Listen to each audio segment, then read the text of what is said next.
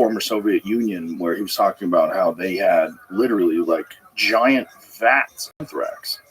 They had enough anthrax to literally kill like every fucking human being in America, and that they were working on viruses and all these deadly diseases. To be honest with you, I'm quite surprised we're still here. It's pretty shocking with what's already happened and what the potentials are. It's staggering. Well, if you think about all the things that have gone through where we just barely missed a total disaster, the Cuban Missile Crisis, and then there was the one time where there was they thought that the United States had launched a missile at Russia, and they were very close to responding. It was just a glitch, and one guy, just one clear-headed person, decided not to launch. Yeah. And this was in the 60s? Yeah, right? yeah.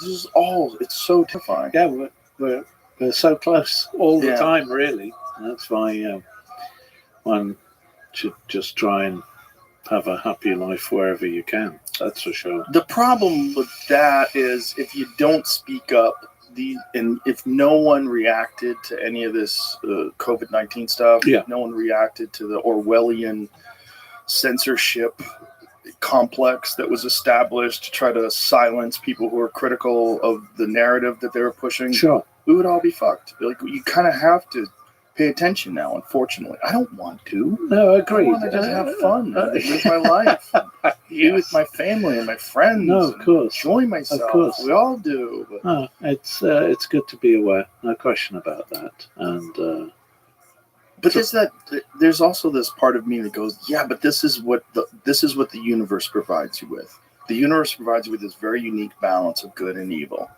And the evil exists to appreciate the good and to motivate the good.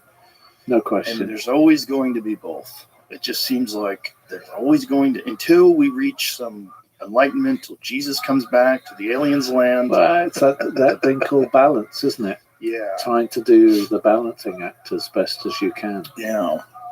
What do you do? Like, what's your balancing routine? Like, if you feel like you're getting a little sideways. I hate to say it, but it's back to getting out into the fresh air and walking. Yeah. I mean, that really does, or even photography, just being...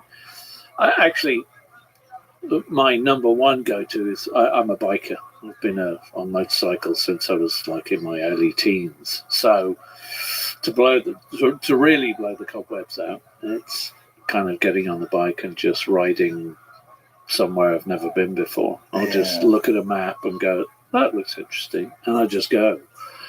And that looks like so fun if I was bulletproof and made out of metal. Have you I'm scared of motorcycles. Really? Well, it's the other people that's saying. That's exactly right. Yeah. But you have to. I believe you have to have a heightened awareness to be a biker and still. Oh, most certainly. Do you have a loud bike so people could hear it at least? Yeah. I've had a few loud ones in like a Harley.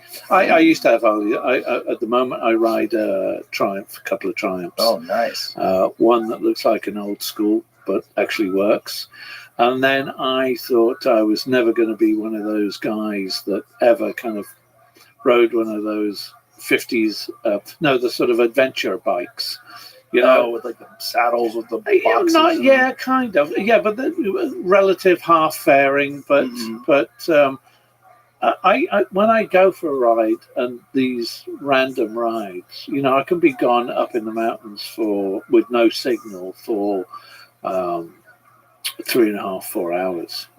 And that there has been an occasion or several in the past where without a signal the bike has had problems, and it gets pretty scary when you're in the wilderness and you've got no backup plan.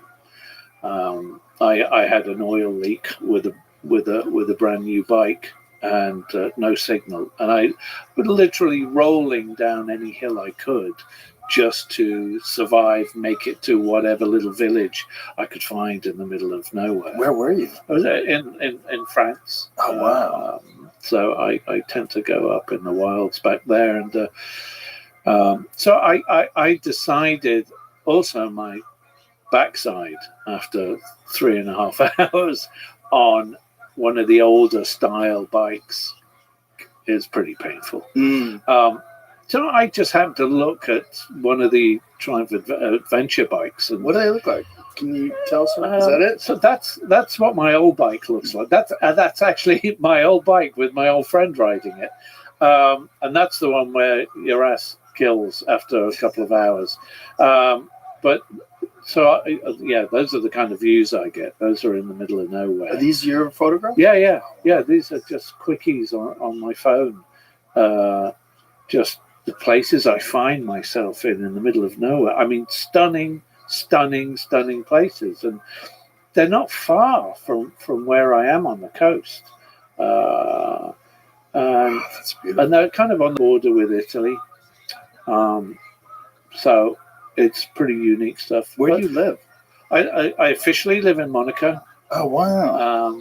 I was just there. Yeah, I was just there last summer. Yeah. Oh shit. Yeah. Okay. Well, It's really beautiful. It's not a bad place to But be. a weird spot. It's a weird It's like, spot. what's going on here? Listen, why is everybody stacked up in apartments It's right here? very transient. You know, Yeah. people go for whatever reason that they do, and I mean, most people like myself, you know, we have this kind of summer house getaway, so you can go breathe on the weekends.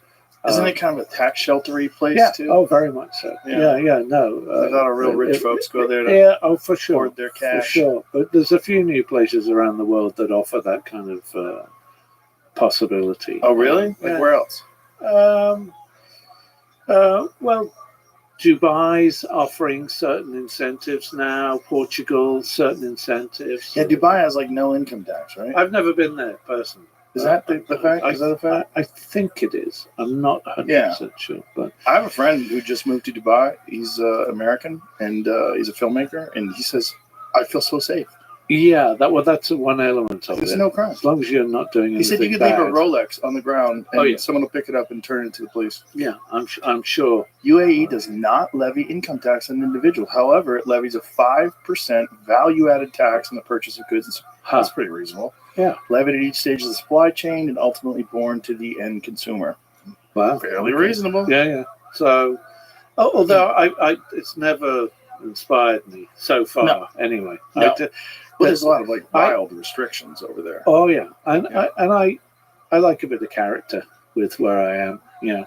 Yeah. And, I you know, one of the pleasures I find is, number one, I'm a biker, so I get to ride around a lot. I'm not really a beach guy. After 20 minutes, I start twitching. I need to do something. It's true, but I'm also a foodie as well. So, you know, Monaco's half an hour away from Italy, and there's actually a big crossover in the restaurants between French and Italian food. Oh, wow. And then you have places like the island of Corsica, which is French now. It's been through the mill a few times. It was English at one point. It was Italian at one point. It's, I think, a few other nations too.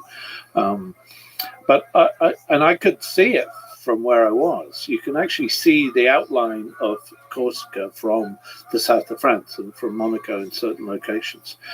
And I'd seen it for 25, 30 years and had never been. And a couple of years ago, I decided with a friend to hop in. I've got a little mini convertible, and that's my little run around. And decided to get the ferry, which is about 6 hours across, and drive, you know, with no bookings, no nothing, and just see if there was a hotel available, and drove around the whole island in 10 days. And it was one of the most magical places I've ever been to. It's like 10 countries on one island. The scenery is mind-blowing. And the south of it is very much like the Caribbean, crystal clear, turquoise blue waters. But the food, again, is this combination of the best of Italian and the best of French. Wow. And just the freshest of the freshest of the fresh. And I've only been down there about 2 or 3 times because this was only a few years ago. And I couldn't believe that it's... And here's the other thing. Okay, the ferry's 6 hours. But you can get on what they call a vomit comet. It's like a very short flight, you know. You could be there in the south of Corsica from Nice airport in 45 minutes. and it's a different world. It's an entirely stunning, gorgeous, different world with, again, scenery unlike I've ever seen before. And for such a small island, which you can, yeah. Oh yeah. I mean, it's just insanely beautiful. And that's Bonifacio, yeah. They're renowned for being. They can be a bit of a tough nuts. In what way? If they don't like you, if you piss them off, excuse my French, they'll blow up your house. I mean, there was a report a couple of years ago that this guy's house, that he was causing some trouble and they didn't want him around, and they blew up his house. They set it on fire and blew it up. I'm serious. Well, I guess if you live in a small place like that, that's really amazing. You're probably very protective of someone coming along and ruining. They're exactly like that. I mean, if you don't, I get that. If you don't respect them, I get that. Yeah, no. Well, whenever people say, like, if you go to France, they're very rude. I get it. I've gone to France. I didn't think they were rude, but I get how there's some Americans like hopping right off the cruise ship that are just fat and stupid. There's just, I think if you're not prepared to be warm and friendly on the approach and treat them with the respect that they deserve in their own country. Treat like you're a visitor. Yeah.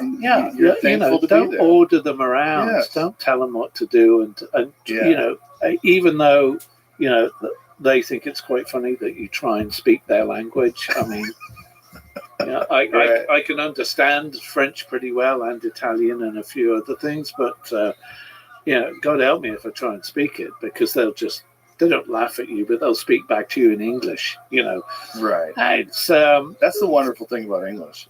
But at least make the effort, is what I'm saying. Sure. Show them that you're trying. That you're trying. Yeah. And say merci. They kind of go, say that. Just thank you alone, Yeah. But don't just order them around, which I've seen many people do, and it's a bit shocking. Grazie mille. See. Yeah. You gotta be able to say a few things.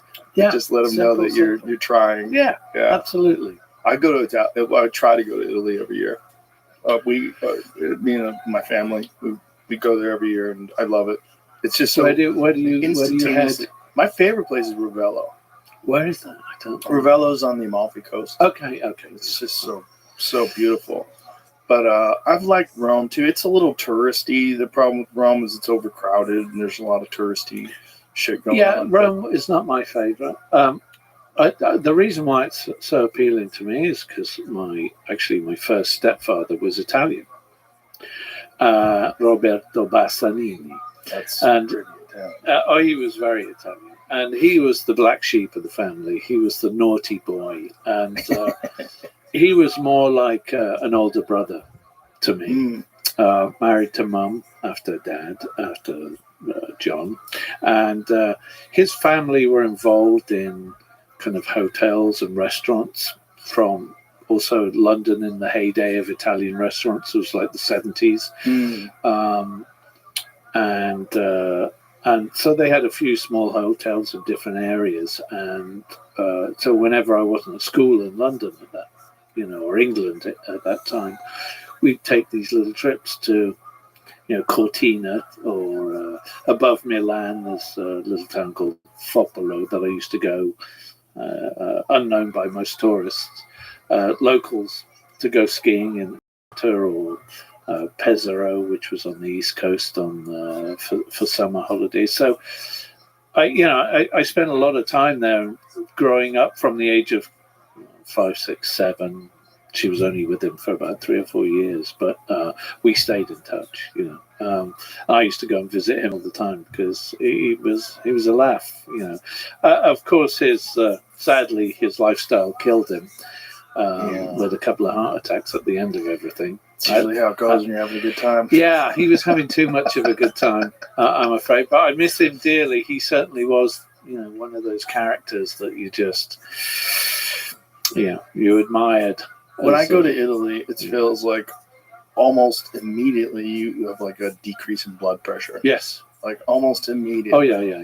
It's like the vibe of the people and the way they live is just relax. They can be a bit stressed sometimes, though, with the shouting at each other and the Yeah, but even then, it doesn't seem like shouting. Like American shouting leads to violence. Yes, this is true. I hear American shouting. I'm like, let's get the fuck out of here. Yeah, agreed. I hear Italian shouting. Like, what happened? Did someone in the kitchen fuck up? Like, what went wrong? Yeah, I mean, I don't want to sound pompous, but it does sound pompous. That if I have friends come over from the States or London, and I'll say, do you fancy getting some Italian tonight?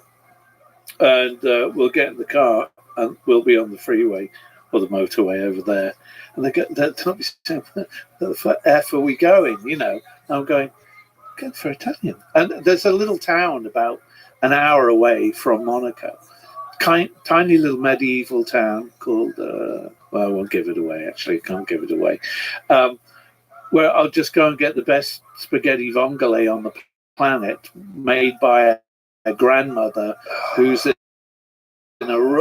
a kitchen, 10 by 10 at the best of times, with all, and it's down on the water, and it's just, it's Italy for me, if you're not in the mountains, if you're by the sea, at its best. And they all get dressed up at sunset. They all love to walk the promenade, and in their finest attire, and sit there and watch the world go by and drink their coffee and chat. And because I lived in LA for, I think it was about 8 years, and I went back. The story of me going back actually was that I flew back to London to see a premiere of a film called Backbeat. It's about the early Beatles. I didn't know anything about it, but I had an invite, so I went to see it. And I met this guy who said, who's a line producer, film producer, and he said, have you been to Monaco before? I said, no, never even thought about it really. And he said, do you like Grand Prix? I said, not really a Grand Prix kind of guy. He said, well, listen, if you got nothing to do this weekend after, we saw the film and the premiere, why don't you come down? I've got an apartment. I've got an extra room. I know the town inside out, and I was thinking, well, what am I going to do? Go back to LA and be numb again? And so I literally went down to Monaco the next day, and he just showed me around, and we went to this very famous restaurant and famous corner called the Rascasse Corner on the Grand Prix circuit. And it's literally where you're having a prawn cocktail and there's a car coming at you at about 180 miles an hour with just a chicken wire fence in front of your face. You're going, how far away? Shit. I mean, directly in front of you. I mean, the car could be... So this is it right here? Yeah. That's not the Rascasse Corner. That's the Lowe's Corner. Rascasse Corner is very, very famous little spot. There it is. Yeah, that's it. So you'd be behind the chicken wire fence. This is a kind of modern version of it. But that's even more protection than it used to have. And you'd have a bit of lunch there, and they would, and that was the hot spot in Monaco for years and years. There were three brothers that owned it, real troublemakers. And it was a blast. But so you had the car. So I went, all right, I'm into this. And so I spent the summer down there. And I used to have a little bungalow on Mulholland and Coldwater. And I had a caretaker there because I had a dog at the time. And I just said, hi, Tim, pack it up, sell the house, I'm not coming back. And I didn't go back. Did you take your dog? The dog actually died before sadly. It was getting on. But yes. You said, fuck it, moving to Monaco. Yeah, that was it. Yeah. I just put everything in storage. I rented this kind of what could be seen as a Miami Vice kind of apartment on the 30th floor.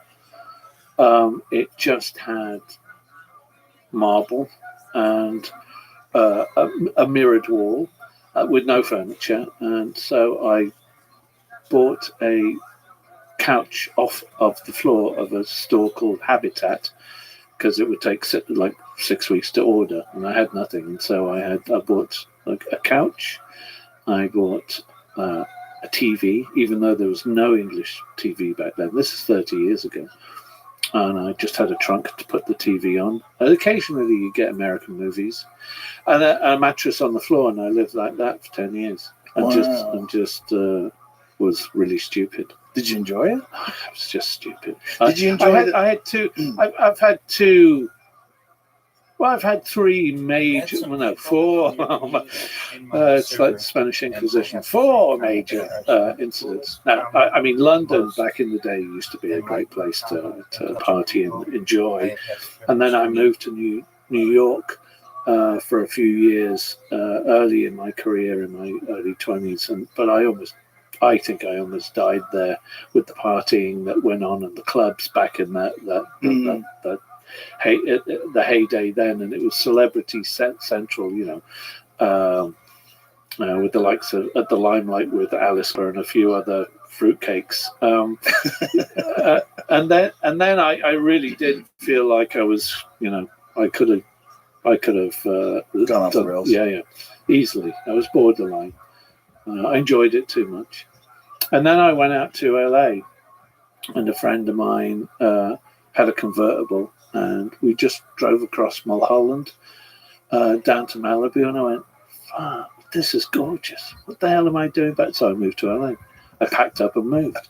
And I did exactly the same thing. I found a place to live, and I just, was there until I could get myself situated. I think I met you in LA. Are you serious? 1993. That's a good possibility. That would have been mid to end of my term out there. I was doing something for MTV, and you were one of the first celebrities that I met. I met Rico Suave and a couple other people. Shut the front door. Yes. Okay. Yeah, because I was early in on the MTV stuff. The label I was with was pushing whatever, throw me on whatever was available. I was with this woman who was an executive at MTV, and she was taking me around and showing me LA. I'd never been to LA before. And, I'd been once for a martial arts competition when I was young. Here was, and she took me to this nightclub, and you were at the front door about to get in. And I was like, holy shit, this is which one it was? No, I don't. I remember very little about it. Was I with some fruitcakes? I'm sure I was. I don't remember. I just remember that's a famous guy. Wow. John Lennon's son. Crazy. All right. Because, I was coming from New York. Looks like we're live. George is already there with a comment. I didn't know anything. Hi there. I was like, this is so strange. It was just strange to me. Drew Badger, the founder of EnglishAnyone.com, and welcome to another live video here on YouTube. You just kind of introduce should be another good one. Yeah, that's what everybody does. They go out to the clubs, and it's just... Yeah. The scary thing about LA was that you thought it was all over by 2:00. Because they literally pull your drinks at 1:30. Mm-hmm. But then they go to someone's house. Right. And they continue till dawn, Yeah. So that was dangerous too. Yeah. So I was happy that I got away from that. Fortunately, I avoided all that. Yeah. You're lucky. Yeah.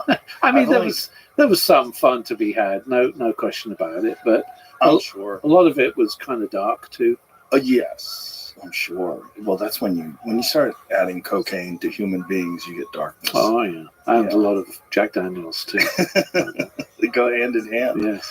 Yeah, I avoided all that. Luckily, when I moved to LA, I'm one of those people that you were out there. Where that's how going. long were you out there for? I guess 30. Well, no, not quite 30 years. 26 years. Because I've been here for 4. A stretch. Okay. Yeah. Most of my life, the most I've ever lived anywhere, I lived there. But I only went to welcome. I'm here. Very small handful of times. It was like I was dragged to them. Yeah. The last one I was dragged to was Naomi Campbell's birthday party, which was. I'm sure that was. It was insane. Yeah. It was with Dave Chappelle. So Dave and I were at the Comedy Store, and Dave knows everybody. Yes. Dave's like, hey man, there's a party up in the hills. You want to go? And I was like, I don't want to go to way he fucking parties. Yeah. He's like, come on, man, I want to go alone. So I said, okay. So me and Dave, we drove all the way up. It was like a scene in a movie. Yeah. Because like, here's me and my super famous friend, and we're in my Porsche, or my race car of a GT3. So we're driving up in the hills, and then we have to stop at this place, and then you have to get on a shuttle, and then you get to the house, and then you get on an elevator, an outside elevator that takes you from the main house to the party house. Right. So they got a party house on the top of this hill. So we're up in this elevator with Demi Moore, which is weird as it is. Yeah, yeah. I'm like, hi. It's fucking weird. Hi, famous lady. Yeah. And then we get to the top of this hill, and it's just everybody famous. It's Lenny Kravitz and all these different people. Yeah. And so Naomi Campbell, there's a photograph of her on the side of the hill that's literally 50 feet tall. This enormous naked photograph of her. Of course. Because it's her birthday. Well, of course. She's unbelievably beautiful still, as old as she is. I don't know how old she is, but she looks sensational. So we get to the top of this place. We're hanging out. It's very weird. It's very weird. And then Dave pulls me aside. He goes, man, I wouldn't want to be this famous. I go, hey, man, you're the most famous motherfucker here. He goes, really? Oh, yeah, yeah. Because we were a little high. He goes, really? I go, 100%. You're the most famous person for here. Sure. We were just laughing. Like, this is so crazy. And then we got out of there and went right back to the Comedy Store. We're like, oh, I can't do this. Yeah. It's just too strange. The scenes are pretty weird out there, that's for sure. Well, it's also these celebrities, they can't hang out with regular people, I think. They feel too weird. So I think they try to get together. Yeah. And so we were in like absolutely, you're spot on. A vampire den of famous people. You are absolutely spot on. They call it like, he said it was like an eyes wide shut party. I'm like, that's what it feels like. It feels like you're in a secret fraternity. No, there's a few that I've left that I felt very uncomfortable being at. Like what? Well, I couldn't tell you exactly where and when, but certainly some weird ones up in the hills. I just went, this just doesn't feel good. There's something about the act of going up into the hills, like you're going to the lair, the dragon's lair. Well, one of the things was the fact that, now you've got Ubers all over the place, but back in my day, there was no taxis around either, so you'd get trapped. Ooh. And then you'd figure, well, I'm here anyway. You can't might as well have another drink. And that's what would happen more often than not. But yes, so it's kind of better not to. Definitely better not to, but maybe go a couple times. Yeah, go and check it out. Yeah, go and see what that's all about. Yeah. Many people have lost their time. It's messy though. Oh yeah, they've lost their time to those places. It's very messy. It becomes a part of your life and your lifestyle. It's deeply unhealthy. It's physically unhealthy, but it's also like spiritually unhealthy. Yeah. It's a weird way to spend your time. Been there, done that. Thank you very much. You look fine. You got through it. No, I did. I did get through it. But don't you think it's good to just know, though? Oh, yeah. Yeah, not the way to do it. No, I think if you don't know, you can't. You can't talk about it. You can't understand that weird journey that you go through. I think you have to do certain things sometimes just to realize what it's all about. Well, LA it's that balance thing. It's the light and the dark. LA is so particularly odd too because everyone's chasing this very specific goal of notoriety. Like it's success, but success it's quantified by notoriety.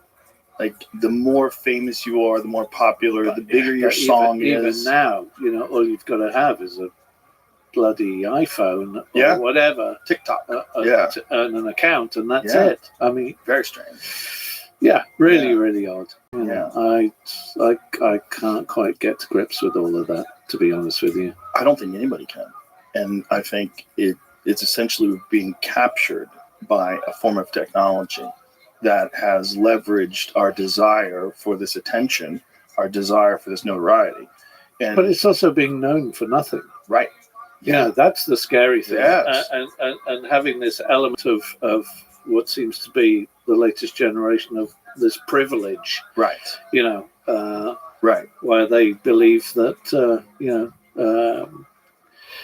everything is owed to them.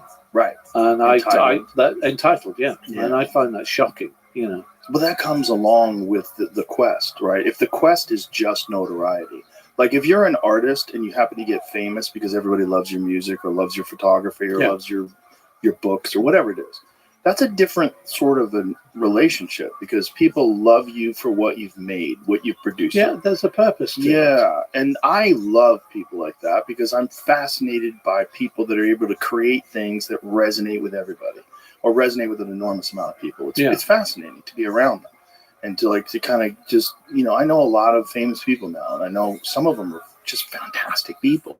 Yeah. They're just really interesting people. Yeah. Well, you have very interesting people on your show, that's for sure. I mean, that's what intrigued me, you know, from, you know, Professor Brian Cox, you know, who I'm an absolute fan of. I had He's amazing. Meeting him. Such a nice guy, too. Lovely guy, mind-blowing. Too much information for my good. It's so funny. I was talking about him with a friend of mine the other day, and my friend wasn't aware of him. And I had just done a podcast with him. And so I'd gone to the club from the podcast. I'm like, oh my God, I have the greatest podcast. This guy blew my mind. Yeah. I've had him on several times and he's always amazing. And my friend looks at the photo. He goes, what does he look like? I pull up. He's like, is that guy in a fucking band or something? I go, yeah, he was in a band. That's right. He's like, no way. Yeah, he's in a successful band. Yeah. He's an actual brilliant scientist who was in a successful band. Yeah. Mind-boggling. I mean, doesn't compare. Because he looks like a rock star. He does.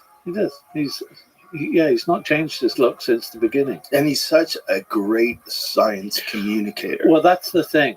See, I love science, but I get lost in it sometimes. Mm-hmm. But he is probably the closest I'll ever get to really trying to have an insight into what it's all about, you know, as best as he can describe it. He's really good at explaining to people that don't have the proper understanding of all the terminology and all the ways they discover it. He can lay it out for the layperson. Yeah, which is why he's so fascinating. Which is why everybody should know him. Yeah, his show is wonderful too. Have you ever seen his show? They do a live performance. No, I have not. Enormous screens, and they show you like history of the universe and stellar nurseries and all this wild stuff. It's really incredible stuff. No, fantastic. Yeah, fantastic stuff. Yeah, I've been very fortunate in that way that I've had a chance to talk to so many extraordinary people, and it's great, but it makes talking to boring people almost painful. Like you're just holding your breath. I don't know which category I'm in. You're not in the boring kind. No. Well, I can be. I think we all can be, I guess, at some stage. But just the fact that you're willing to do what you've done is to take these trips and just move to a place. I think that's great. I think people need more of that in their life. I think you could see the world from your neighborhood and from where you live and get a really distorted sense of this experience, this very unique experience of these bizarre thinking creatures interacting with each other on this isolated planet that's hurling through the universe. Yeah. And you could think that you kind of understand the experience until you go to other places. Well, I see you're a big fan of Bourdain as well. And I loved his show. So I still watch them all the time. Because it's just what he discovered and how he entrenched himself with the people that he went to meet and the conversations and the food are just, that's my cup of tea right there. You know, I think, how can you not want to do that, learn and love that experience, you know? Well, he had such a infectious passion for different cultures and their food and the art of food. He was the first guy that made me consider that cooking is actually an art form. Like, I kind of knew it, but I didn't think of it.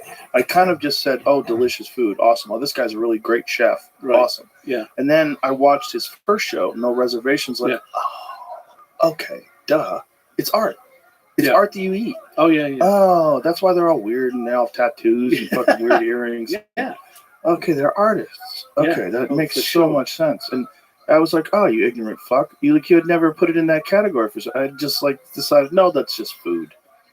But no, there's an art to food. It's another level. Yeah, like the place you were talking about, linguine with clams, linguine vongole, which is my favorite dish of all time. Spaghetti vongole. Oh, it's done right. I promise that if you ever come back to Monty, as we call it, I'll drive you. Oh, I'll go. We'll go for spaghetti vongole and hope the dear grandmother's still alive. It also makes me angry because when I eat pasta and pizza over in Italy, I don't feel like shit. And then I come to America and I eat the same supposed things, and I feel I can eat a friggin' salad here and put on weight. I don't know what's going on. I'm serious, though. Yeah, it's seed oils, seed oils in the salad dressing, sugar, all of that. All of that. I agree. I live. It's a much healthier lifestyle over there, without question. The food hasn't been violated. Yeah, that's true. It's generally organic. You can eat pizza every day and pasta every day. Yeah, and also that I think the other real big thing here is the portion control as well. Yeah, we're gluttons. I mean, you can have one full of food here and it'll serve 4 people in Europe. Yeah, literally. Oh yeah, that's a fact. I think I was poor when I was young, and I think because of that, I'm even more of a glutton. Yeah, because I just want more food. Right. I want all the food. Yeah. And then I work out a lot, so I'm always hungry. Yeah. So then I have a real. That's a different thing, though. But yeah, I mean, the only thing that keeps me from being fat is my exercise routine and discipline. Yeah. If I was just giving into my whims, I'd be 100 pounds. Yeah, for sure. I just love food. Yeah. It's it's especially when you go to a different culture. No, of course. If you go to somewhere like you can go to Thailand and eat authentic Thai food in Thailand, it's like, oh man. Oh yeah. There's something special. And it's great when you got friends who have that same appreciation that while you're eating lunch, you're talking about dinner. Yeah. Yeah. It's that's how excited you are about food. And it's also, it just realigns your priorities. Like, what really are you trying to get out of life? You're trying to get out of life memorable experiences with people you care about. Those are like the best moments in life. No question about it. Yeah. Yeah, I long for that, you know, because also I go on these very long working time periods, and I don't get to see a lot of friends quite often, you know. Mm-hmm. And so I really try and work out, look at my schedule these days to go, I'm taking some time out here for a couple of days. I want to see my friends. I want to say hello. I want to share some time and stories and food with them. Mm-hmm. You know, so it's become a key thing to have that included in running around like a headless chicken all the time, you know? Is that what inspired your photography? Because this book is really excellent. Your photography is great. Thank you. It was a dear friend, Timothy White, who's a celebrity photographer, and he'd done my second and third album, and we were doing a charity single called Lucy, which was about Lucy Voden, who was the Lucy in the Sky with Diamond that I grew up with, who died from lupus. And then I became the lupus, the ambassador for the Lupus Foundation of America. We were doing a single to raise money called Lucy, and we were doing with another great artist called James Scott Cook. And we were doing a photo shoot, and he'd sent me some pictures, and I started screwing around with his pictures. And he said to me, and you actually don't do that with another photographer's work. You know, he said, what the fuck are you doing with my pictures? He said, where did you learn how to do this? I said, well, I didn't. I just, I'm intuitively inspired to play around with stuff, you know. I'm still a big kid. So, and he said, well, do you have other photos? Do you actually have photos yourself that you've taken and worked on? I thought, well, I've got bits and bobs, but nothing. So he and I sat down and looked through all the photos I had, and I think there was maybe 1,000 at that time, which isn't much at all. And now over 120,000 photos. It's mind-boggling. That's why this was difficult. But so he said, Jules, why don't you do something with this stuff? And I said, what am I going to do? And he said, listen, you should do an exhibition. You've got some really beautiful things here. And I said, listen, I'll do it if you mentor me through the whole process, which he did. And And I was probably more petrified at the first exhibition that I did, which was in New York at the old CBGB's, which turned into the Morrison Hotel Gallery. And that was in 2010, I think. And I was more petrified the 3 days leading up to that than I was ever going on stage. Well, really? Probably my first ever stage performance, which I did in Dallas at a rehearsal space that was down here for the first ever tour. Again, the anxiety, it's the unknown. I don't know what, the worry of what people are going to think, because, not just being you, but John Lennon's son, being the second John, so it was always an issue for me. It's feeling like you have to doubly prove yourself. And literally an hour or two before the opening as well, there was the most horrendous storm and downpour in New York, and I thought, well, that's it. Nobody's coming. But to my utter delight, I had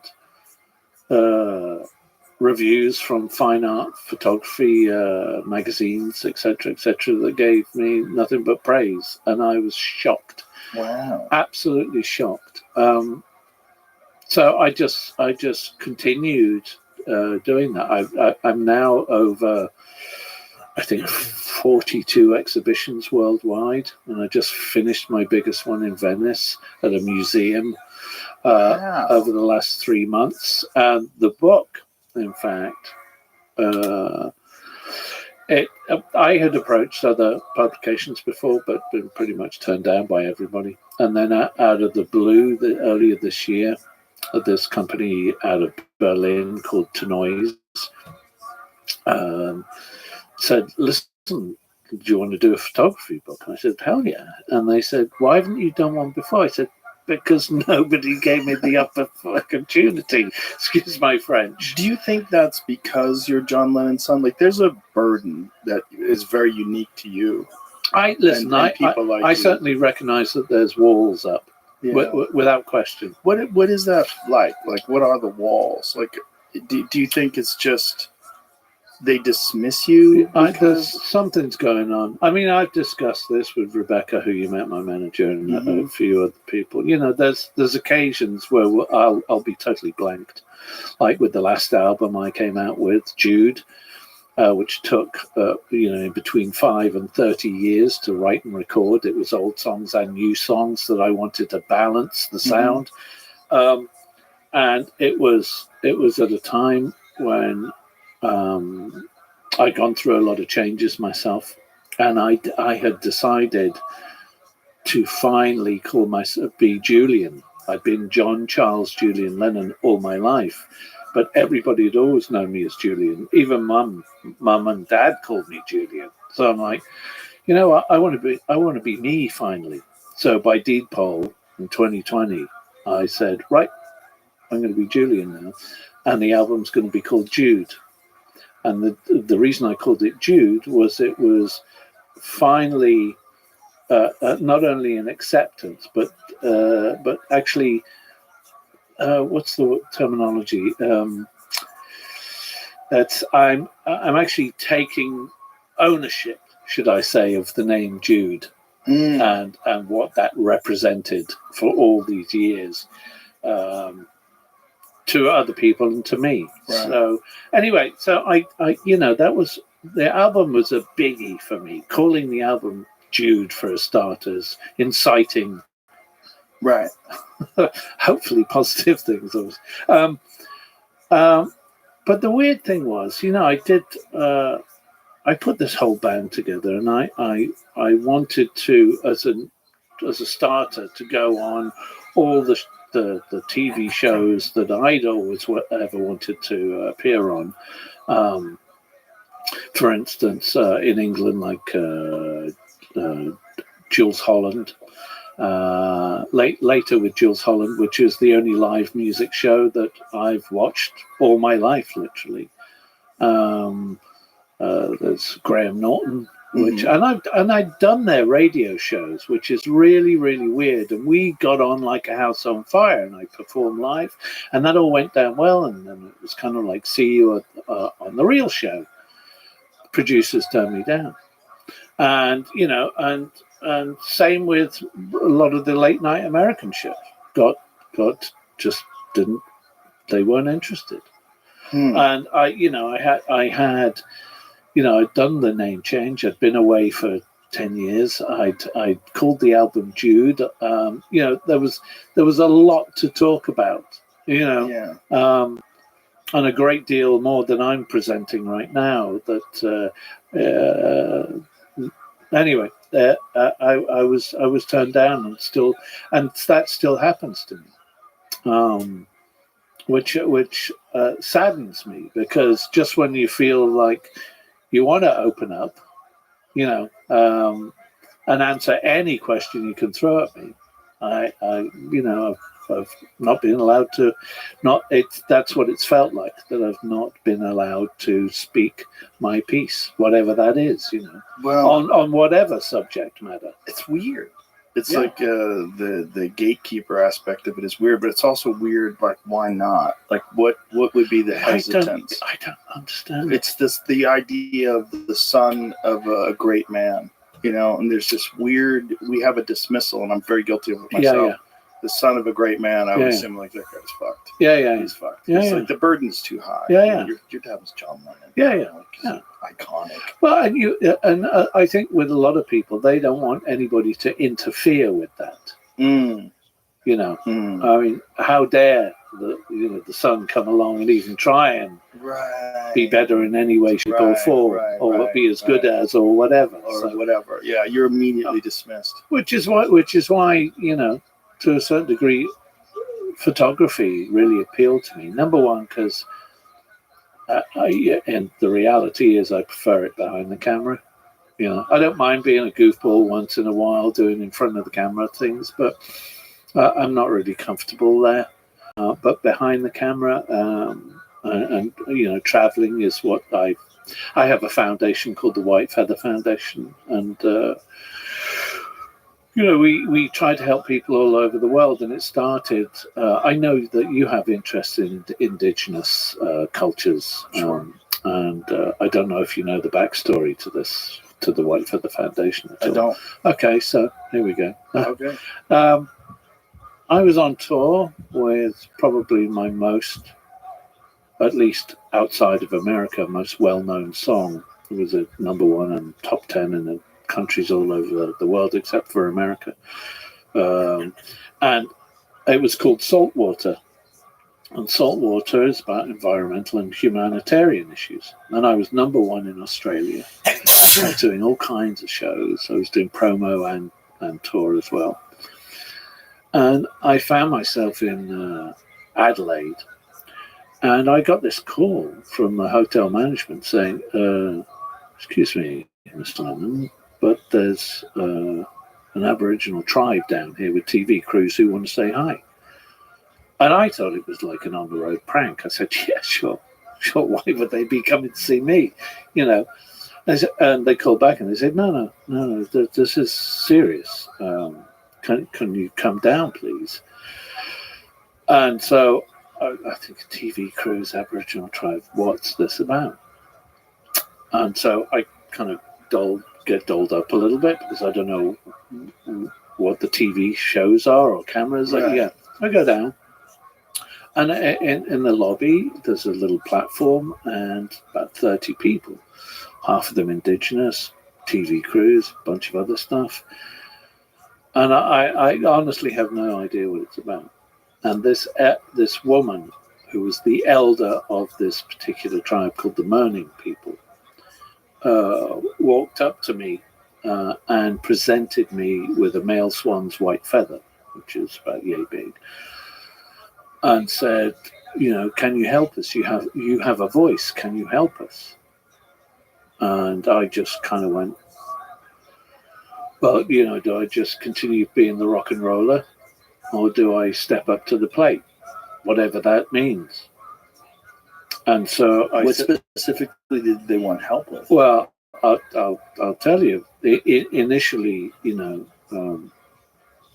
I didn't know what their problems were.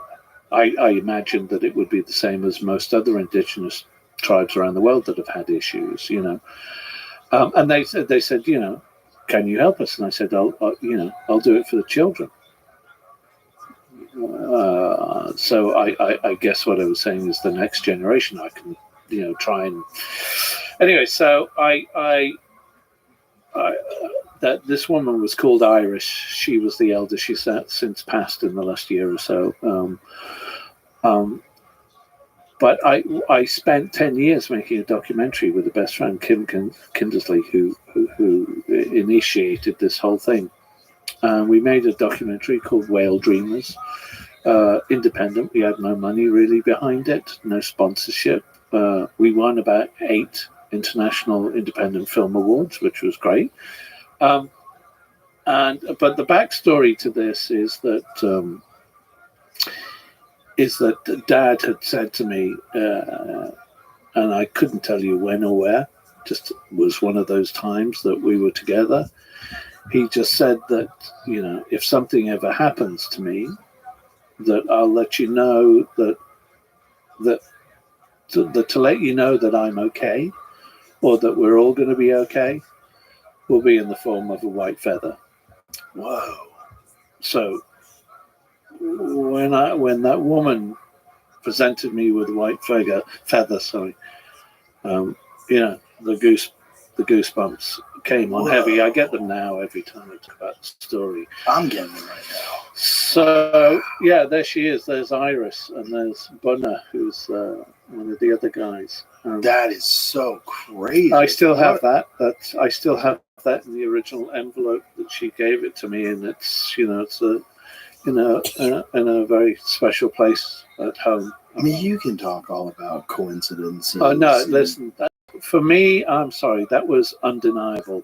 Regardless of where my faith or spirituality or religion was, to me that was this is real. This is as real as it gets. It's funny because people love to dismiss these things, like, oh, it's hogwash. Oh, it's just coincidence. Yeah. Oh, it could have been a variety of different things, but the reality is, mathematically, like, what are the odds?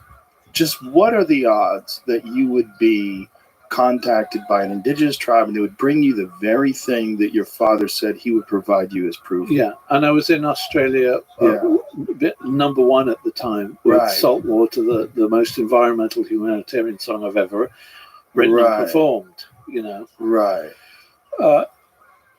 So I said, yeah, I'll do what I can. So we made the film, and then with the advent of course, the internet, I thought, okay, we'll put a website together to sell the film, and I'd also said to my business manager, I said, if we make anything on this, I said, I want everything to go back to the mining people. And he said the only way that can happen is if you have a foundation. So initially, the foundation was just a vehicle, just to pass money along. But I started the White Feather Foundation to have, again, a vehicle to sell the film. And then slowly but surely, I would start getting these emails from people over the years, over time, saying, well, can you help us? I'm going, well, I'm not really a foundation. I did this project and I thought that was it. Anyway, there was lots of emails, and I finally said, well, all right, this is a platform. Let me see if I can, what am I interested in? What can I do? There's plenty of other charities out there. There's plenty of other people doing other things. But what can I do? What's most important to me? Indigenous tribes were the first, so the Moaning people. And then, in fact, in the film itself, in Whale Dreamers, the Kim, my director, friend and director, had already done a segment of a film where he grouped 80 of the elders of the world's indigenous tribes, 80 from around the world, around a fire, and just filmed them to talk about their plight and what they had in common, and the fact that their cultures and land were being taken away from them, being destroyed, etc., etc. So that became one of the first orders of the day: protect the Mirning, protect indigenous tribes around the world, try to buy back their lands and protect their cultures and their people, and try and support them in whatever way we can, which is what we continue to do. And I was in Kenya, going to different schools and health clinics, mostly girls' schools. I set up a scholarship in my mum's name, the Cynthia Lennon Scholarship for girls. And so we send them to college and universities where they go to learn how to protect their people and their families and cultures. And so we support, we build health clinics and dormitories, and we do it because, the stories that I heard from these girls about having to walk to and from schools that took 3 to 6 hours, and they'd be exhausted by the time they got to home or to school, and that they, in order to get it, they had to pass certain exams, but they had the threat pretty much every day of being either raped or murdered, and they would literally stay in their own schools, sleep in the classrooms, and convert them to dormitories at night so that they felt protected. It was, when they went home, they were doing 3 hours of chores every night before they could do any homework, and then go to sleep and then walk to school again. So you'd hear these incredible stories that you just realize how lucky you are. And so we try to help, again, the indigenous. We do help with health and education as far as young kids, young girls across Africa, Kenya and Ethiopia. And also my last trip was to Colombia, to South America, to visit the Koji tribe, who were these insane people that chewed the cocoa leaves. But they used to be fishermen years ago, before the Spanish arrived in the 1600s and chased them off into the Sierra Nevada mountains. Is it coca leaves or cat? Yeah, it's coca leaves. Coca leaves. Yeah. They chew it and mix it with spit, and then they're all off their heads, really.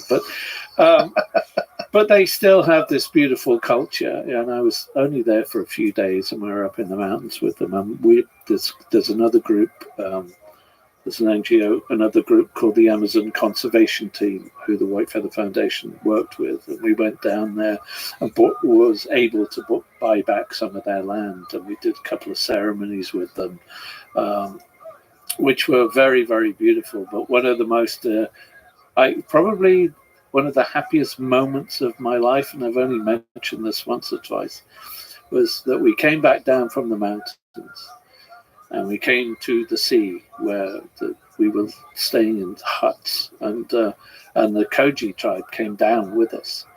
It lit a fire on the beach. Sun was just going down, and there was no phones, no computers, no nothing. And we were just sitting on the beach. And the fire's between myself and the Koji tribe. And the sun's just going down, and the waves are right in front, and it's just very beautiful. Nobody on the beach. Old, beautiful, beaten up tree trunks that have washed up on the shore, and just a little haze from the water and the sand being blown. And there was a peace that I can't explain. I looked over at them, and through the fire, the flames of the fire, and we just smiled. There was no words.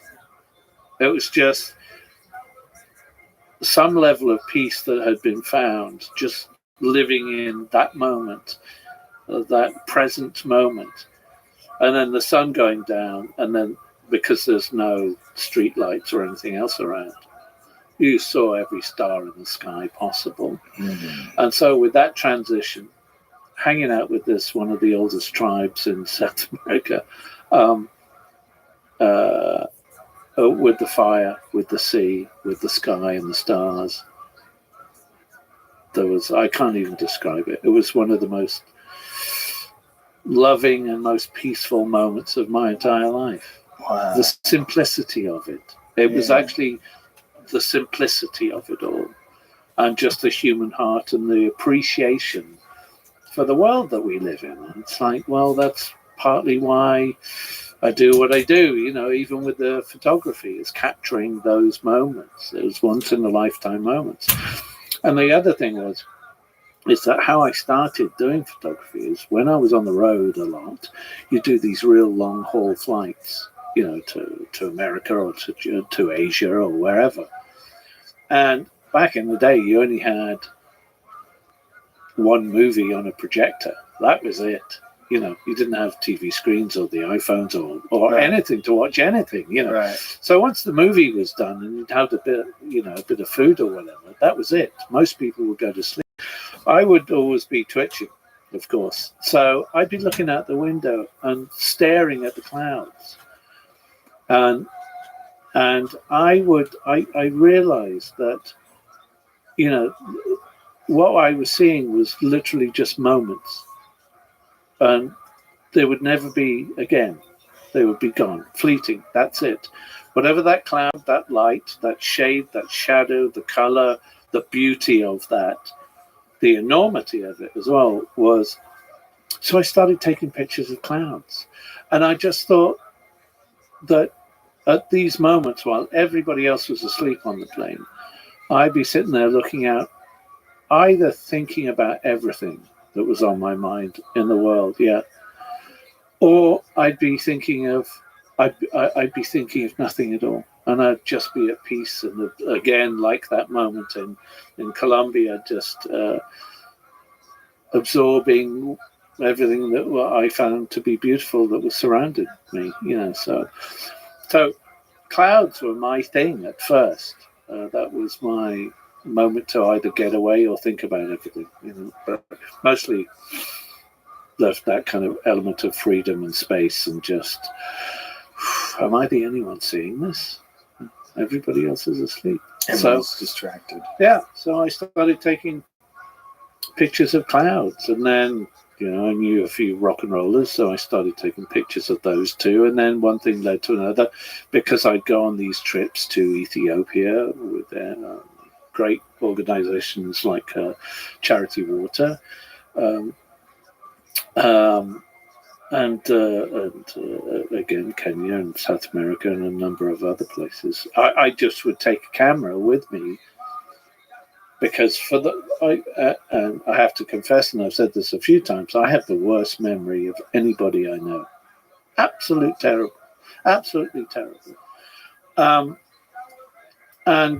So in a way, this was taking a camera with me was to catalogue what was going on. And it was only when I got back home, I put them on the screen and I go, oh, that's quite a nice picture. Oh, that's not so bad. What if I just did this, that, and the other? And so I started making collections of my journeys, which eventually became my website and my photography. I've never done a paid gig as such, and I've never used nothing that wasn't natural light or present light. So I've never set anything up. I've always tried to, again, get that moment, whatever it was. And then, I had the opportunity, I know I've gone in a bit of a roundabout circle, but the publishers came to me earlier this year saying, do you want to do a book? And I'm thinking, well, yes, and how do I do this? And because a lot of people don't know I'm a photographer in any way, shape, or form, I thought, okay, can I make it a retrospective? Can I make it all the stuff that I'm interested in? Because often as a photographer or even a musician, you get, well, what is your favorite thing? What do you take pictures of? What does your songs about? About everything. Right. Why do they? That's that the idea of being pigeonholed in any way, shape, or form horrifies me. Me too. So this was a way for me to show my work, and it was a bit of a nightmare too, because I had decided with the onset of this exhibition I'd been offered in Venice at this museum alongside Helmut Newton, no less.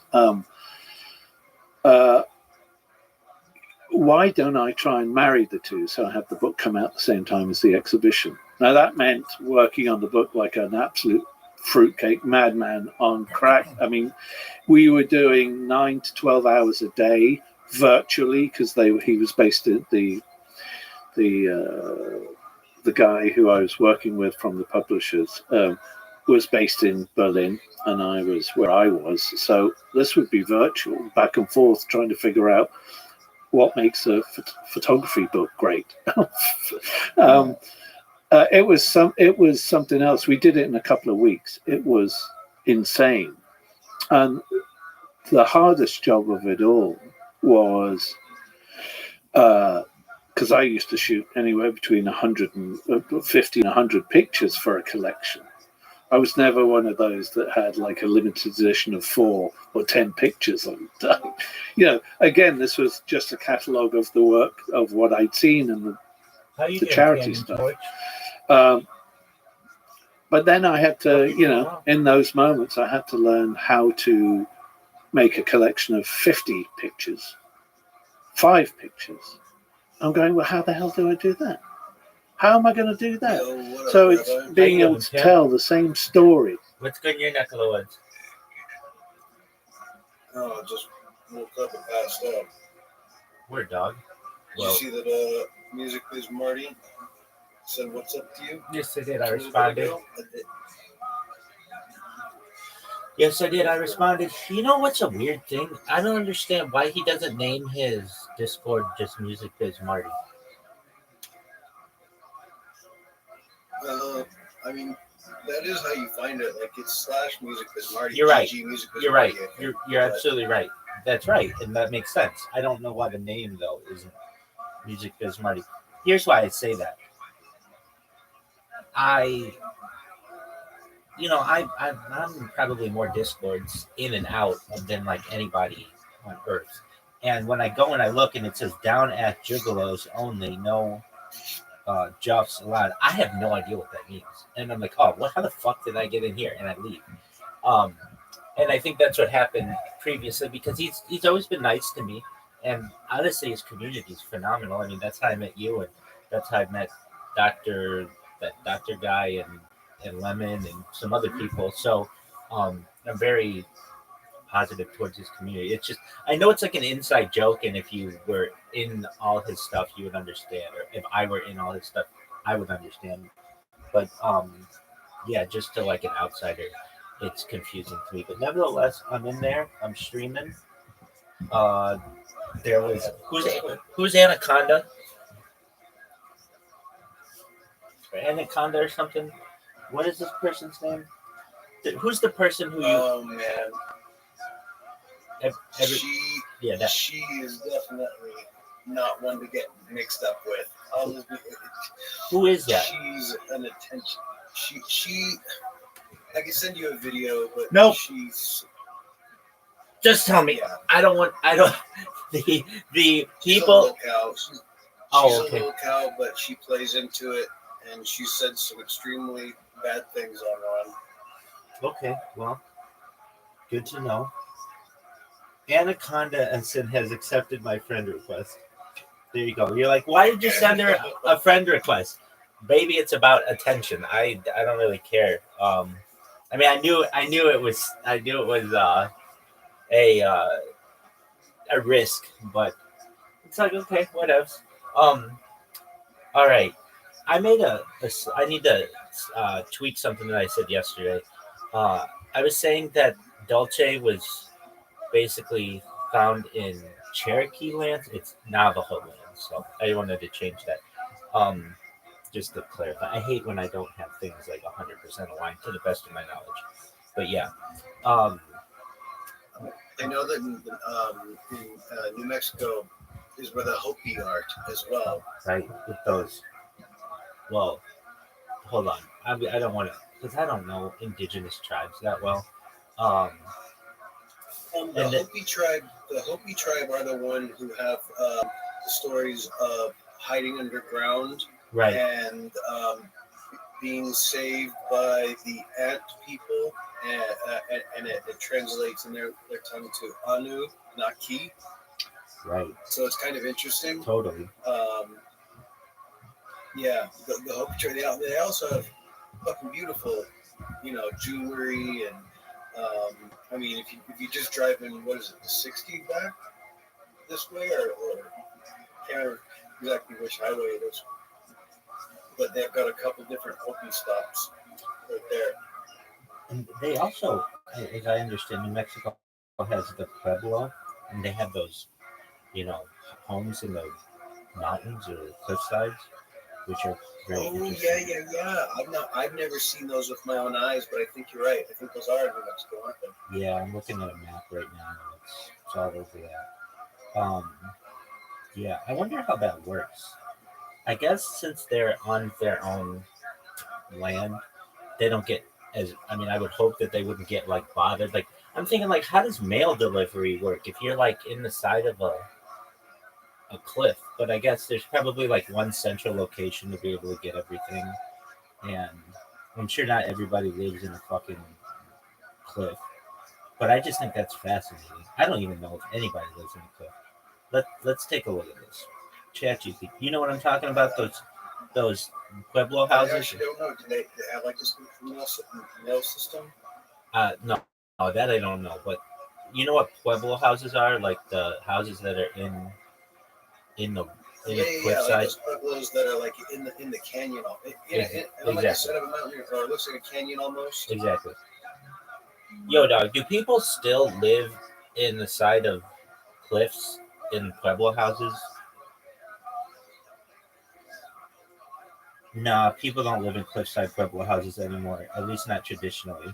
The cliff dwellings you're thinking of were built by Native American cultures like the ancestral Puebloans, also called the Anasazi.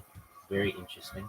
Around 600 to 1300, these cliff dwellings, like those in the Cliff Palace in Colorado or Bandelier National Monument in New Mexico, were abandoned centuries ago for various reasons. Environmental stress, resource depletion, and shifts in culture and society. Today, descendants of these ancient peoples like the Hopi, Zuni, and other Pueblo tribes. So the Hopi are from the Pueblos. Okay. Live in modern communities, but cliff dwellings are mostly preserved. Oh, okay. So nobody lives in those things. All right. Well, I was wondering, like, how the fuck do you heat that shit? How do you keep it insulated? All right. Well, that answers that. All right. We're watching Julian Lennon, son of John Lennon, on the Joe Rogan Experience, and he also interviewed today Rod Blagojevich, the guy who's like impeached. I got a heart doctor appointment tomorrow now. All right. Yeah. You excited about it? I mean, heart doctor probably wants to move up to see me sooner, so it's okay. How much? All right. I'm not excited. How much more did they move it up? Well, I'm not sure because I thought they just told me everything's kind of seemingly okay, and then now I don't know. But one doctor thinks I have, like I said, what's it fucking called? Ehlers-Danlos syndrome because of like my pain and hyperflexivity. Basically, being able to be double jointed can be a sign of something not good. So, Okay. Apparently I might have like a connective tissue thing, and that could explain chronic pain. Dude, that's weird that you say that. That connective tissue issue. No pun, no rhyme intended, I guess. I'd never heard of it until Monday, and this guy was on Kill Tony, and he said he had it, and apparently Billie Eilish has it. Oh, really? Yeah, so you're in. I never heard of it until. Honestly, What? Let me make sure it's correct. And what's the name of it? Maybe a month ago. But up until then, like, you know, I'm double jointed or something. Like, I'm flexible. I do yoga. Even when I'm fat. What's which I've never been all that fat. What's the name of it? Ehlers-Danlos, EHLERS dash DANLOS. All right, let me make sure that's the same thing. Because if not, I'm just telling tales out of school. Ehlers-Danlos exercise intolerance. Okay. Yeah, I could totally do that. I am almost sure. But I've never heard of it. It's likely. Yeah, there's no. It does affect a lot of people. Billie Eilish does not have it. On, but she does have she doesn't? Well, not that syndrome, but let me see. She's got some connective tissue issue.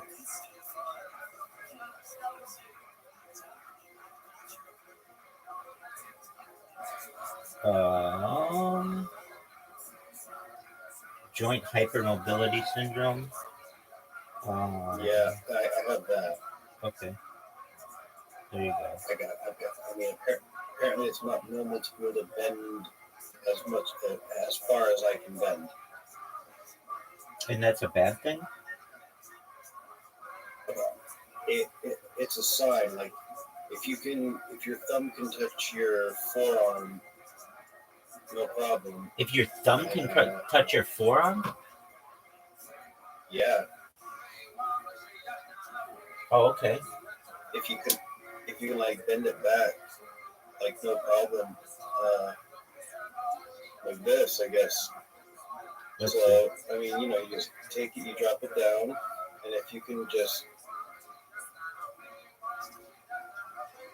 Wait, you're using another hand though? If you can take one hand. Yeah. And manipulate it like if you can do it at all, apparently.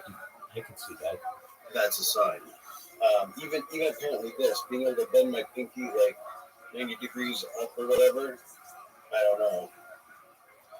The first one I can't do, or it feels like I break my wrist. Yoga too. The second one I can do, but very interesting. All right. Well, yeah. There you go. Can you do the splits? But I also.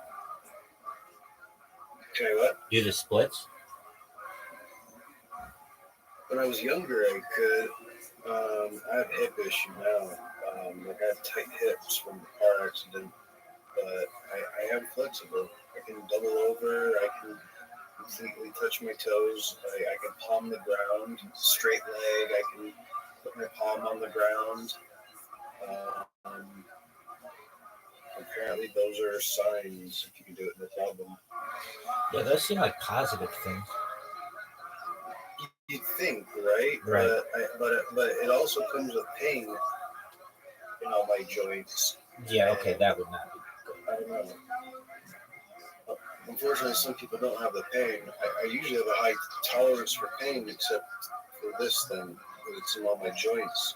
It feels like glass or sand or something, like rust. Right. I'm watching this Joe Rogan with Julian Lennon, and there are. I don't know. There's a.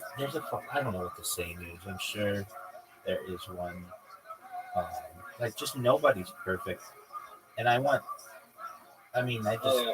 Okay, so hold on a second.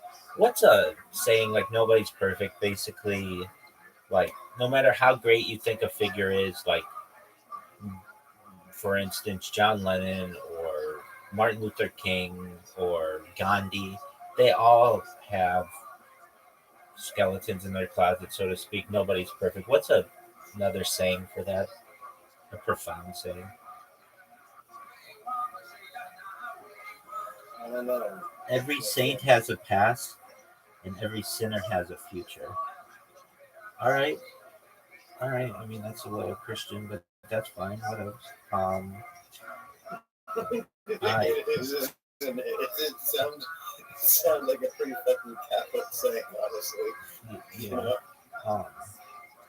Okay, but yeah, I mean, the thing is, I've known people who are just like super Beatles, just Beatles, like they're incredibly big Beatles fans, and yeah, especially John Lennon because he died and he's almost like a martyr. But if you learn about what kind of father he was and husband in ways, he was just terrible, and it makes you want you want him to have been like amazing because he put out all this amazing music. Yeah, exactly. But that's such a big hole in his story, like that he's just not. It's almost as if he was too much artist to be able to be a dad. Yeah, I mean, it gets into that. And it's a cop out. That's a cop out. I'm not trying to make excuses for the guy. He should have been there better for his kids, obviously. His kid, but it's like, but I mean, kids. What do you expect from John fucking Lennon? You know what I mean?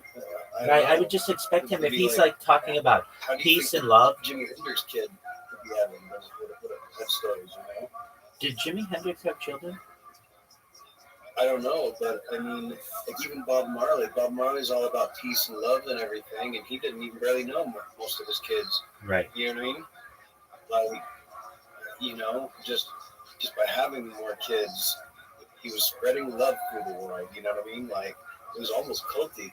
Right. Jimi Hendrix did not have biological children. Which he didn't have any biological kids, but no. You can imagine what it would be like if he did. And in this day and age, someone's telling like a tell-all story about like you know, they're just like, oh, what's it like to be Jimi Hendrix's son? And you got to imagine it would probably be like, you know, my dad was like always on the road, right? Right. After his death, several individuals have come forward with paternity claims, but none have been conclusively proven. And that's another interesting one where I'm in all these subreddits, and one of them is like Ancestry, and another is like 23andMe. And a lot of times what happens is these people take these tests, and it turns out that their parents aren't the people who they thought they were. Usually their dad isn't who they thought they were. And it causes all kinds of issues within their family, like major issues. Like you basically find out that your mom cheated on your dad, and or the man who raised you was not your father or whatever, and it just causes major issues when you get into these paternity claims. Like, I'm somebody who wants everything to be perfect, and I would be like, oh, like everybody should have one, so that we know who every single person is on it, and that's fine if everything's been kosher within your family. But if it hasn't, then you run into issues where a deep pain can happen. It can cause. I think we should be doing genetic tests to make sure that people are compatible to have kids. You know, like you don't want. That's done. That's done in some situations. With citizen. Well, that's what I mean. There's a lot more of these particular issues that only arise when two people with a really rare gene interact, and unfortunately, the population size is getting to a point where some of these rare things that only occur within certain populations are occurring more often in certain cities. You know, like if there's something that has really only classically affected, you know, let's just say like a German heritage population, but the majority of that German population scientifically was that which immigrated to America, you know, in the 1800s or something, then there could be a population that right now, like there's two people on both sides. You know, it's one thing to have the recessive gene from one parent, but getting it from two parents is what makes things really bad usually. You know what I mean? Right. So that's all I mean. Like not so much, not eugenics, but you know, I think that it'd be good to make sure that you're not accidentally passing on something horrible, which is it's happening still. That's done. You know? That's done, and I've known people to do that, especially with some cultural uh, uh, cultural uh, diseases like Tay-Sachs. I know people who will have the testing done, and in some cases, they are not compatible, meaning that they're Exactly. and that's where it gets heartbreaking. Where you have two people who are in love, and if they have children, their babies will die at like age 3. Like there's a very high percentage of that. And Exactly. And as fucked up as it is, I think that if we all had like a baseline test, and it's like, and if it would, ouch, oof. Like, you start dating someone instead of asking, hey, what's your sign? Like. yeah, you'd ask what's your haplotype. That's a good example. Like if there was, out of the 12 zodiacal signs, if there was a scientific thing there that that you could only breed with another 10, and for some reason like it would really make problems if you interacted with even your own or another.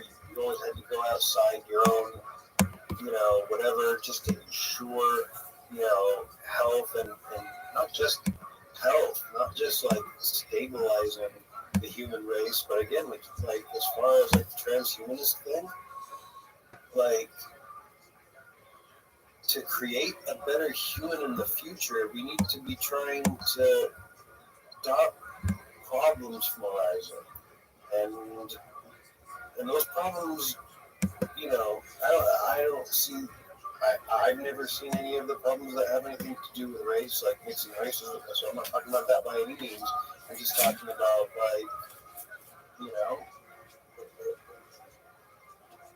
a guided breeding program, as fucked up as that might sound. Yeah, that's eugenics. Wouldn't it be great? Wouldn't it be great if we made sure that most humans in the future were like 6'4" and geniuses because of guiding breeding program? Yeah. And I think that you'd have to mix the races. I think that we'd all be a bunch of gray people. Again, I bet we'd all be like the grays. You know what I mean? We wouldn't be gray, just like a beige, and that's what's happening. That's what I mean. And yeah, it'd be like a beige, but maybe be like evolution. It's moving away from that happening naturally, at least with reproduction, and really into gene editing, so that you can have two people who previously would be incompatible edit their genes so that they would be, and then they can continue to have children. Yeah, and that I definitely agree with, but you never know what might arise with that as well. If it's perfect yet, if it's not, or whatever. And then there's, I don't know. I think it's also good to kind of have like a baseline on that in case, like, what if all of technology falls in a way? What if it's not something that most people have access to? I don't know. I guess like a simple test, a genetic test, which the genetic test I'm talking about, it costs like $300 these days, because it doesn't like trace your this is where your family migrated from throughout the history. It just tells you like you've got genetic factors for these diseases. That's all I'm talking about. You know what I mean? I'm not trying to figure out racial identity or anything with this. I'm talking about Yeah, but then I don't think they give a man and a woman who each have a gene, and the kid will definitely have a problem. Then that needs to be known before these people have a kid, so that they can either decide to not have a relationship or go to CRISPR. You know what I mean? But they should know this before they're in a situation to bring in life that is going to have a lower quality of it. Yeah, I mean, some of the diseases, I think, will be very specific. So, let's say you have two people who have a higher risk of heart disease. Okay. And there's a thought like, okay, well, we shouldn't reproduce because our child will have an even higher risk of heart disease. Yeah, but if they live a healthy life and perhaps there are ways to cure heart disease in the future, then they shouldn't have an issue. So there's an argument to be made, I think, that you can have people reproduce and just rely on medical advancements to perhaps be able to cure these things or prevent them. I mean, if it's like Down syndrome, that's a really that's something that's not really, at least at current the way science currently views it. If it's already taken effect, then there's no reversing it. When you can reverse heart disease, so I think it really depends on what the disease is too, and when it sets in. If it's a disease that sets in at age 50 versus it's at birth, I think that can have a major impact. And you know, or even like there's other diseases too that, you know, but even so much as I don't know. My mind, when I think of like transhumanism, I want to try to figure out how to augment the natural way. You know what I mean? Like CRISPR can work, but I don't know. Well, that's the future. Problem. And it gets into I have the idea of a smoke screen program in the line for humans. the World Economic Forum stating that traditional reproduction will be deemed illegal by 2030. I don't know if it will be, but even if they're talking about it, it runs into issues where, I mean, the question arises, okay, how do you make it illegal to reproduce? Basically, any woman who is found to be pregnant has to take some type of abortive steps or have a forced abortion. It's really, really sick. Yeah, I think you just send her to jail for being a criminal and having an illegal baby. Just don't take it out on the baby, and you know, it sucks. The baby either has to be taken care of by the grandma or something, or but yeah, no. If you have an illegal child, then you go to jail and you never get to see the child. That's fucked up, but no, you know, the child will not be born, so that's not even an issue. I know. The child would be a forced abortion, and then she probably would go to jail. Yeah, no, exactly. You know, for being some sort of criminal. I can't think of a funny way to put it, but I don't know. But I think the man as well. You know, like it comes down to personal responsibility. I don't think that we should be cutting off the hormonal organs of dogs for our own convenience either. I think that's wrong. I think that if you don't want the pet population to get out of control, then it's human fault for not keeping a leash on their dog and letting them get out and banging the other neighbor dogs and stuff, and having puppies and too many puppies and puppy mills. It's not the animal's fault. And so, you know, I don't know. I know there's a big issue. If you spay and neuter a dog before they go through puberty, they have the worst health issues ever. So, I don't know. There's like certain biological things that make me think with a little bit of scientific guidance, it would only probably take about 200 years for humans to eliminate disease by way of you know, guided breeding programs in a way, you know.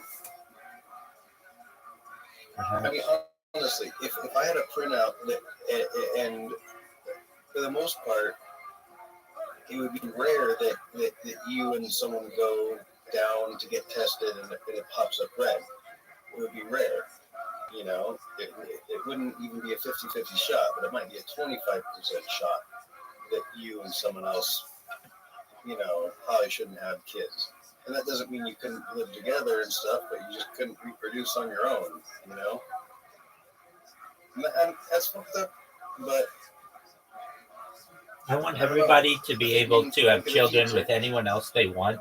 If they need medical intervention, then it should be allowed. I don't want to live in a world where two people can't be together if they really love each other. Meaning? No, I don't want them to not be able to not be together. I mean, reproduce if they don't. If they have the means and we have the medical or the technological ability, then we should be able to grant them whatever is necessary for their proper I guess reproduction. I don't think that we have the technology yet to just allow it. You know what I mean? Like, but dude, I'm telling you, like, if you look into that Anaconda Sims girl, if you look into a lot of it, like and it's not your thing. Like, a lot of people think that you're a lolcow, and that's why they'll look at you sometimes and try to troll you. But you are not the reason why the Music Biz Marty server exists. No, I mean, I invite myself to it. Very few people are going to sit there and be like, hey, make fun of me, go for it. Yeah, exactly. I mean, you invite it to stay sharp. Homie, who the fuck does that? You're a legend. I'm sorry. Like, it impresses me every fucking time. I just fucking... Hey, to me, it gets... self-immolate on a daily basis and come out clean. I love it. Thank you. It to me is, I don't care what they say about me, just make sure to spell my name right. Meaning more attention is good for me. That's what I need. And if somebody wants to get obsessed with me just for making fun of me or whatever reason they want to choose, that's positive for me. What hurts me is when people don't talk about me at all. I've started telling people that when they're just like, so what's the fucking point of him then? What's the point of him then? Why is he doing this? Why is he doing, and when they're mad, they just repeat themselves with the same dumb question. Right. Why though? And I tell them, I said, they're just like, well, what's the point? And I was like, look, the point is you're here asking questions. You won. Don't you get it? Right. Don't you get it? It's so much better. It's so much better to just be friends with Rabbi. Like, you don't get it because Rabbi just won again. Yeah, you're here mad proving it. I had somebody in here the other day who was kind of on that. Your goal, but kind of on that track. They were like, "So why do you do this?" And I'm, I explain why, and they're like, "Well, that just doesn't seem normal." And I explained to them, I don't think you understand how I live my life. I generally, like, when I would have any kind of downtime after work or whatever, I would sit in bed, surf the internet, and watch Joe Rogan podcast, or watch stand-up comedy, or watch a movie, or watch Family Guy, or watch The Sopranos, or something. I'd watch something, and I would just chill. I mean, that's to me like relaxing. So the only difference is that I just turn a camera on and broadcast it, and I don't think that that's so strange. Yeah, no, it's not. And I mean, it's basically exactly what you're doing. Like, you, aside from, and you have done this as well, like live stream and everything, but you give me a portal into your life. I give you a portal in my life. Roxanne giving us a portal into her life a little bit, and it's like that's the most normal thing that you would. It's this this mind view that people have of I really think people love the anonymity of the internet, and the fact that somebody gives that up is scary to them. Yeah, I think so. Because I think you're absolutely fucking right. They recognize that the minute that somebody shows that they're comfortable being on camera all the time means that the government's going to put a camera in your room and want to watch you all the time. Even though they're already doing it, they're going to want to do it public. And that's going to cause all kinds of issues, so that there's a major amount of fear. Like, I see these guys in this Wall Street Bets server. I was just going at it with them yesterday, just back and forth. And they're anonymous. And they I've gotten people who have messaged me, like I've asked them, like, why are they so mean to me? And they're like, well, they don't like the fact that you're broadcasting all the time. And it's like, well, they're deafened. That there's no knowing that. That like I really am doing my best to make sure that people don't know who they are. And they're like, yeah, but still, you have to understand that there's a fear that they have that. Jake, what's going on, big dog? I was just up for live stream. Excellent. On YouTube. Excellent. Jake here is a very cool person. Caspiancy, I don't know if you've met Jake. Caspiancy, this is Jake. Jake Caspiancy. Jake's very cool. When I asked Jake, hey, Jake, will you stay in the... From what? Just being... Good on you, man. Just being good looking? Yeah, I got a first payment on January 10th. Excellent. Hey, that's all right, man. So Jake's cool. He just comes in, said he chills sometimes. Sometimes he'll be here all night, just chilling. And very cool. He's got Jake. You have dogs, right? Or a dog? No, you have a dog and a cat. I have a dog and 2 cats. A dog and 2 cats. That's right. I remember one of the cats. His mom name was Baby. I do recall that. Let me see if I can remember. Let's see here. Roxanne's dog. Yeah. I don't know. It's a lot to remember everything. There's Baby. She's beautiful. She's really beautiful. So yeah, Jake's a cool guy. Jake, what's new in your neck of the woods? So I went to psychiatry. You went to a psychiatrist? Did a couple of tests on me. They're putting me on Xanax and putting me on Adderall. All right, well. Both of them at the same time? Yeah, buddy. Wow. Well, I am on one of those. Yeah. Adderall. Especially low. I did like 9 Xanax last night.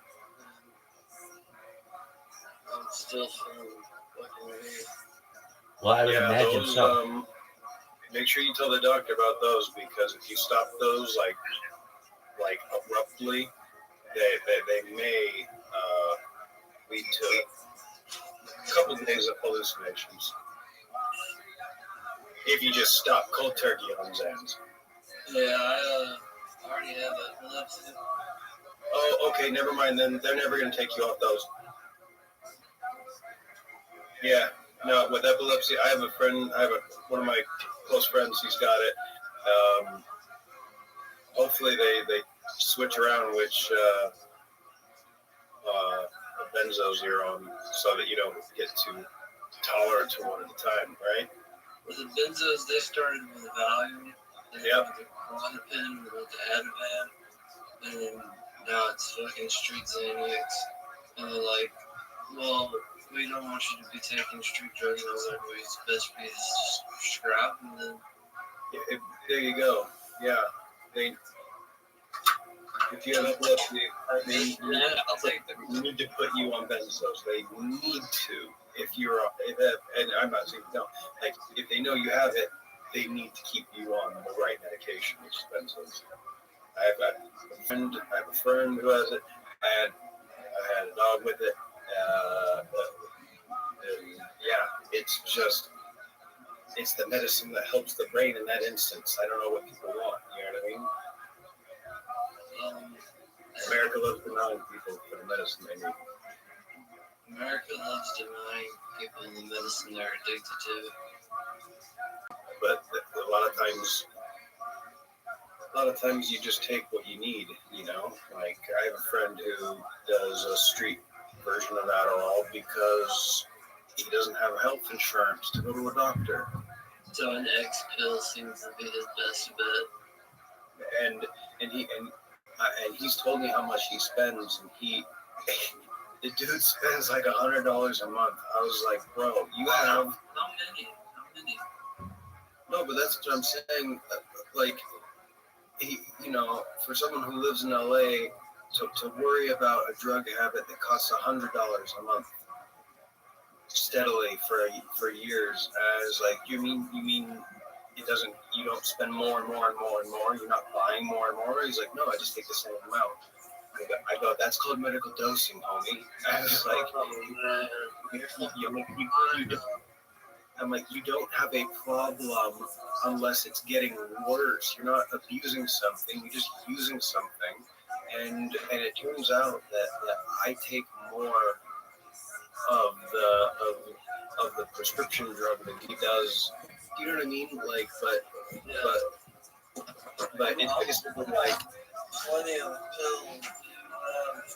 Got pills for pills. Got pills for pills that need pills. And the only one of those things that actually help are benzodiazepines, and then I'm recovering meth addict.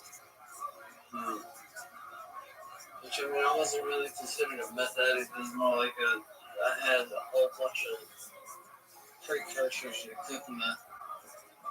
And I learned that all from a book. Somebody had wrote a whole book, wrote a recipe on this book called The Wall. How to cook ice, how to make shake and bake, how to make wasp dough. I was just like, alrighty. Wrote that shit down to get to the outside. that's funny.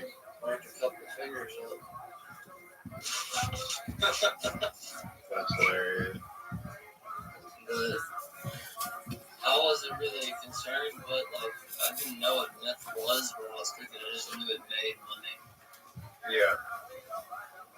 And I thought, 7th grade me is like money. Damn, 7th grade? Yeah. Well, you had your own little Breaking Bad going on, didn't you? Oh, it's still going on, dude. There you go. I've got a guy actually. He's supposed to come. I don't know what he thinks it's okay, but he broke my ex's collarbone. Put a gun to her head and had her call me at one point to see if she would cheat on him with me. And I could just tell in her voice that nothing was good about it. They broke up and shit. But he thinks everything's all cool and dandy, and I'm waiting for him to pull it so I can beat his ass. All right. Be right back, guys. I gotta go to the bathroom.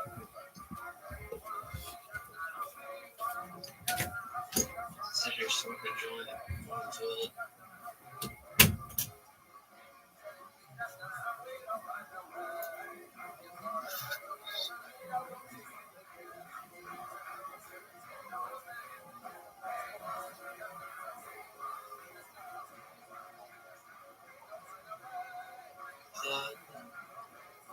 Scream.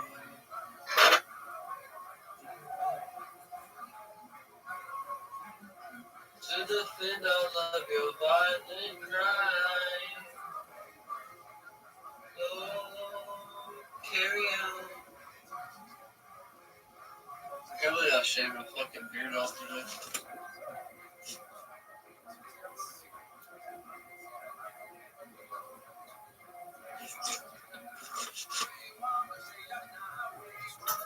I need to tell Rabbi Rothschild.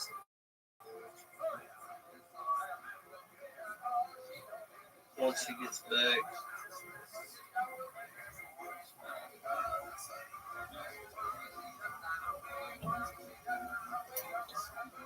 He's got to be careful with some of these people on the internet. Yeah. Got banned out of their server for fucking standing up for Rabbi Rothschild.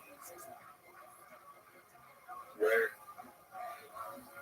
It's called Phoenix Squad. Some places don't like them.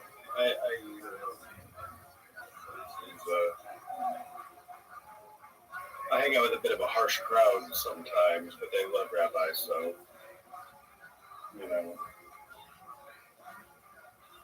rabbis. All literally, I got famous on Discord just for fucking cooking dope on screen. Yeah, you do it.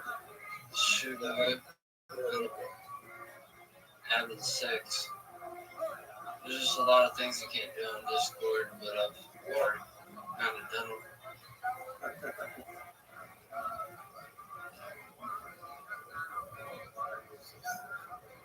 What's happening, my sister?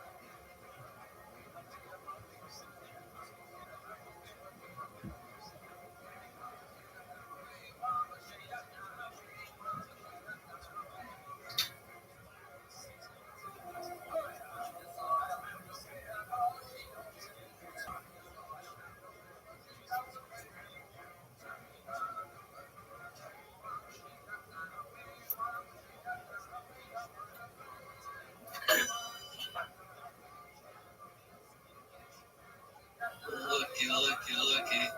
Here comes Cookie. Cooks pest control. Ooh, I'm about to go watch this stream. I'll be back in a bit. Are you leaving? Yeah, just for a little bit. There's a stream going on. I'll chat with you soon, though.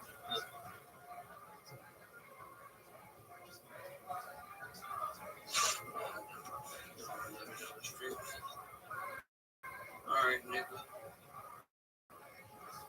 Oh, Music Biz Marty. Oh, sorry. Flesh. Possibly. So, yeah, Music Biz Marty on Rumble. Yeah, that's what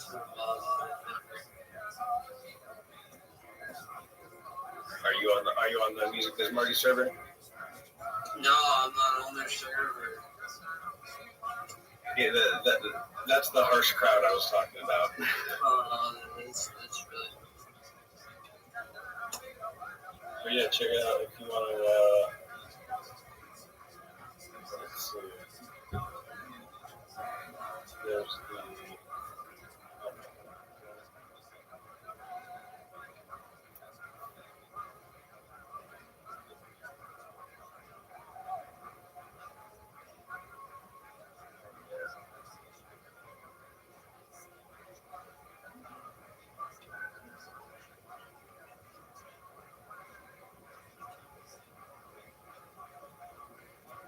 I'm going to add my server profile, and I'm going to put.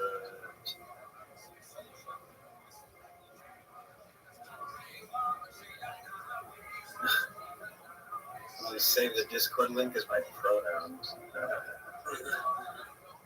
So there you go. You should be able to click it. It's just discord.gg/musicbizmarty. And then, and that has the most current link for.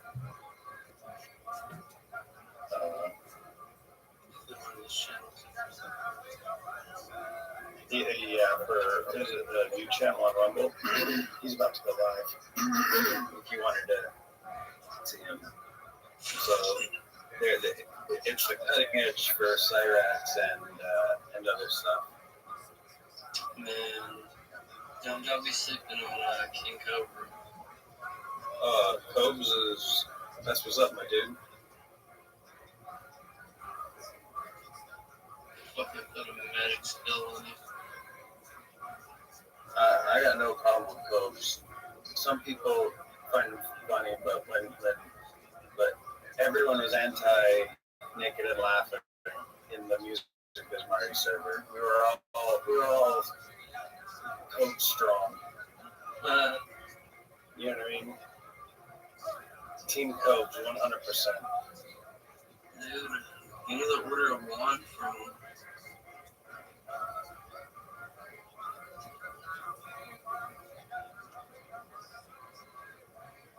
that's what I think.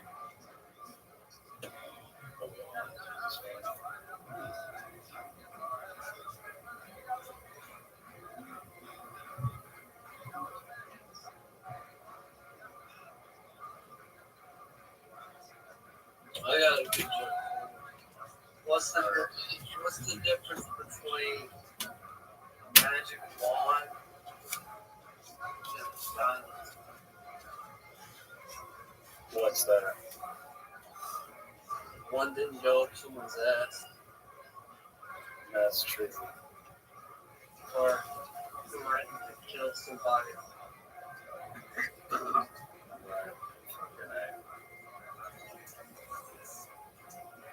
Yo, Jake, did you type in my Jake? Sir, Did you type in my YouTube?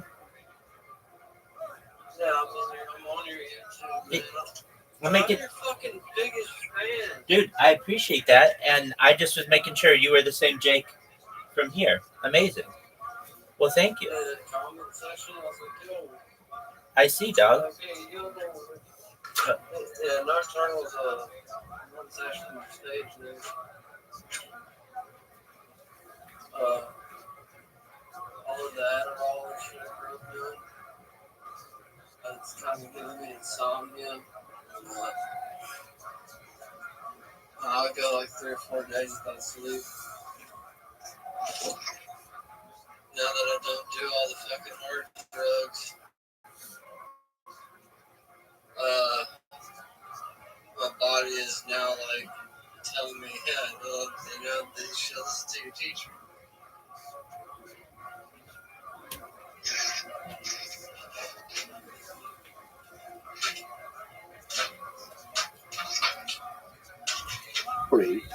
Of 50 pictures in 5 pictures. The problem is, you know, Influencer, like people who actually have vision to push and not just a brand.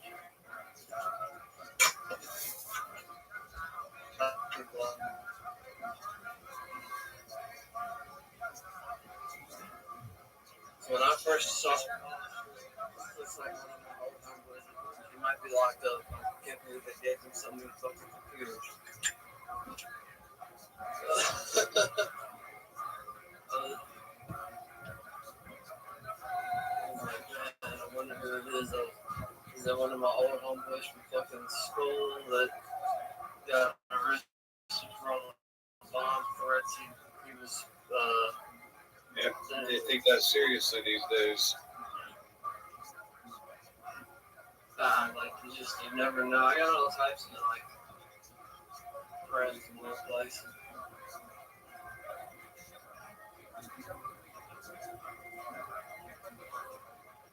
I got friends in high places.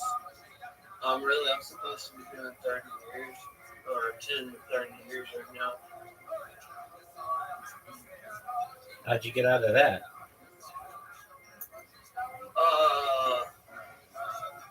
Donate to your local sheriff's department on a regular basis. All right. They take cash. Seems like an absolute corrupt system, but you do what you got to do. Yeah, it comes with the little gold card. Thank you for supporting your such and such county sheriff's department.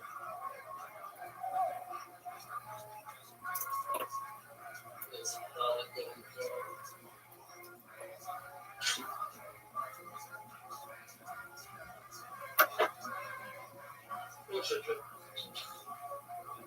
Know about the other 90 pictures. Well, of course, and as I keep saying, they're all my babies. Yeah. So it's what it makes you realize is, okay, what's the truth? What's the really, really, really important message I'm trying to get across here? What am I trying to say? What am I trying to express? here, because half the time I just feel like a messenger. Really, I'm just capturing something and I'm sharing it.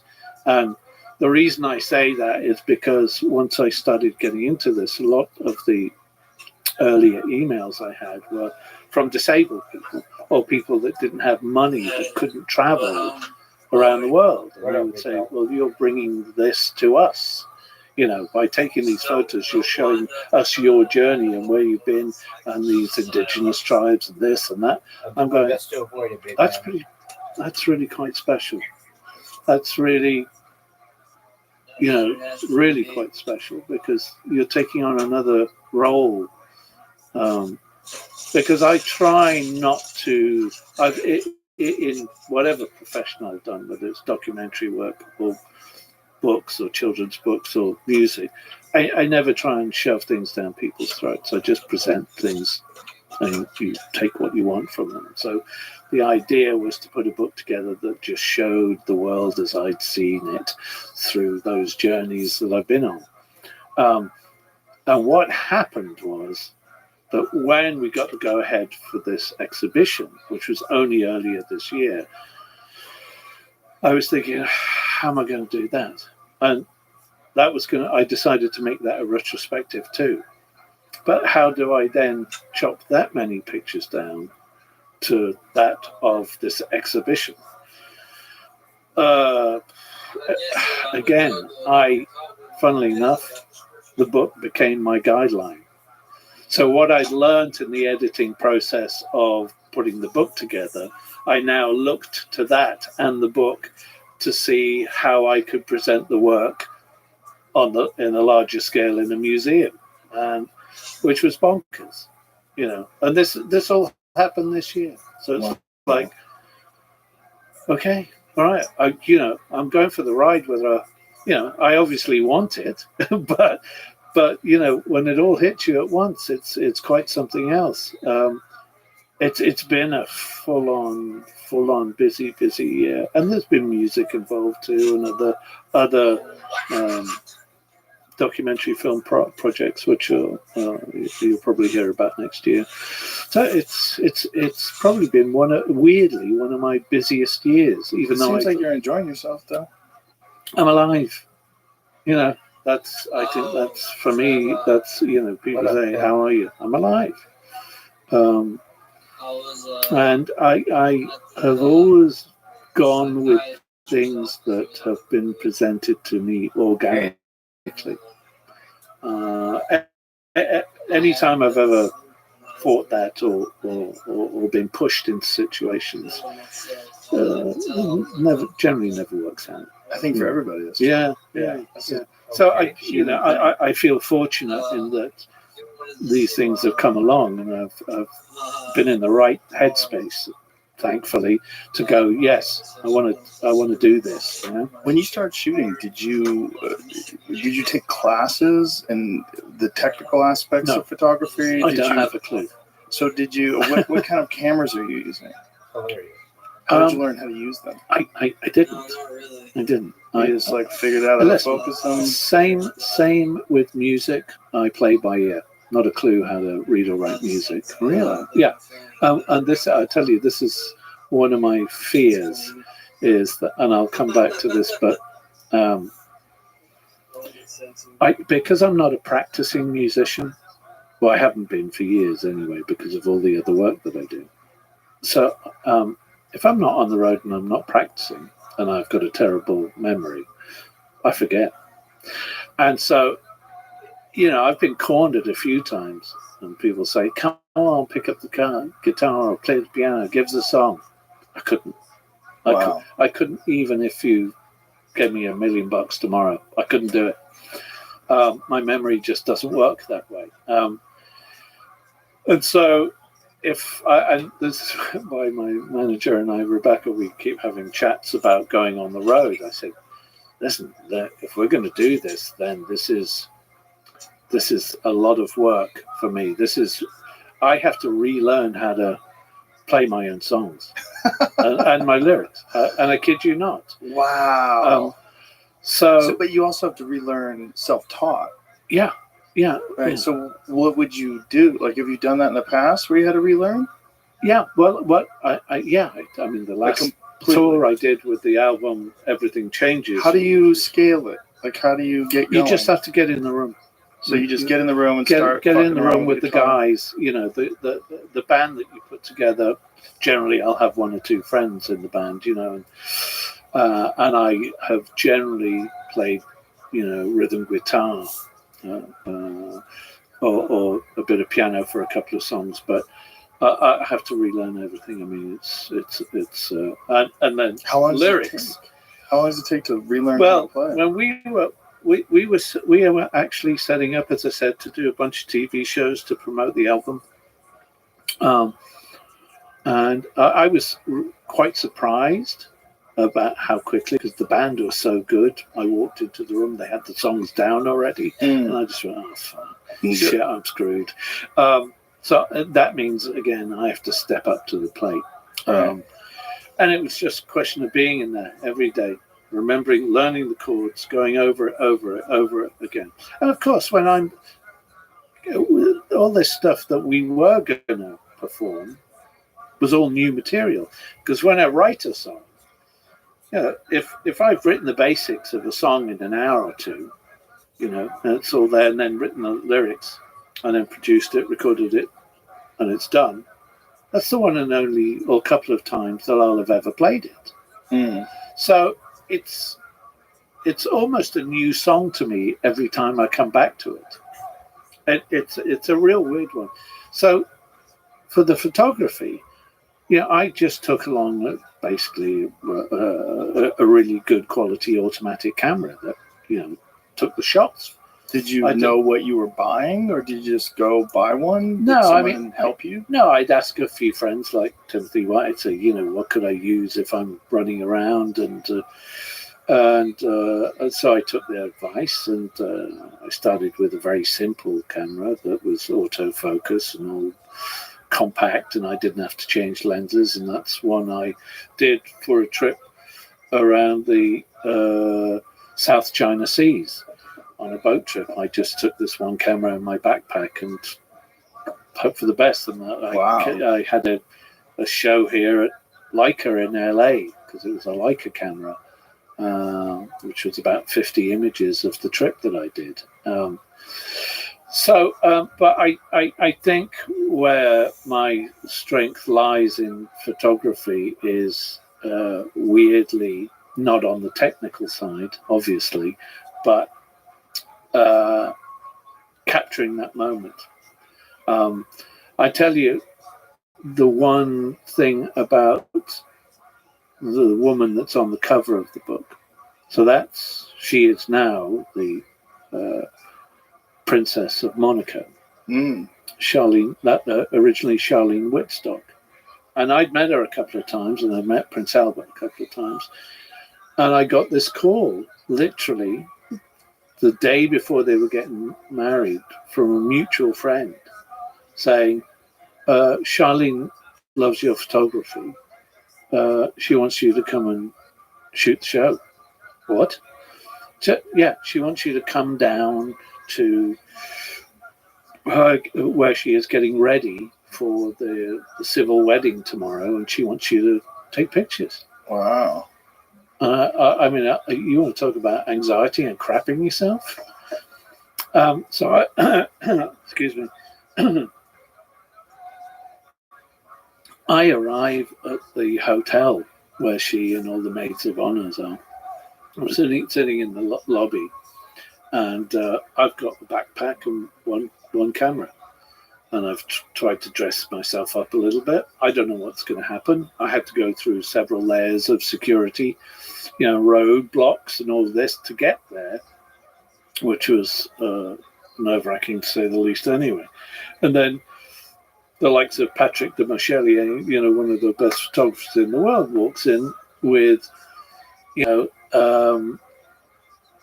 the suitcase trolleys, you know, those ones at the hotel, the big ones on wheels with all his equipment on, 3 or 4 trolleys, and I've got a backpack, you know.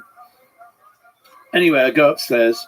I'm placed in front of her in a room probably about similar to this size, and she's sitting there completely blanked out in front of the mirror with the hairdresser's assistant and their assistant, the makeup artist's assistant. Is that you?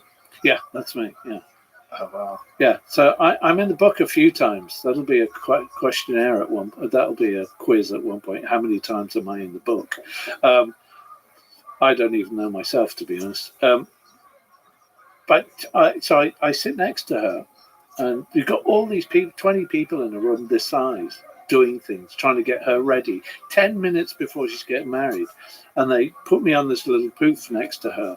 I'm sitting next to her, and I'm saying,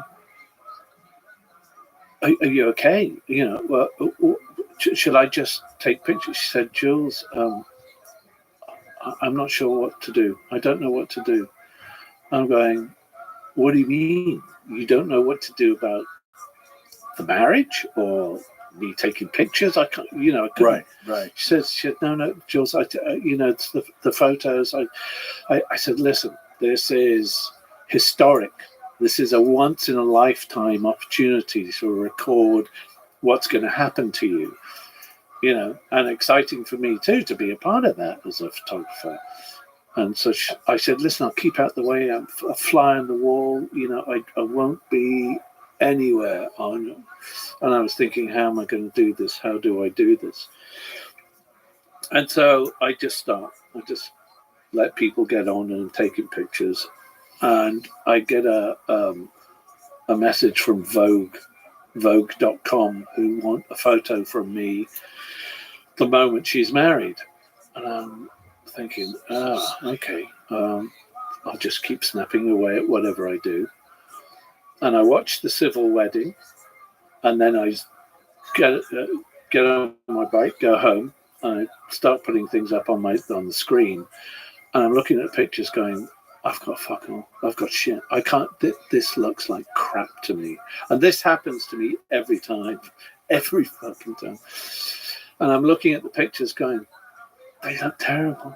They really, really look blurred and fucking this and that, and badly positioned. And I'm cursing myself.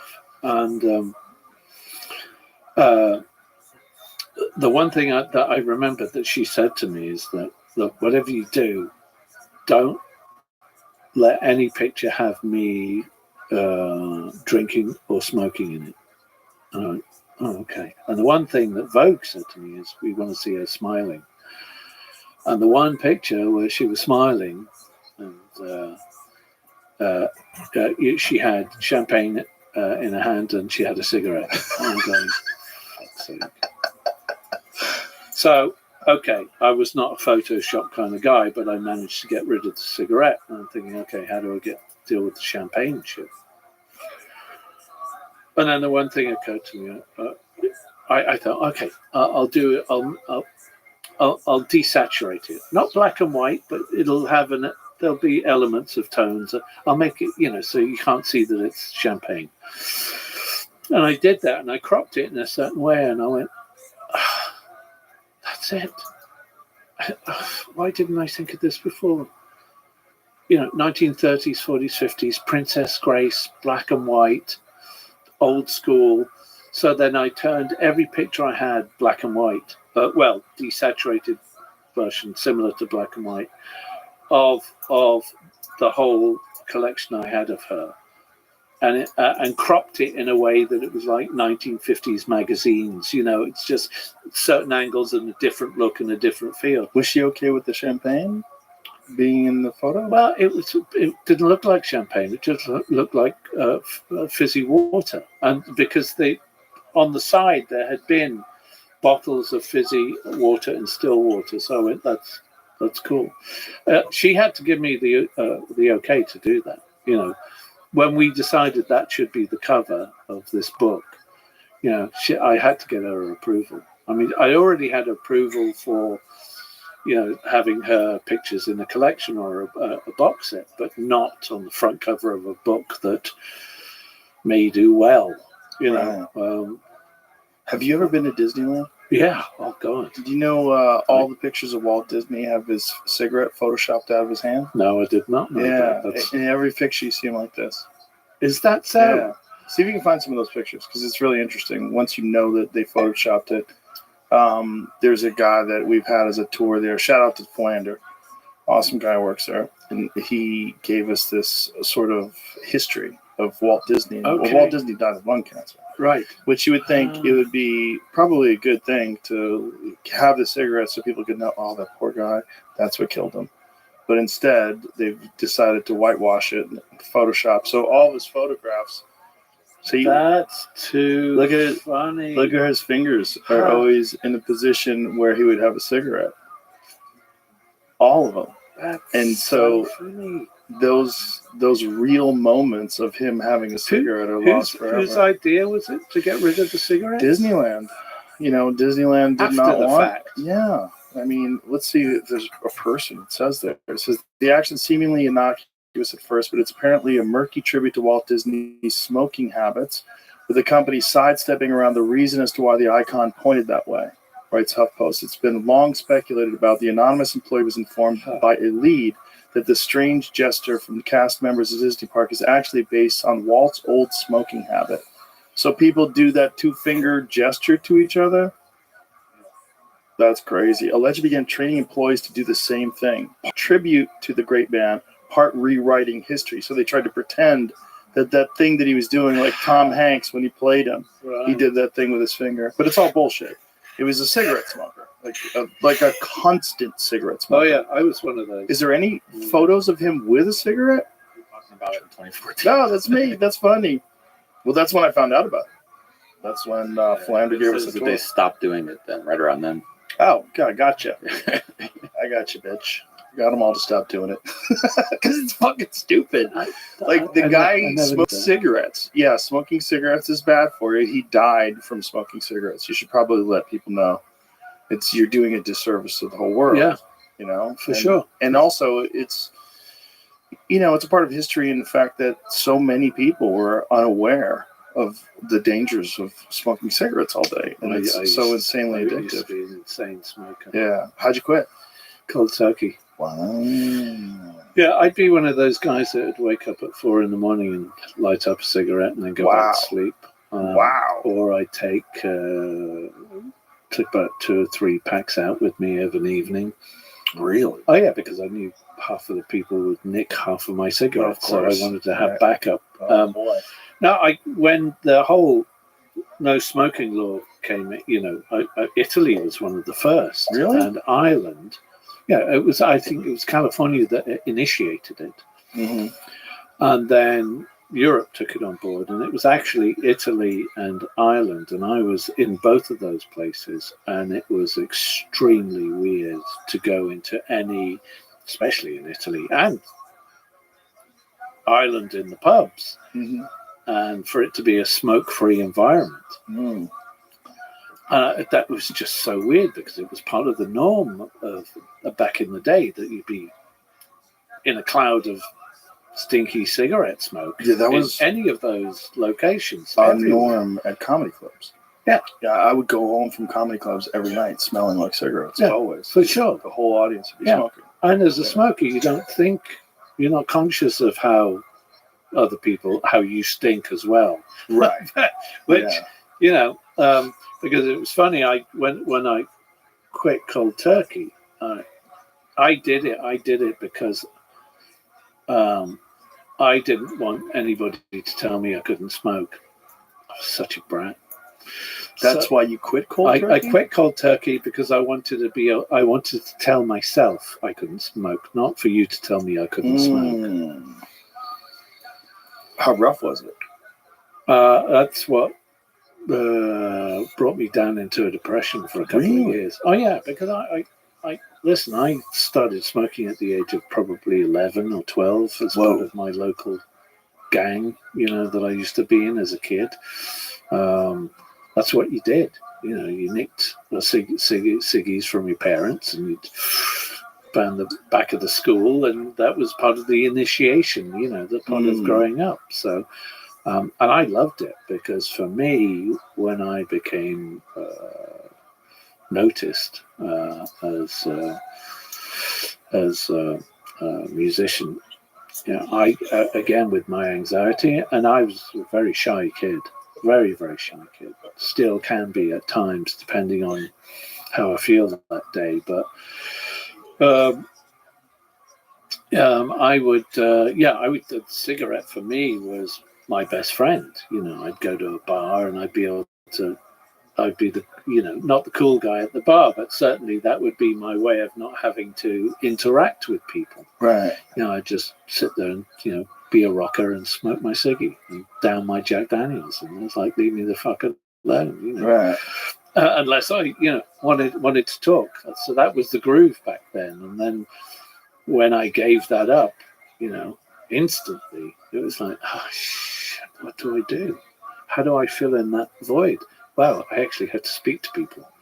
Is that what caused the depression? Well, no. It was actually, I feel it was definitely a chemical thing because, again, I was smoking a couple of packs a day.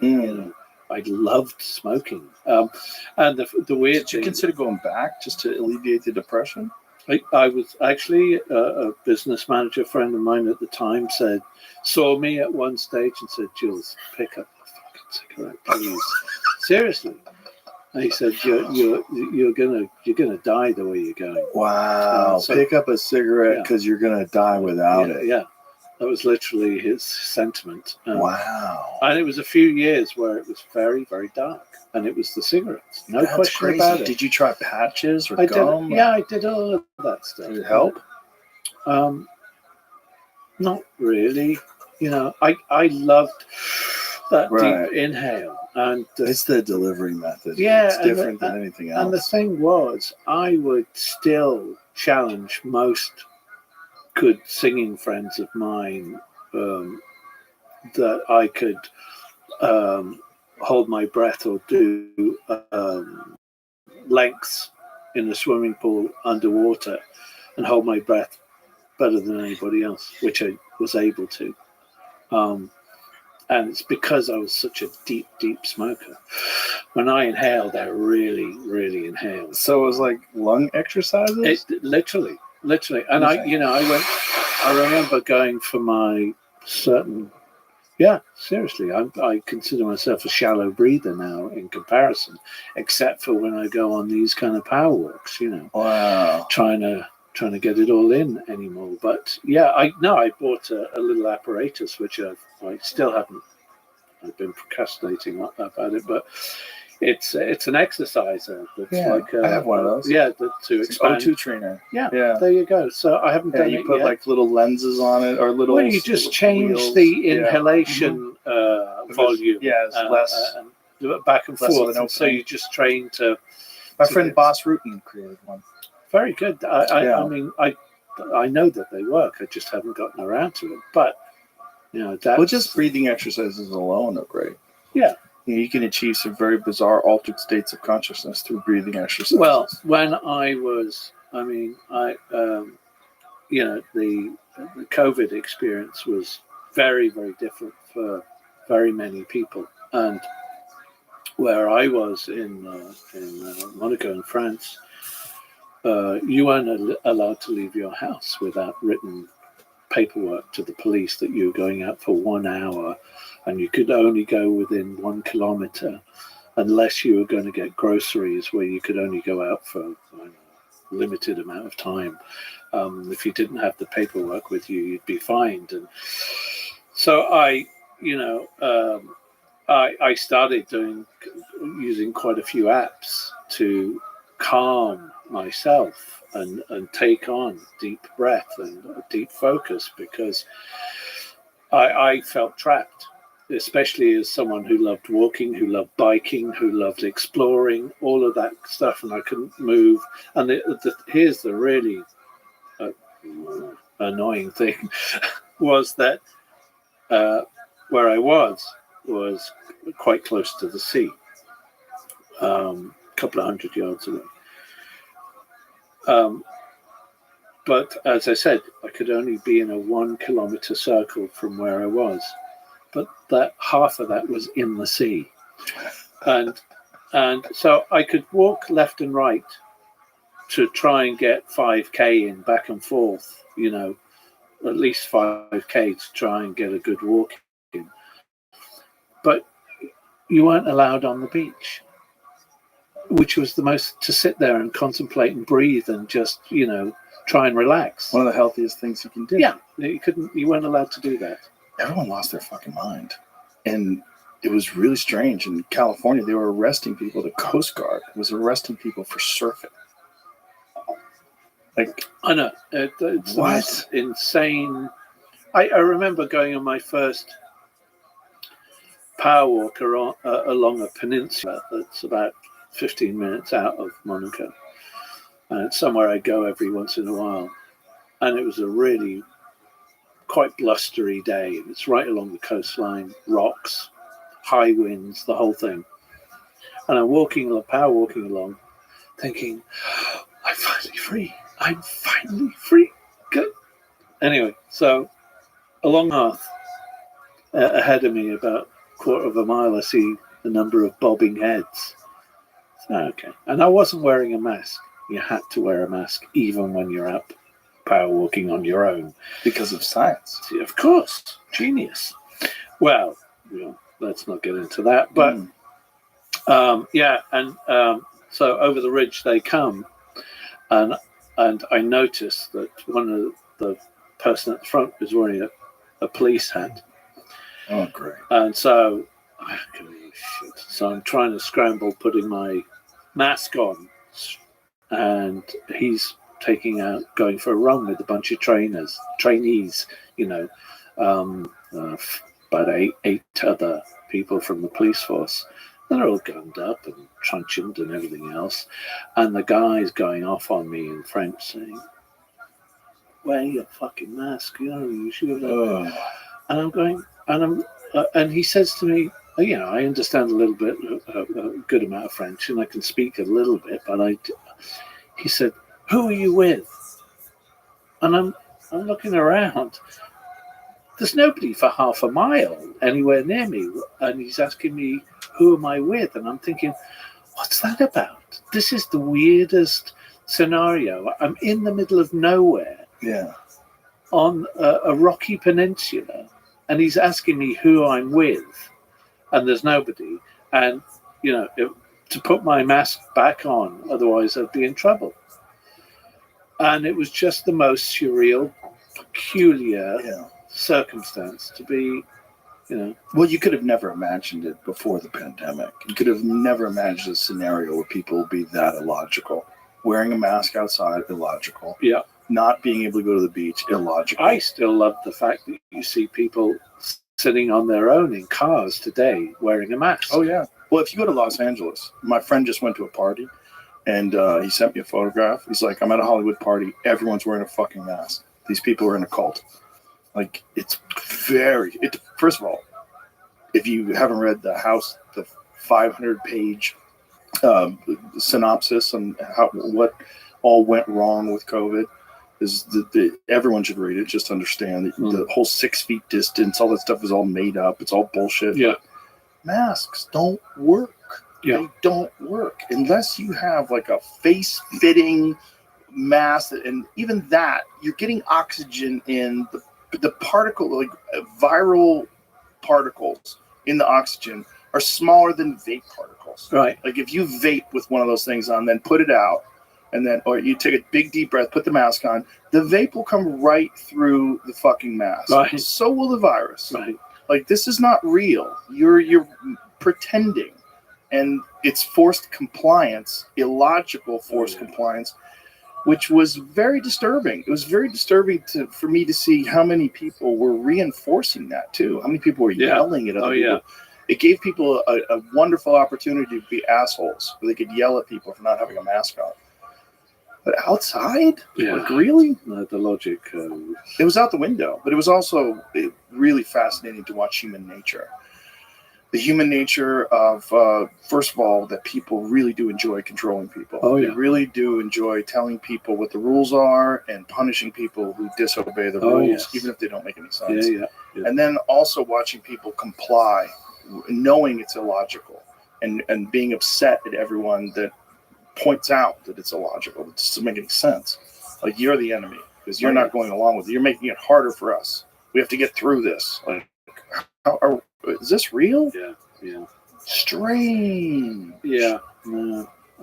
Yeah. Stay away from everybody. That's the only solution. Or go to a place. Well, I came here where they didn't embrace any of that. Like, I was in Los Angeles, which is like the most compliant place. Everybody was all in on the public narrative that was being expressed in the mainstream media, all in on, everybody who denies it is an anti-science person, and you're anti this and anti that, and just get that vaccine and just get on board with this beautiful little thing we're going to do. We're going to get through this together as long as everyone complies. And if you don't comply, and if your neighbors aren't complying, here's a number you can call. You'll start ratting out their neighbors. Nasty. It was a program that the mayor of Los Angeles ran. Like, normally snitches get stitches, but this way snitches get rewards. Like, they were giving them money, giving people money to rat out their neighbors for having parties. Yeah, it's beyond messed up. Oh, so strange, and it doesn't seem real. Like, my friend Hassan, and people are eager as well to join that club. Eager, so happy they're part of it. My friend Hassan found a pair of pants that he was in his apartment, and he pulled out a mask out of the pocket. It's like, fuck, when was the last time I wore these? Yeah. There's a mask. And when you see a mask, like, and you realize, like, I had a mask that was in my truck. It was in, like, one of the back little compartments on the side. Just happened to be sitting there. And I was cleaning the truck out. I'm like, look at this fucking stupid thing. So this was just 2 years ago. Yeah. You had to have these things. You want to get on a plane. Seems like a bad dream. It does. It's like Disney and the cigarettes. Like, are they going to Photoshop out all these people's masks? It's all a bit surreal. So strange. It really is. It's all a bit odd. Well, hopefully I still don't get it. I don't get any of it. You shouldn't. Hopefully these viruses, especially those, released, don't wind up becoming the next one. I used to think there's no way that people would want that to happen. I'm not so sure anymore. No. After this last go around, I'm like, boy, there might be like sinister factors at work here that I don't. Without question. Yeah, I'm sure of that. And I was unwilling to ever think that way before. I was like, come on, that's stupid. No one's that evil. Oh, yeah. No one would do that just for profit. And now I'm like, I don't know. Of course they are. They probably would. Oh, they would. Yeah. They would, no question. So strange. So strange. And then, that, I think, the frustration of the over-complicated, over-regulated, over-controlled world is probably what accentuates the experience of you being in South America with a fire, looking at the stars. Yeah. Because there's a purity to that especially no phones, no computer, no screens, no nothing, just human beings enjoying an experience on the planet. It's funny because I'm in the process of moving. I mean, I still have my base in Monaco, but the little place I had outside, I'm a lot of my later teenage years were mum remarried a couple of times, but we were in North Wales. I don't know if you're familiar with North Wales or Wales in general. No, it's mountains, sheep and mountains, and we lived in farmland, and I used to work on a farm too. So I loved, and that's where I actually learned how to ride a motorbike, on farmland and through rivers and enduros and stuff like that.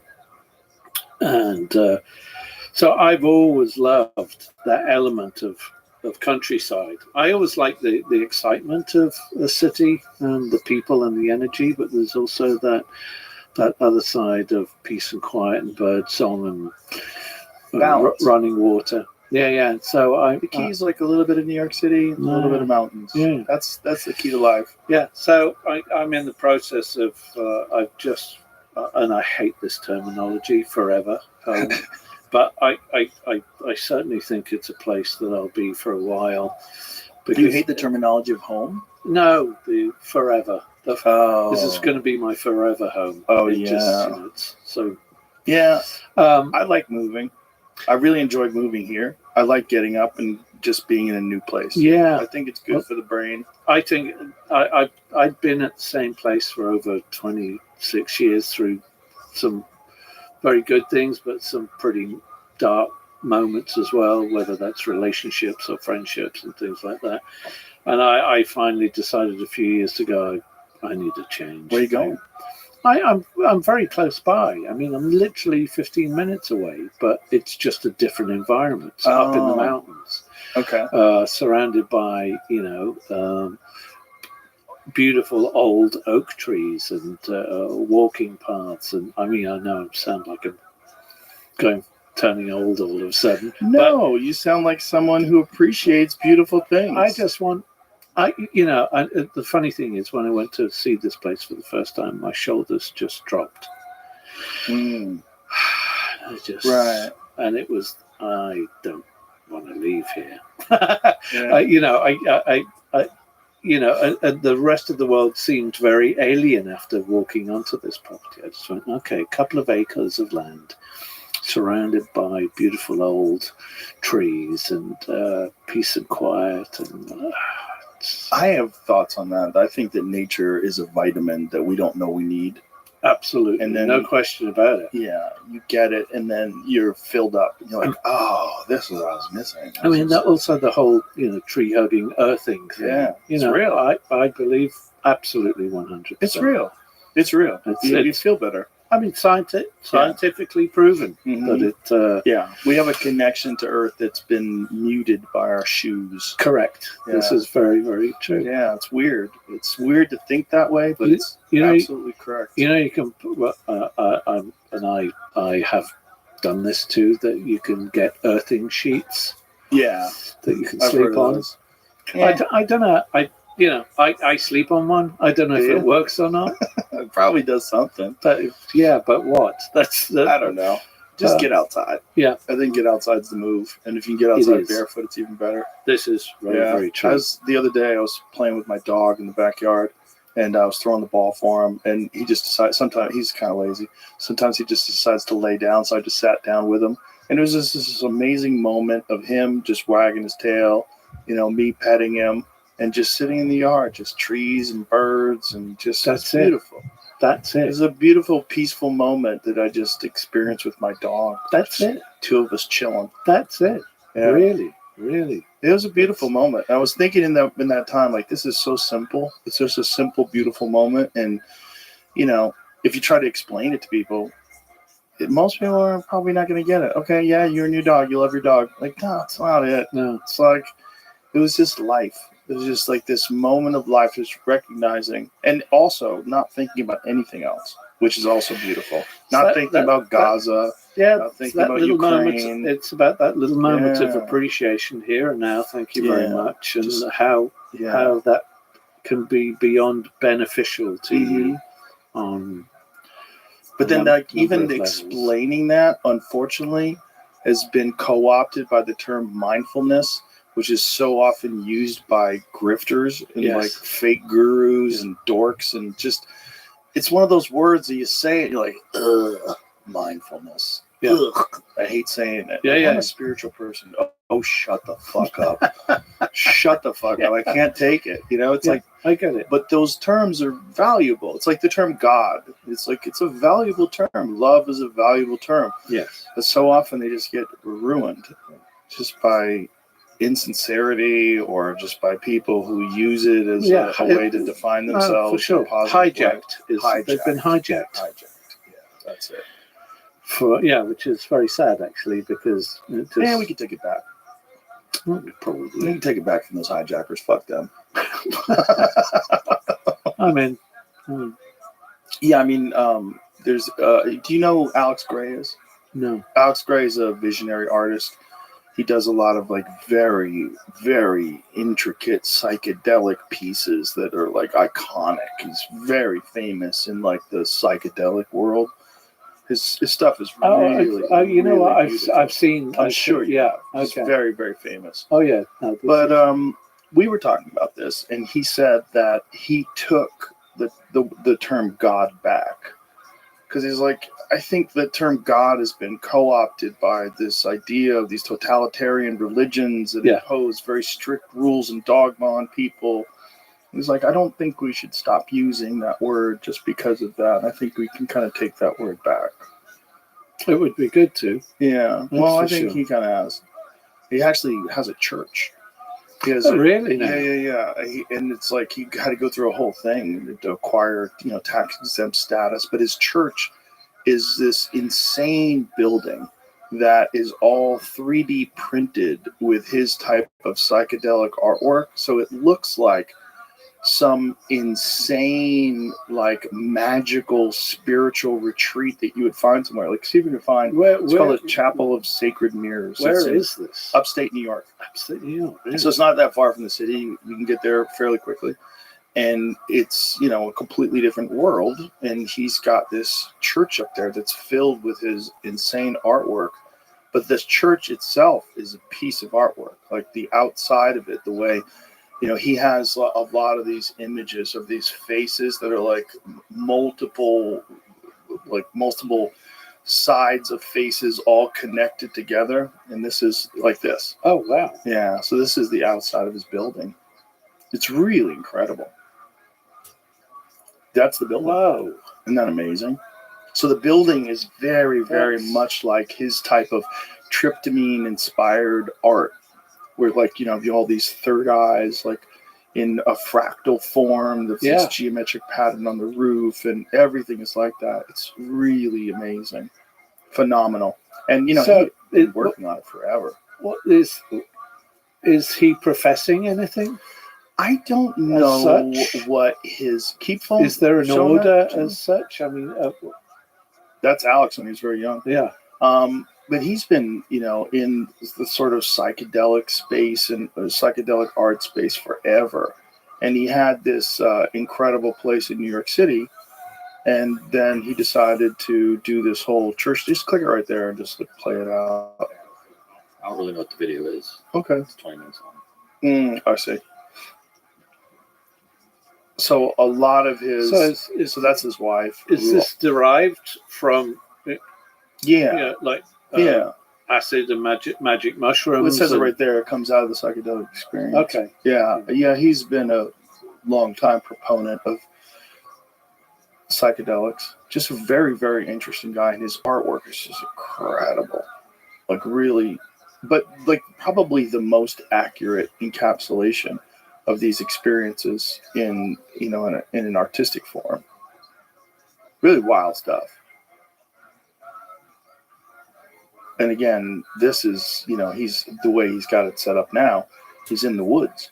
So he's in this beautiful rural area. And then he's got this incredible chapel that's up there. So it's pretty fucking cool. Well, I'm certainly a believer in other realms that we don't see on a daily basis. Yeah. Well, I mean, I've had a few experiences that whether that's a dream within a dream or whether it's reality, I don't actually know. Well, one of the things that I've talked to about with some pretty insanely brilliant people is quantum computing. Oh, yes. And this new Google quantum computer that can do it, essentially the way a quantum computer works, a problem that would take thousands of years for every computer on Earth to solve, it can solve in a second. Yeah.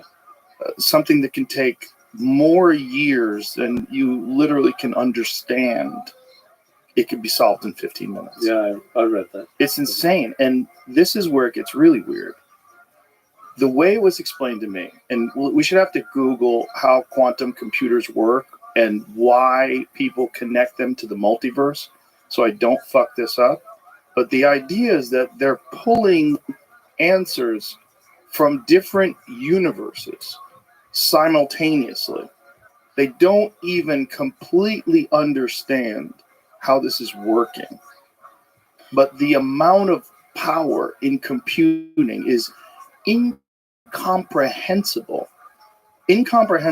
Yeah. Like you're only looking at it and there's numbers, you could write all those numbers out, but your brain's not capable of grasping really what's going on.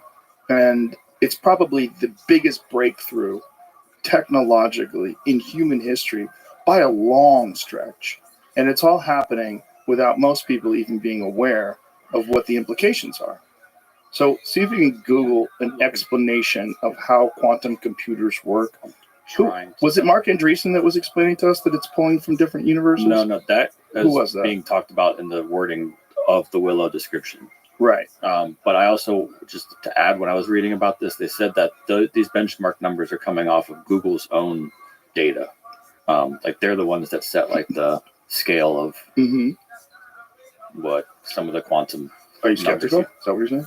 I'm just calling bullshit on Google? No, not at all. Not at all. No. I'm just like a grain of salt, like just to say that, like I think they used tillions is the number or something like that. No one even can grasp that. Yeah, that's just based, but that's a number based off of their formula too. Right. That's all. Right. What is the definition of how it works? The way it pulls from multi universes. I think I'm trying to find it, but I think the understanding I got from it was it's just too powerful to get from our universe alone. You have to have more than one, and I don't like. That's just like, what does that mean? How do they even exactly? What does that mean? Right. What is that thing that they have? And if you ever seen the chip itself is very small. Yeah. It's like the size of a saltine cracker. Yeah. And then this entire mechanism around it is just the insane amount of cooling. Okay. Google's quantum AI founder said the performance gains lends credence to the idea that we live in a multiverse. The idea is that Willow might be communicating with parallel universes to finish calculations faster. Like, what does that mean?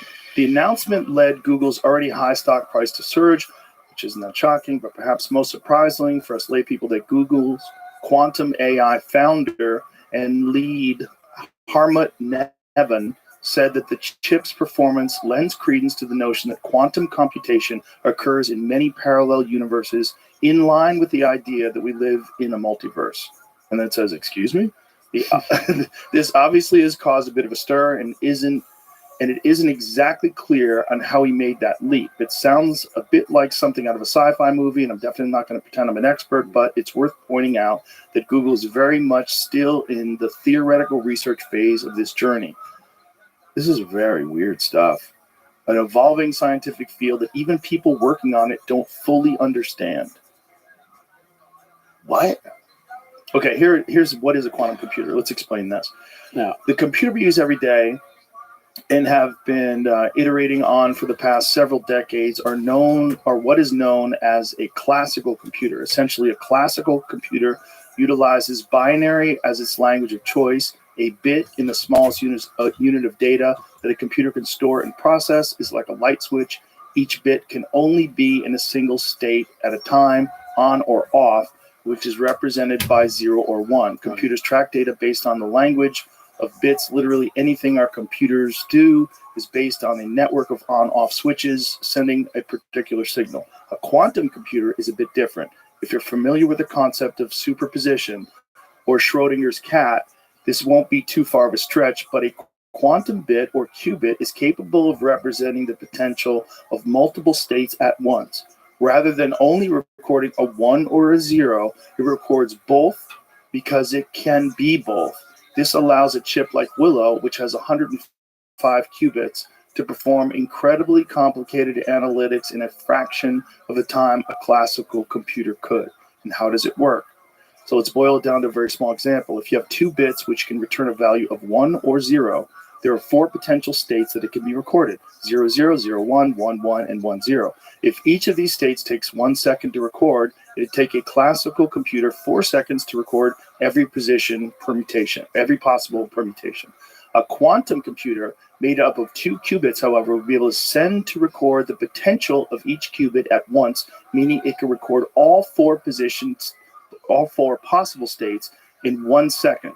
The real power here is achieved when you add a much higher number of qubits together and try to record every possible state. Once again, something that would take a classical computer far longer can be achieved quickly because a quantum computer can record a number of potential states at once, rather than one at a time. Okay, we basically don't know what the fuck we're saying here. It's just too weird. That's okay. So this is what it is. One of the world's most advanced classical computers. Okay, here it is with this problem. So AI's founder and lead, Hartmut Neven, said that the new chip had performed a purposefully complicated exercise called a random circuit sampling benchmark in 5 minutes. One of the world's most advanced classical supercomputers it would take 10 and then 3 zeros, 3 zeros, 3 zeros, 3 zeros, 3 zeros, 3 zeros, 3 zeros, 3 zeros, 3 zeros, years to perform the same exercise. That's 10 septillion years, which exceeds known time scales in physics and vastly exceeds the age of the universe.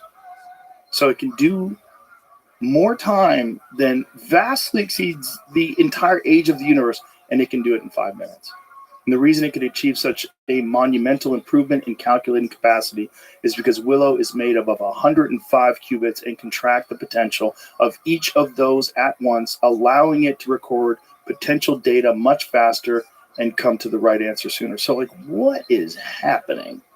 That's too much information. What do you mean? I get it, but I don't get it. What I don't get, how does that prove the multiverse or provide evidence that the multiverse is real?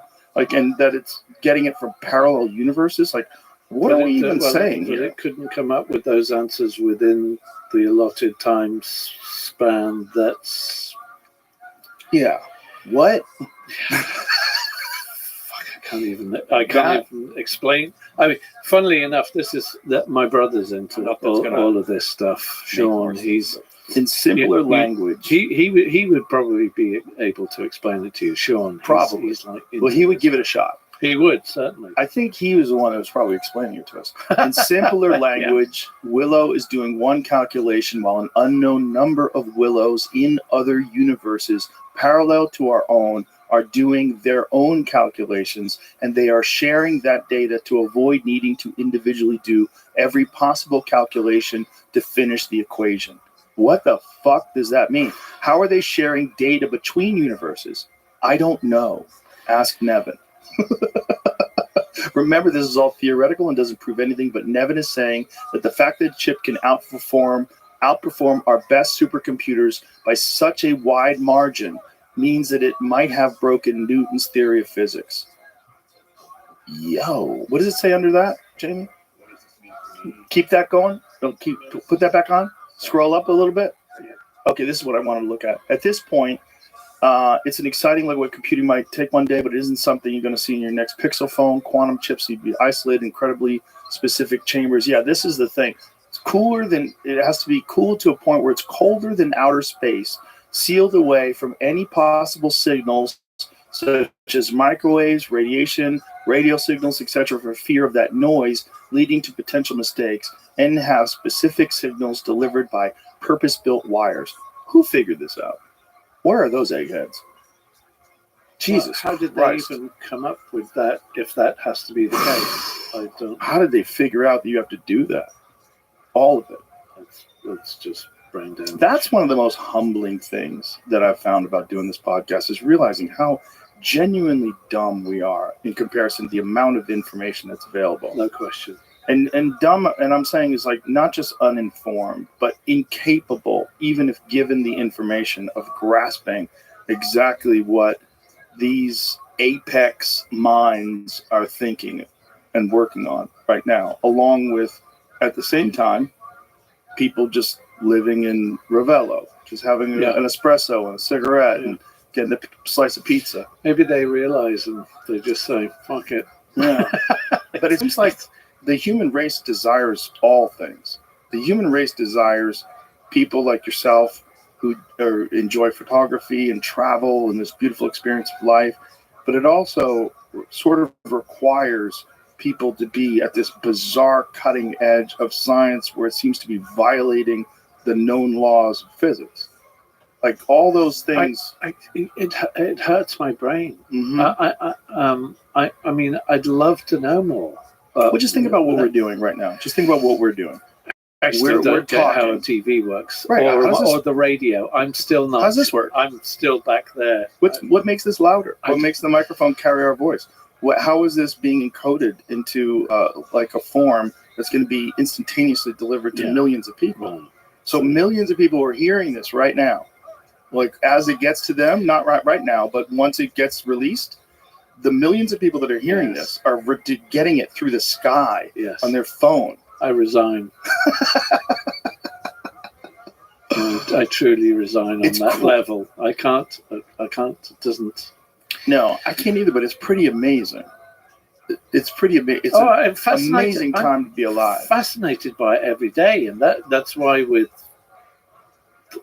subjects that are happening with AI right now, I find it massively intriguing because there is an element to that may allow me to understand a great deal more, before it's too late.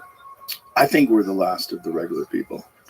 It's quite possible. I think this experience that we're having, this experience that you're having, like on a motorcycle with no signal, just driving through the countryside, like just being alive. I think we're the last of those people. I think what's Even next, that sounds like a dream, though. I know. I mean, just the whole concept of that is dreamworthy. Yeah, I mean, I have a number of theories on who we are and where we came from, and What do you think? UFOs. What do you think? Well, to some degree, I'd always felt, even as a young kid, that the UFOs were us coming back for history lessons, basically, and that the vehicles were driven by our minds anyway. But I mean, I've seen, as Dad had also seen a UFO. I've clearly seen a UFO. What'd you say? I was actually, here's the weird thing. I was actually on my way to, I think, visit Dad in New York. I think it was New York, which is where he'd seen one on the Upper East Side in an apartment that I visited. I went to see him at.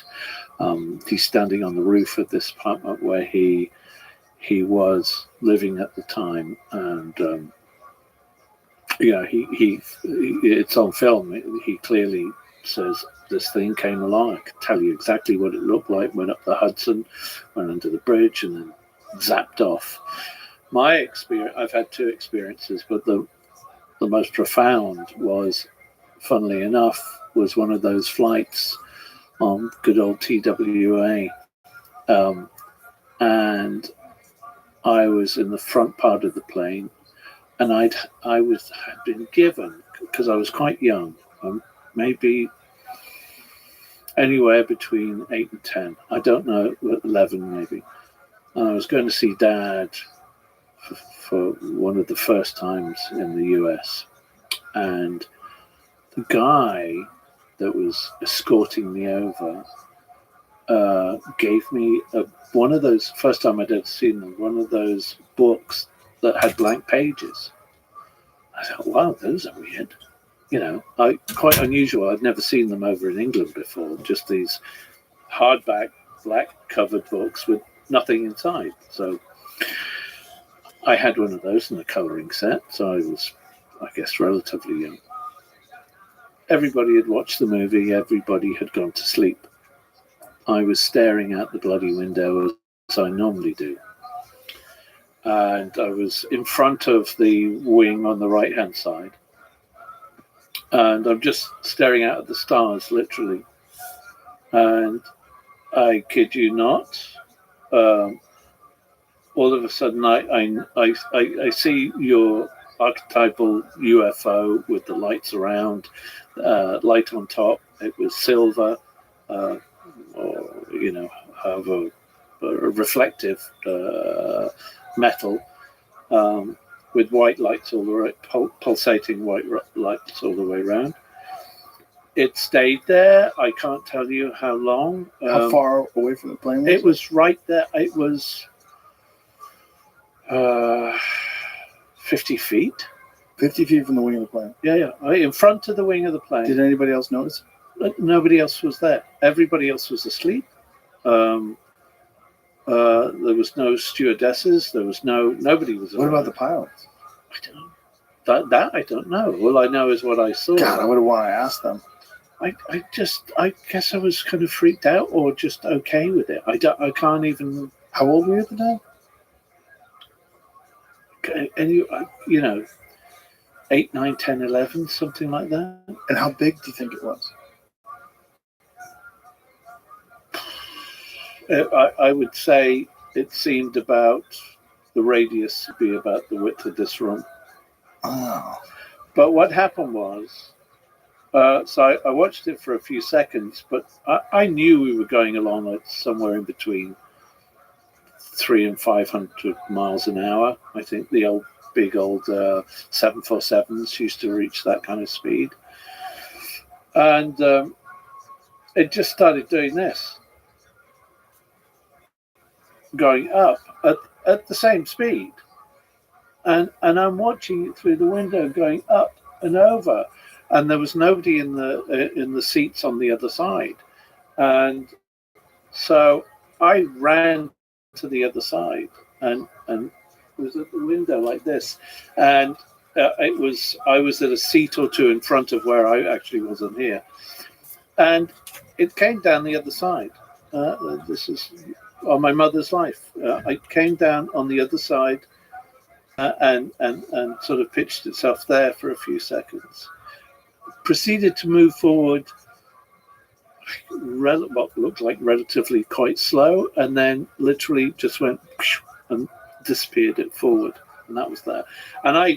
And that was at sunrise, literally just turning to sunrise, because the book I had, I drew the whole thing and the light and what it looked like. Do you still have those drawings? Okay, no. Damn. Tell me about it. I don't know what happened to that, but as clear as day. As clear as day. On my life, my mother's life, Did you, and this is going to sound crazy, did you welcome to have the a club. sense that was for you? That you weren't just seeing something, but that maybe that was for you? I could have taken that angle. Like, well, I mean, there's been moments in my life, certainly, that I felt things have happened at a particular time for me to notice things, that it was related to my life experience.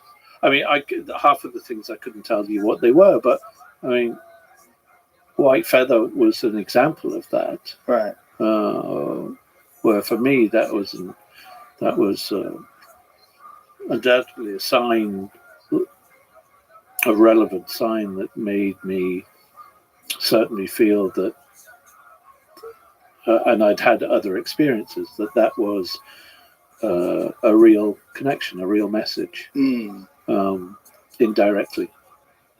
Yeah. Well, the white feather is so profound. It's so intensely on the nose that it's very difficult to dismiss. And I know there's a lot of like hyper rational people that would like to dismiss it. Like it's a coincidence. It's this. Yeah. My question is, are you sure? Are you sure? You know, I don't think we are. I think this concept of the divine, this concept of being something else, has existed throughout the entirety of human. There's all kinds of beings. stuff going on. Yeah. I mean, I've seen. I was invited to the location where I was staying, and I had this experience where I saw quite clearly. I was on my own again, of course, and I was looking out to the sea. This was down in Mexico, and I was literally just kind of drifting off, and I, without question, at least I believe so, I saw, to me, what looked like Mayan Indians, see-through, dancing around a fire. And I went, what the fuck? I mean, I really kind of got a little scared. I went, what am I seeing? How am I seeing this? Why? Anyway, it was all a bit weird. And at the breakfast table the next day, and I'd never been to this place before. I was invited down as a guest, and the hostess said, how did you sleep? Is everything all right? Did you? I said, well, I don't want to say anything, but I think I saw some see-through Mayan Indians last night. Oh, you didn't know that this was built on a Mayan Indian burial ground? I said, shut the front door. She said, that freaked me out, firstly. And then of course, she comes back into the room with a tray of artifacts, spearheads and a few other things and other tools that they use. But then she did one better. She goes and brings in a book that's a very, very thick book with the generations of Mayan and civilizations that have been there before. And so she says, have a look. And I'm flipping through the book, and I see the exact headdress and skirt that they were wearing and the exact colors of those headdresses. It was two-tone. It was like an earth color and a sky blue, kind of that color. And that's in a particular arrangement on the headdresses and on the skirts. And I said, that's them. And they said, oh yeah, that was a particular era, and that's where the property was built on, and I just went, well, okay, all right. That just, to me, I'm sorry, that just says between that and the white feather, and there's one or two other incidences. I just went, there's so much more shit that we don't There's know something else that lives and breathes and exists around. And there was something written the other day also, whether it's today or yesterday, saying that, our ears and our eyes can only see so much. Right. Humans. Right. That there exists so much more that we don't have a clue about. Right. So I'm just going, okay, there's if only.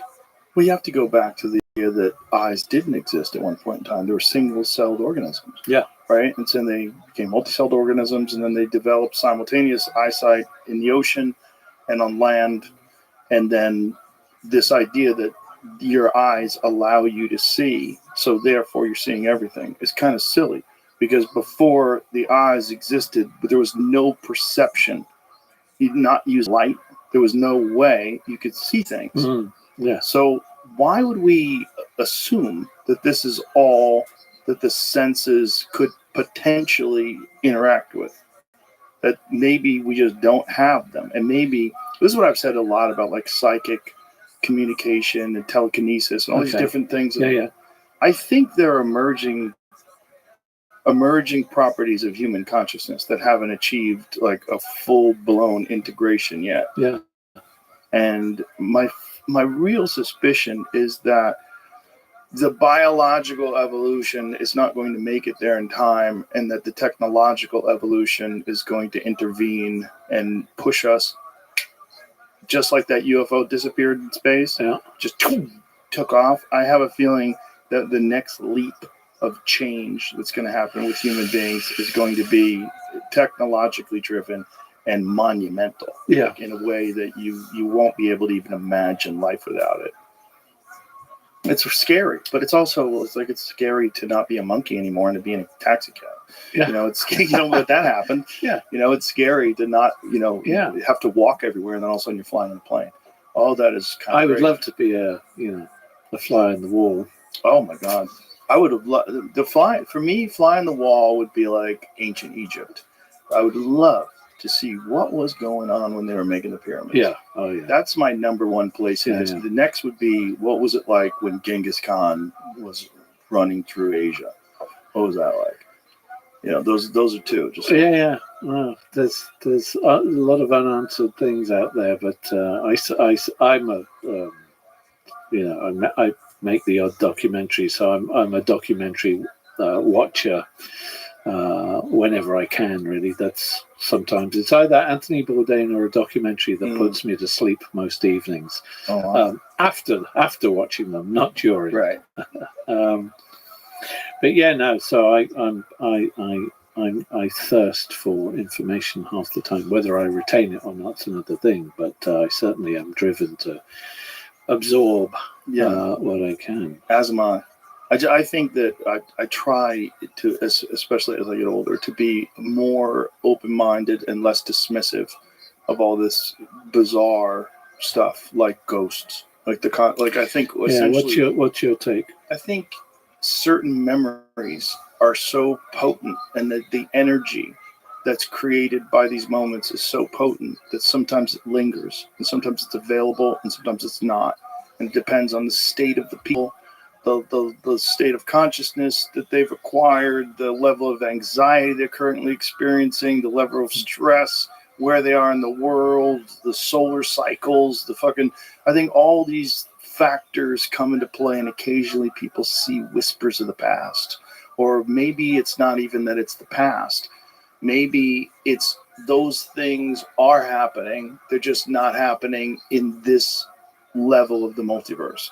And that all things that have ever happened are happening simultaneously all at once in this very bizarre structure that the universe is actually made out of. But we're only capable of seeing 3D space, what's currently available, what's in front of me right now, what am I going to eat for dinner? We have a very limited view of this thing that is impossible to grasp. Just like those numbers of septillion, whatever. It's impossible. You can't grasp it. I have a feeling that's everything. I think everything, like that Kung Fu movie, Everything All at Once. I think there's probably a lot to that. There's probably a lot to that. This isn't a binary experience. This probably is. I just hope experience. We get to understand some of it. It's kind of fun to not, and kind of fun to speculate. One day. Yeah. But the question is, once you do know, would that be better? Would it be better, or is there something? I mean, do you have to know everything? Just give us a hint. But you might. The problem is you might know everything. Well, that's what they say. With your memory. That's what many say. Yeah, that you're just remembering things. Well, that's true too, right? That information is essentially you're pulling it out of the air. You're like ideas. You're pulling ideas out of the air. It's all in the ether. It's who gets there first. Yeah. Well, do you feel like that way with your music sometimes? Like that ideas just sort of come to you from the muse? Absolutely. Yeah, I think everybody does. No question about it. Yeah. Even with photography? I think so too. That, there's something that tells you to capture this thing that's going to resonate with people. No question about it. I mean, one of my favorite pictures in the book is one called Hope, and it's of this little girl in Ethiopia that I was actually there to take a photograph of this person who was cutting the ribbon to open a new freshwater well, and I just heard this noise behind me, and we were under a plastic cover. It was sweltering out there, and again, because I'm shy and I don't set things up, maybe it's like a guerrilla street shot, and I just had this feeling that I needed to turn around, and I did turn around, and I just saw this young girl just kind of looking at me like. The only thing I can say is that, again, that everything's going to be all right. That for this little girl there to kind of go, it's okay. We're going to be okay. That's the impression I got from her. It was just this look. It's kind of like that Nat Geo moment, Yeah. And I literally span around, snapped the shot, and turned around and never looked back again. And when I did, she'd gone. She was with a group of friends. And I didn't actually know if I got the shot because again, my eyesight's not the best. And I certainly couldn't see it properly on the back of my camera in the middle of a bloody desert. So it was only when I got back to the hotel and put it into the computer that I went, oh, but the face to me was just like this. Yeah, we're going to be okay. Yeah. Yeah. And I don't know, those kind of moments give me some kind of, as I called it, hope. That we'll do okay at the end of the day. But that's a very human element and Sure. a very,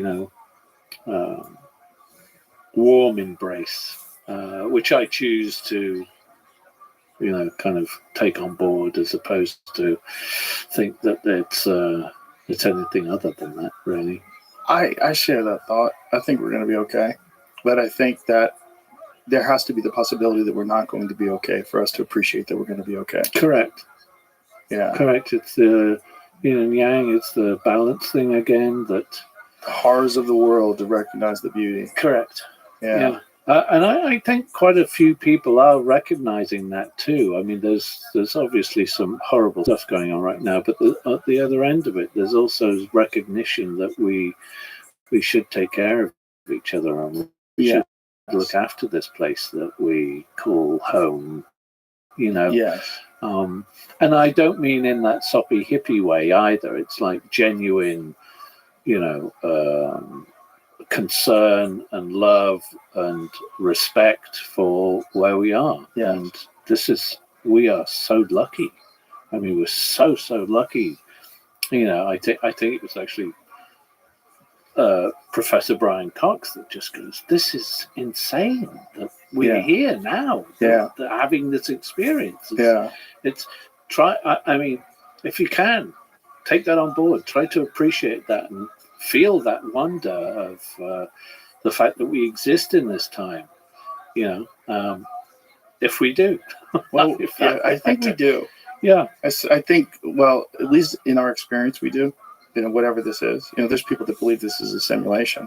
Yes, I which know that one. It's also, boy, that's when it's explained to you by brilliant people. Yeah. It becomes hard to ignore the possibility that maybe they're correct. Like Elon he said that the odds of us not being in a simulation are in the billions.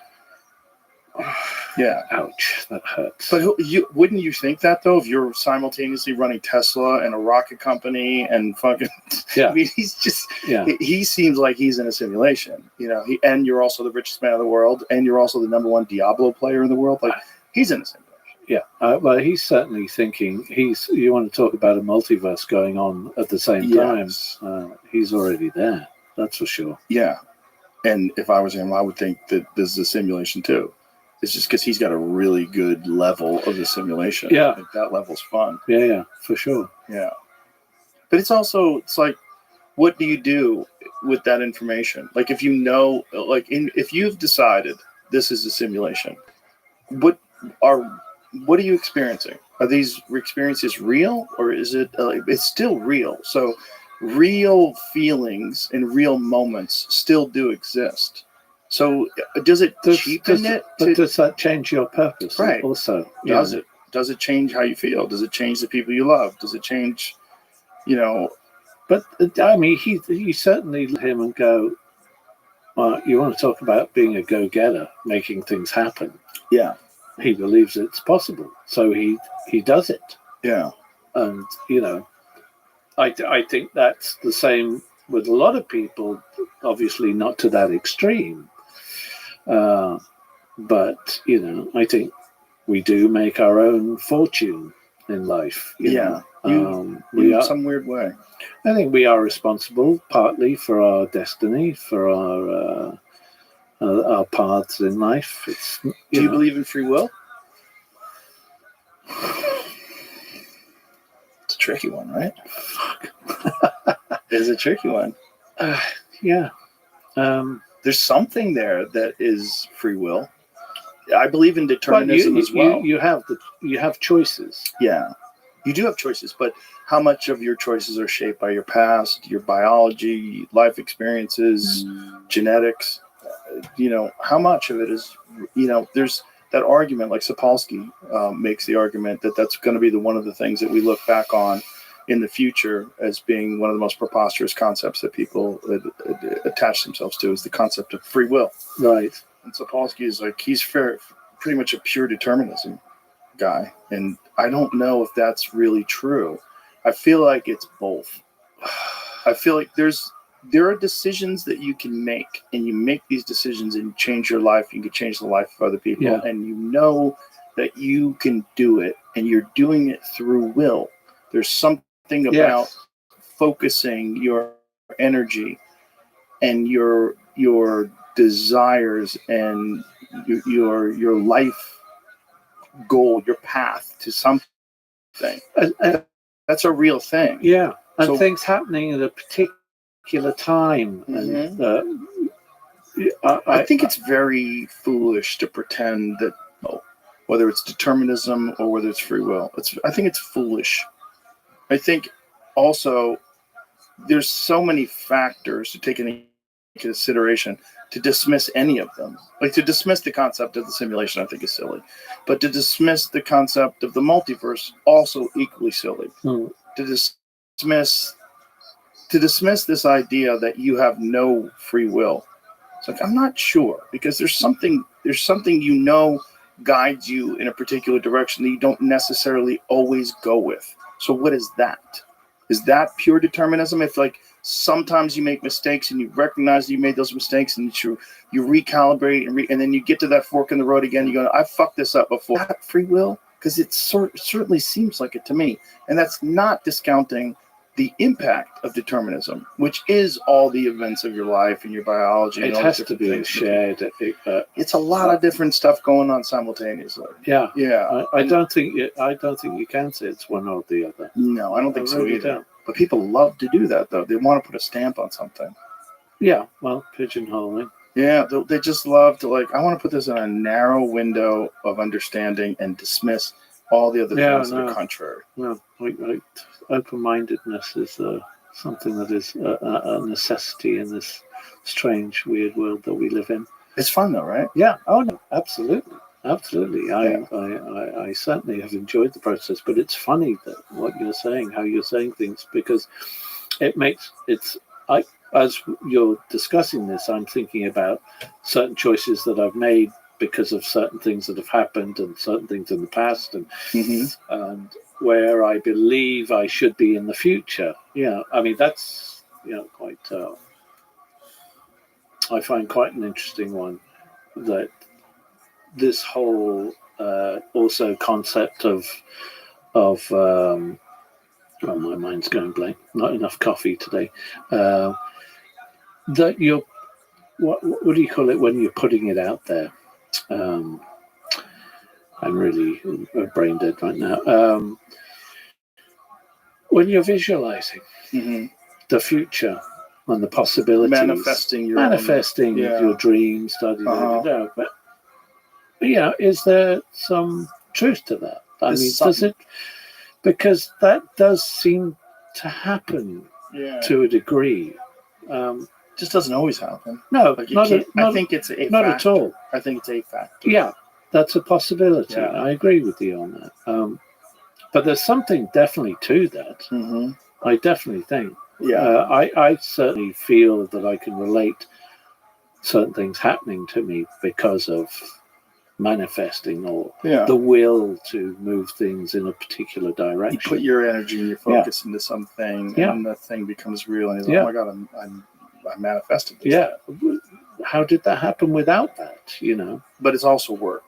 Like this, for sure. People get this bizarre thing that if you just manifest something, that it'll just occur. But no, that's never the case. There's a ton of energy behind it. Yeah, it's a weird process that comes into that, for sure. Julian, I've really enjoyed talking to you. It's a lot of fun. Thank you. Likewise. Back at you. And I really enjoy your photography. And Thank you. The book is available. Life's Fragile Moments. It's an awesome coffee table sized. It's heavy photography. Let's do this again sometime, man. Thank you. My absolute pleasure. My pleasure as well. Thank you very much. All right. Great. Bye, everybody. Bye-bye.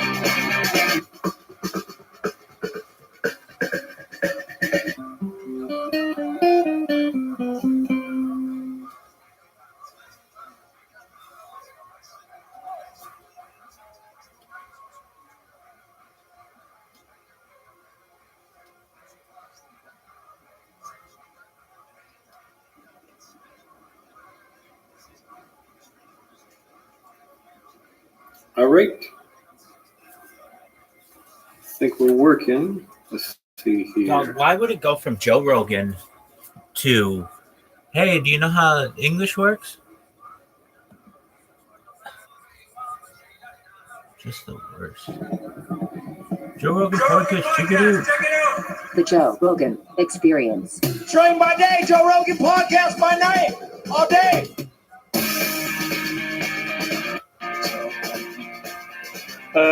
I go.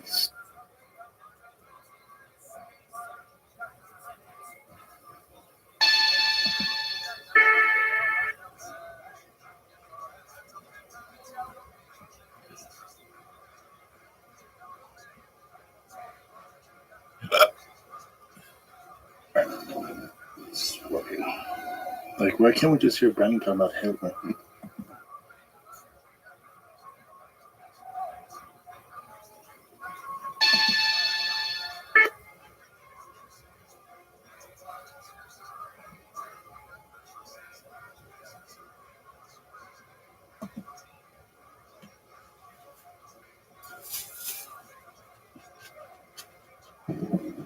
Joe Rogan podcast, check it out. The Joe Rogan Experience. Train by day, Joe Rogan podcast by night, all day. Oh, sure. Oh, good. Nice Very to see good you. to Nice to meet you. I really enjoyed you on Tucker Carlson show. Shout out to Tucker. It was a very eye-opening podcast, and whenever someone is convicted of, any political figure, any person of power that's convicted of corruption, you automatically assume that they're guilty. And after listening to you on Tucker show, I was like, oh Jesus, like. It was such an eye-opening podcast and such a disappointing one, too. It was so disturbing to hear your version of the story, which was so different than the version that was, put out on the media. And it was just, corrupt politician goes to jail. Oh, he went to jail, he must be guilty. Mm-hmm. And then you hear your take on it, like, oh, God. It's very disturbing. And I just wanted to show you this just before we get rolling. Biden just released a bunch of people, multiple Chinese spies, and an individual convicted of possessing child pornography.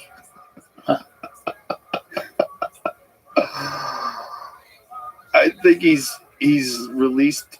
How many people has he pardoned today? Cell number 1,500. He's going ham. Everybody can get their sign your checks, send them in. Let's go.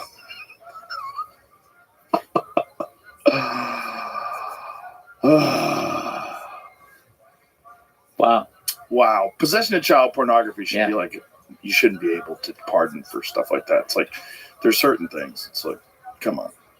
I spent almost 8 years in prison for politics, not for crimes. I'm happy to answer any questions you have about any of it, because I didn't do it. It was all politics.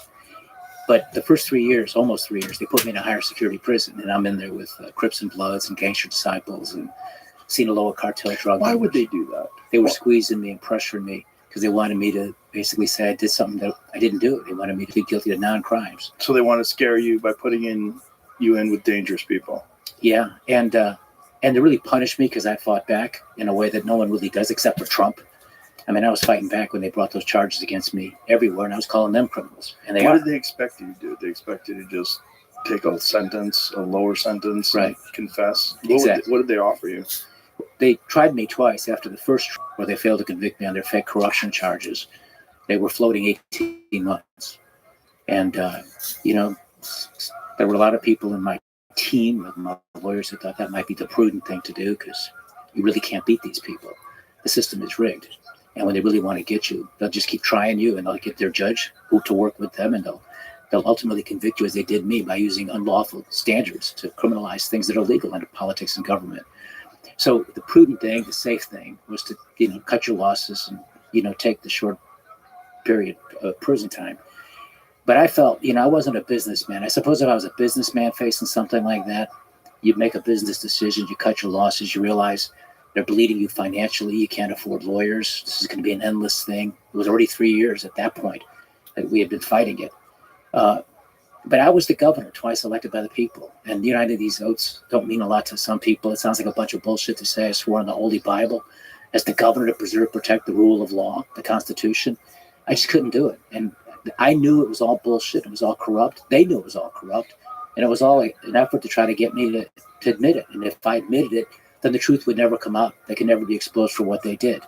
And because I wouldn't do it, and I fought back, because if I'm right, and I know I am, and they were doing to me what they ultimately ended up doing to Trump, weaponizing their uncontrolled power and unlimited resources to criminalize political things, if the truth comes out, they're going to be facing some sort of accountability, hopefully one day. And hopefully now with the new administration, they'll reform the laws. And we saw that the head of the FBI stepped down. Yep. Kash Patel is going to come in and he wants to clean house. Well, let's take it back to the beginning. So I know they were bugging your phones, but you kind of knew they were bugging your phones, right? You know, when you come out of Chicago politics, which is a politics that probably has a larger proportion of corruption than that's how they got JFK elected. Other places, right? Yeah. The mob was involved in that. Yeah, that's well done. The River Wards made the difference. The first Mayor Daley was holding back the counting of those votes until he saw what Southern Illinois Republican area came up with. And once those votes were counted, then he let those River Wards come out. And Giancana and people like that were really instrumental in electing Kennedy. And then when Bobby Kennedy started going after Giancana as the Attorney General, they felt betrayed. Rightly so. Yeah, of course.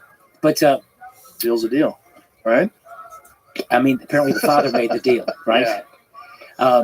But with me, it was, I always felt that there was a possibility that not only would they be listening, but that somebody would set you up. And through the years in politics, people would. They'd come to you and offer you things that you knew were illegal.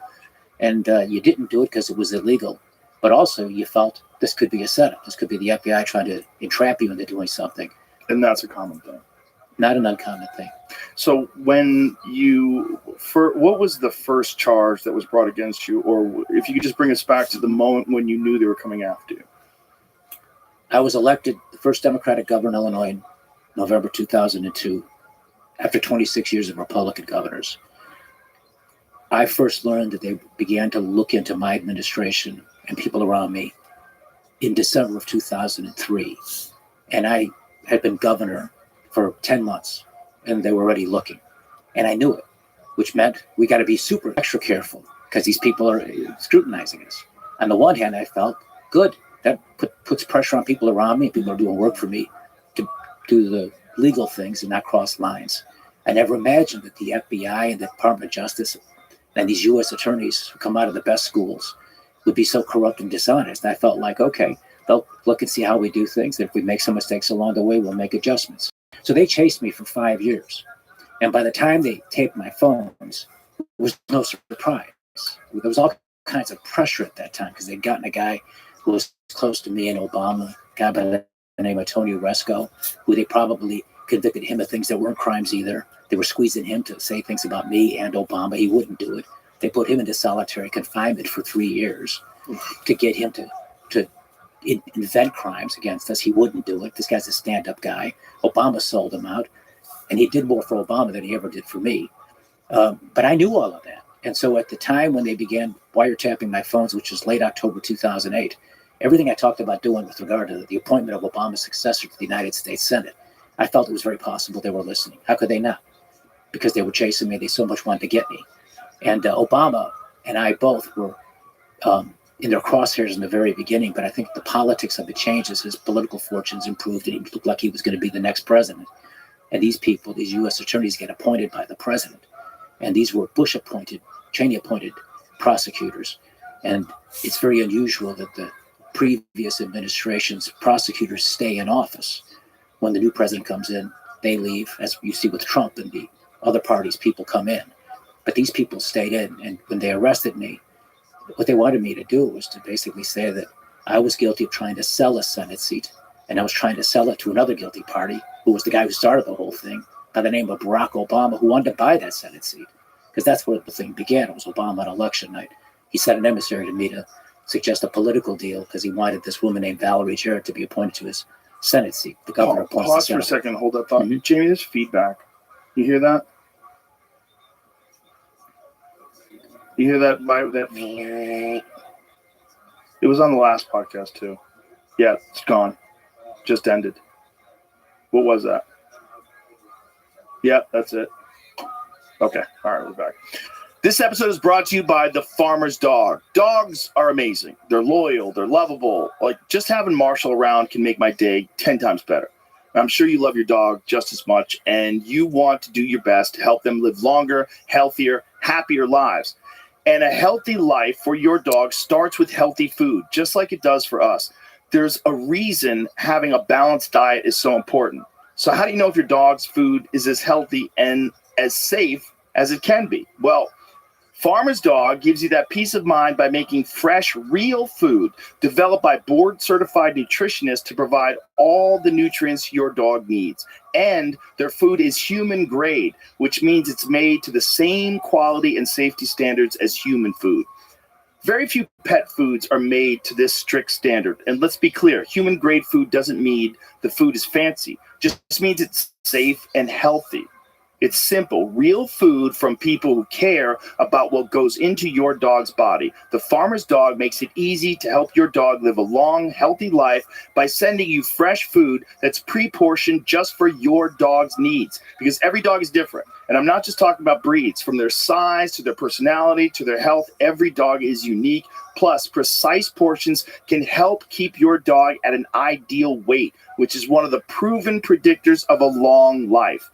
Look, no one, dog or human, should be eating highly processed foods for every meal. It doesn't matter how old your dog is. It's always a great time to start investing in their health and happiness. So try the Farmer's Dog today. You can get 50% off your first box of fresh, healthy food at thefarmersdog.com/Rogan. Plus, you get free shipping. Just go to thefarmersdog.com/Rogan. Tap the banner or visit this episode's page to learn more. Offer applicable for new customers only. So Obama was. So how did he try to negotiate? Like what when he wanted this person to take his Senate seat? Like what was said? How did it go down? How do things like that work? He used third parties, emissaries. So that you're not. People. So he doesn't have to meet with you. So you can say Obama asked me. You have other people, so there's plausible deniability. To some extent, that's part of it, of course. But there's other dynamics that also, it's just a little bit easier to kind of test the mood of the other person if you have a third party who both of people like or respect. In this particular case, it was a labor boss by the name of Tom Balanoff. He came up to me election night in November 2008. That was the election you voted for Obama. You and I are both guilty of that. And I was there that night. Chicago was magical, historic. And it was great. It says that finally America, crossed a significant barrier. A black person can be elected president of the United States. Every black child growing up can now look and say, one day maybe I can be that. There's the American dream and opportunity.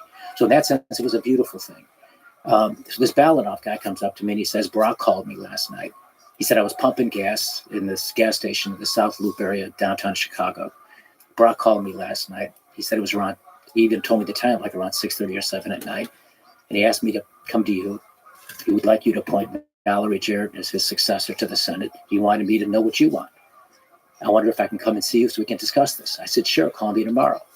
Now, that's totally legal and appropriate. He's not suggesting anything illegal. Obama just wants to make a political deal. But what happened was they criminalized it against me.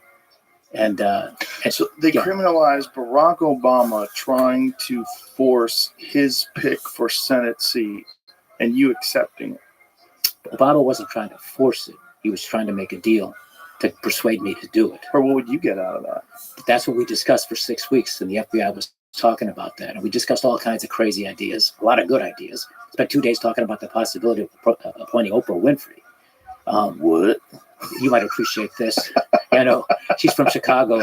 Do you remember when Trump won? There was like, it was NBC or one of these fucking people tweeted out, "This is our president," and it was Oprah. No, I didn't know that. Yeah, see if you can find that. Like a major network tweeted out, "This is our president." Wow. I was like, okay.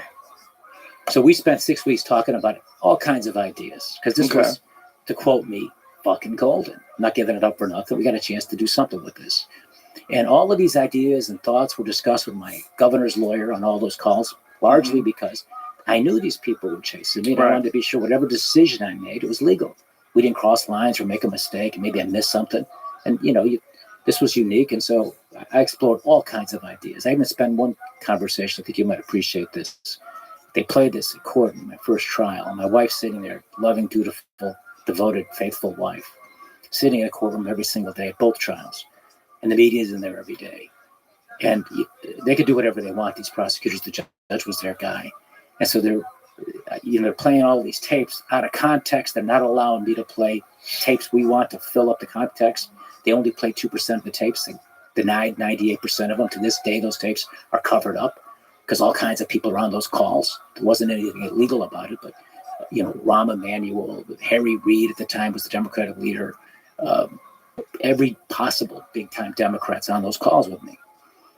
But to go back to some of these crazy ideas, I was trying to appoint someone who was black but not in politics. I was looking for a military hero of some sort. Everybody wanted me to make them senators, you can imagine, in politics. I wanted to think outside the box, and we were testing all these ideas, including Oprah. And I'm talking to my lawyer, Quinlan, and I say, hey, here Quinlan. It is, NBC, nothing but respect for our future president. If that's the case, I'm going to do what Ellen DeGeneres did. I'm going to move to England.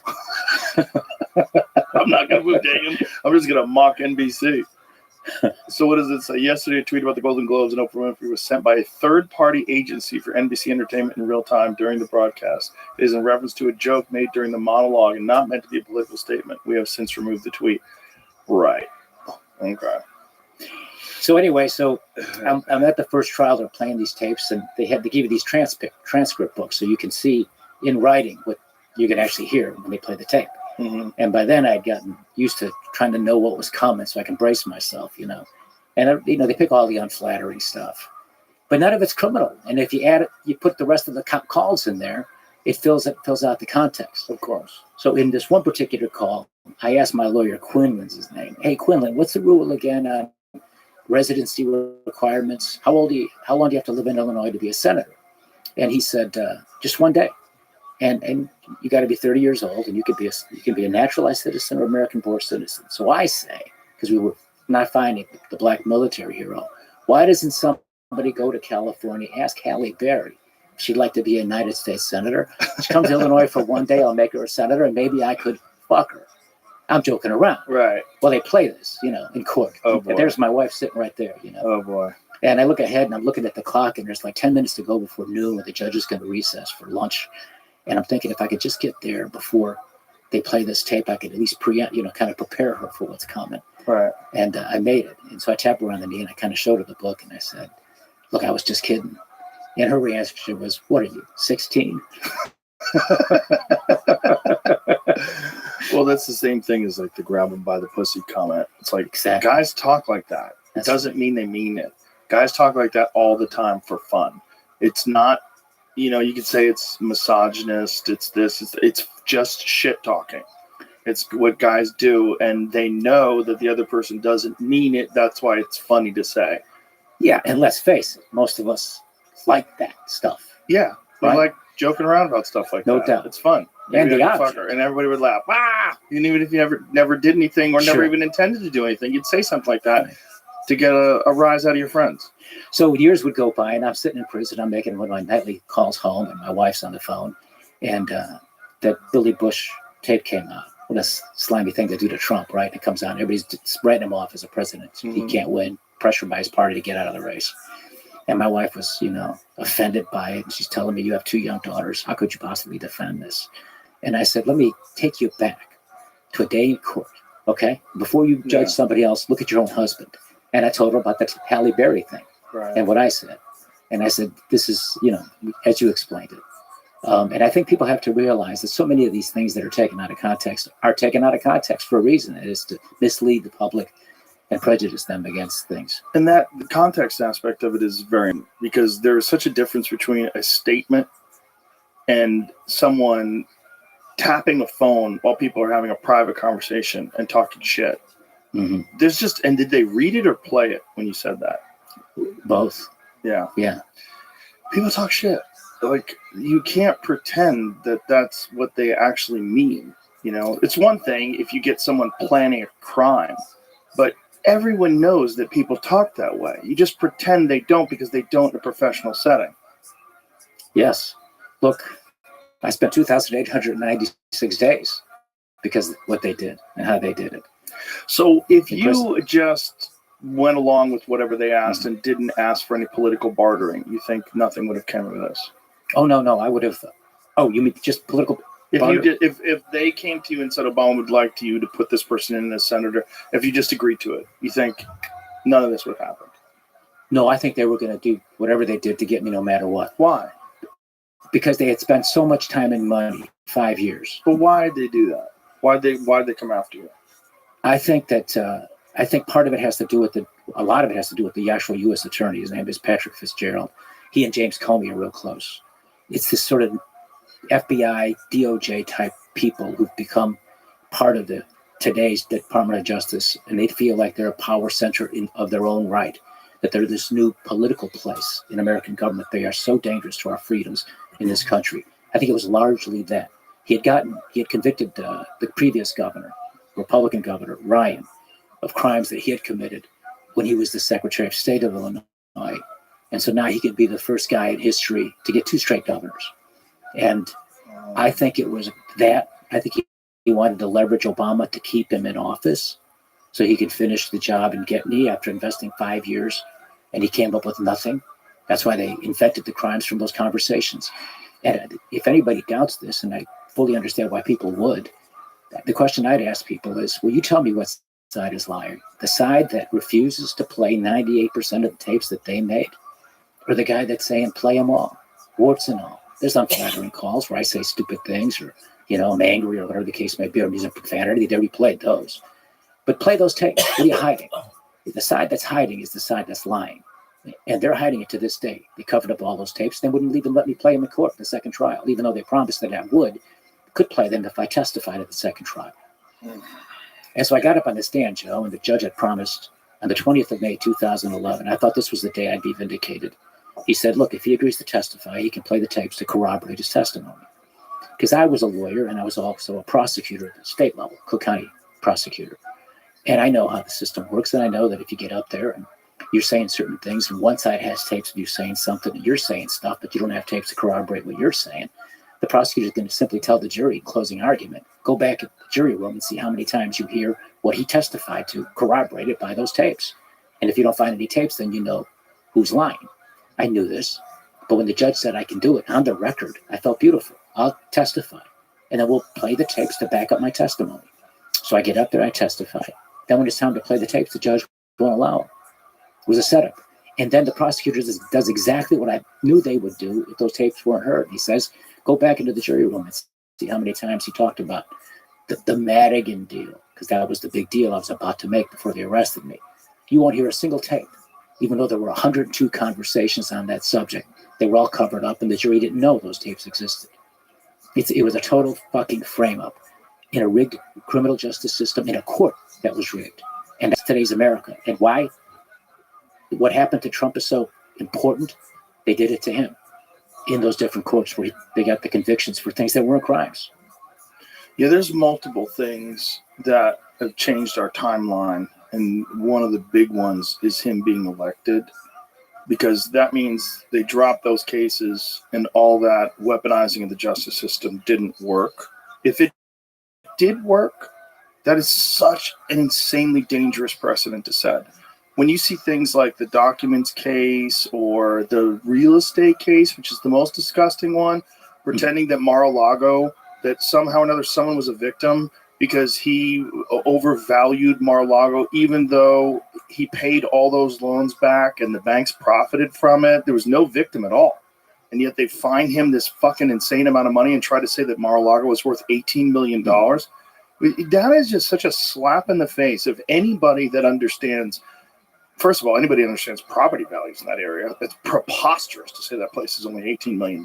It's fucking enormous property and the most expensive real estate in the United States, or one of the most expensive places for real estate. And there was just so many of these cases over and over and over again that just right in everyone's face, and very little pushback, no pushback from the media at all. They went along with it as if these 34 felonies for a bookkeeping error that is essentially a misdemeanor that's past the statute of limitations, and now you're marking it up as a felony, but you can't even identify the felony. The whole thing is madness. And all these news organizations, because they don't like Trump, are going along with this insanely dangerous precedent.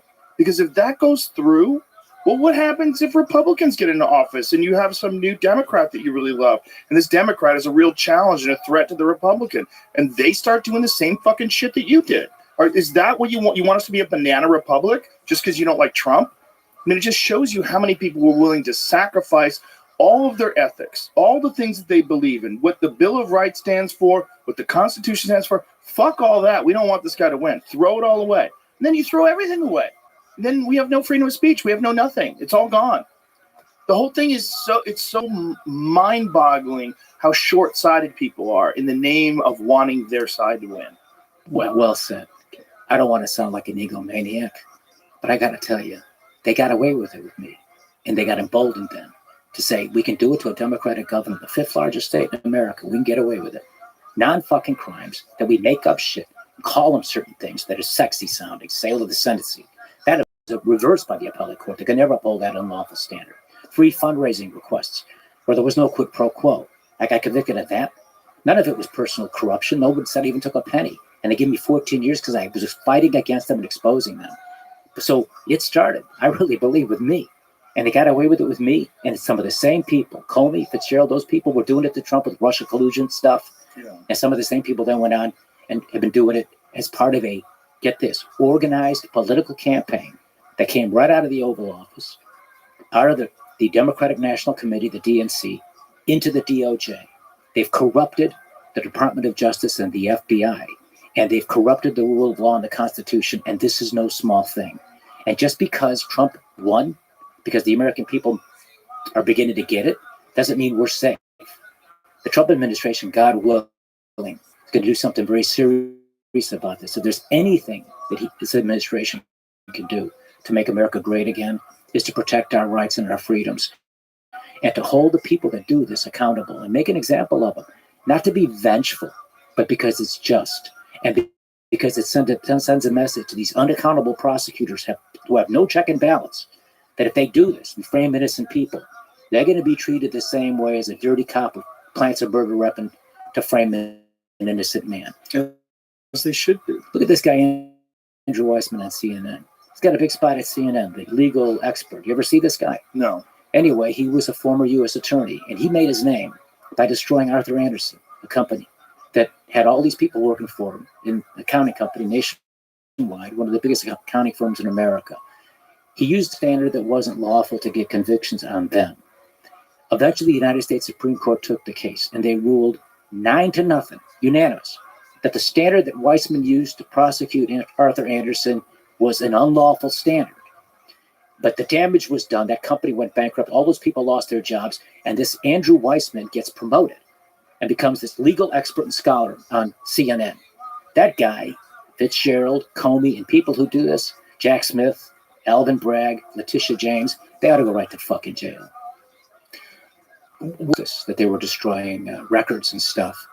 And that would have been a crime had they done it after they'd been subpoenaed. But they weren't subpoenaed. They had a right to do whatever they wanted with their records before anybody compelled them to produce them. It was obstruction of justice. And what was the accusation? Like, what were they trying to get them on? Saying that they were destroying documents and evidence. About what, though? About the accounting work for Enron, which was a real scandal. Yeah. Yeah. I saw The Smartest Man in the Room. Yep. That documentary, like, jeez. Anybody who doesn't believe in conspiracies, watch that. Jeff Skilling was in the prison with me. Oh, really? Yeah. Wow. Yeah, he got a big sentence, and then eventually they found prosecutorial wrongdoing, and he was able to reduce it down from something like 26 years to 14. But he was there with me. Along with Smelly and Socks and Mr. B and V and G and all kinds of guys. You've met a lot of characters. All kinds. I'm writing a book about it. You know, it's a story that starts with one president, ends with another. And there's a governor in prison with gangster disciples, Sinaloa cartel drug leaders, pedophiles. That's what I meant to tell you. I was in there with something like 400 pedophiles. Jesus. Murderers, bank robbers. What do they do with the pedophiles in jail? They're a protected class in prison. because everybody would fuck them up because of the nature of a lot of their crimes. Some of them are worse than others. Some are like this guy that got pardoned by Biden, which is unbelievable, where they're into child pornography. But some, Protect these people. you get more than canceled if you even say something bad to them. You can't offend them. You can't call them a name. What? That's their way of policing the other inmates who hate them and resent them. Really? Mm. So they're protected. Yes. Because the thing that people always loved about pedophiles going to jail is like, oh, there's going to be some jail justice. Well, there is, notwithstanding their policy, the BOP's policy. The guy that was Jared, the guy, subway guy, he ended up going to the same prison I was in after I worked my way out of that higher security prison, the one behind the barbed wire fence, and got to a camp. Jared got to my prison because it's a pedophile. It's a prison that has a lot of pedophiles. Out of the 950 guys, roughly, that I was in prison with there were about 300 to 400 pedophiles. And then there were drug dealers, bank robbers, some guys who committed murder. There were 2% white collar, just killing one of them, one governor, me, right? But those pedophiles, the sex offenders, you can't call them pedophiles. And the derogatory term. You're not allowed to call them pedophiles? Can't call them pedophiles. You can't call them chomos. That's the inside prison name for these guys. It's a chomo? Chomo. So I'm there day 2 in prison. I got 14 years ahead of me. They gave me a 14-year sentence. I mean, Trump pulled me out of there after 8. And I'm in there second day. I guess you can imagine. I write about this in the book. I mean, it's a hard experience, a long, hard journey. It's heartbreaking in so many ways for me and my family, and hard. But I'm learning the ropes, and I got all my fellow inmates there, and I'm hearing this phrase, this term. It's called, chomos. Okay, chomo. That guy. He's a chomo. They'd say that, and I'd say, "What's that?" And they told me. And so I was with one of my the case manager or somebody. They were giving me more of the information I needed for the stuff I had to learn as a new inmate. And I mentioned, so who are these chumos? And she goes, you can't say that. It's not chumos. And she whispered, chomo. You can't say that. That's strictly forbidden here. If you say that, you'll go to the SHU. Now, so what's that? I have to ask her. Well, the SHU was Special Housing Unit, SHU, the vernacular was SHU, solitary confinement. And the way they police the inmates, then punish them to varying degrees, is you get thrown in solitary confinement. So if you just say chomo, that'll land you in solitary confinement. For how long? Maybe a week. Jeez. Yeah. So how? Yeah. That's so crazy that they protect pedophiles. Yeah. Now, I don't want to sound like I'm too liberal or something, but they have to. Because if left to their own devices, these guys would get so fucked up by the general population, right, who are outraged by their crimes and are also outraged by the fact that a lot of them got special treatment in their sentencing. So you see this guy that Biden just pardoned or gave clemency to. Let's hope it was just clemency, not a pardon, my God. But these sex offenders are getting lighter sentences than the drug dealers or the bank robbers. And if you look at a system of punishment that's supposed to be just and fair and hopefully always tempered with mercy, you'd like to think that there's equal application of the law and that there's some sort of fairness, and that when you measure the victims of the certain crimes, that should be a part of the sentencing. So drug dealers would argue a lot of it nonviolent. They're right. Their stuff was nonviolent. These guys really harmed children. The ones that touch children, not the ones who just looked at the pornography. How did they justify you being in this high security prison? Like, why would they put you in with pedophiles and murderers and gangbangers? Why would they do that? Obviously to squeeze you, but how do they pass that through? You get anybody who gets a sentence of over 10 years has to do time, and you can't be in a camp. So, certain people can't be in camps. For example, any kind of violent offender cannot be in a camp. Pedophiles cannot be in a camp. That's good. Camps don't have, fences. There's not iron gates that lock you in. I mean, I went from a 50,000 square foot governor's mansion to a 6 foot by 8 foot prison cell. I mean, it's real prison like in the movies. Those iron gates shut you in, and you're restricted in your movements. and you're with some badass guys, you know. I mean, they're interesting guys, and I met a lot of guys I really liked. But they did it because they purposely gave me a sentence above 10 years to force me to go into the shithole prison and to try to not just squeeze me, but to punish me. And the punishment was because I had the temerity to fight back. You know, who was this guy? He was only twice elected governor of the 5th largest state to challenge us. And I fought back. And, you know, frankly, the beauty of it is that had I not fought back the way I did, Trump would have never known me. He saw me on television fighting back. I mean, I fought back in ways that predated him the way he does. And it wasn't by design. It was just I felt like, Jesus, I didn't do anything wrong. And they know it. This is politics. And, you know, this is wrong, bad for our country. I can't give into this. And by the way, if I'm right, they are criminals. I have to fight back. And so I was on all these TV shows, everything. And Trump saw me on the David Letterman show, I think. And by the way, when they do this to you and they arrest you like they did, they arrested me at 6 o'clock in the morning in my house. And it was a super sensational press conference. It was international news. Back then in December of 2008, there were two assholes. The two biggest assholes in the world were me and Bernie Madoff, because they arrested him like a day or two after me. You remember this? Wow. And it was, you know, I had to fight back. And so I was. But you can't make a living. They threw me out of office. And you learn who your friends are in politics. And not a single one of them. You know, they all ran for the hills to protect themselves. They all voted to throw you out. And because the politics of it was bad at that time. Boy, that's a time where podcasts would have come in handy. Yes. Imagine you can go on a podcast and just lay out the whole case and exactly what's going on and even play tapes. Can't play tapes. I'll tell you why. You could never, because they were recorded? Because they put a court seal on it. They arrested me. They play me saying this is fucking gold. I'm not giving it up for nothing. But they don't play what comes after it. Right? If it says I want $100 million in a Swiss bank account, which, by the way, the current governor Pritzker had called me to ask me to make him senator because he inherited $1 billion. That's the one you'd sell it to. Right. But if I said that would be a crime. But there was none of that. They covered that up. So they go to court a couple of days after I'm arrested, and they go before their judge, and they get a sealed order. They put a gag on it. So the tapes cannot be played publicly in court, and I can't talk about what's on those tapes unless it comes from my independent recollection. I can't release them. It's a crime. You can't talk about what's on those tapes unless it comes from your own personal recollection. Right. So you can talk about the tapes. You just can't play them. Correct. And you can't quote them. I can quote what I remember personally, and I remember some of it, of course. But at least you could have laid out your version of it so people could hear correct. It. And it would put pressure on them.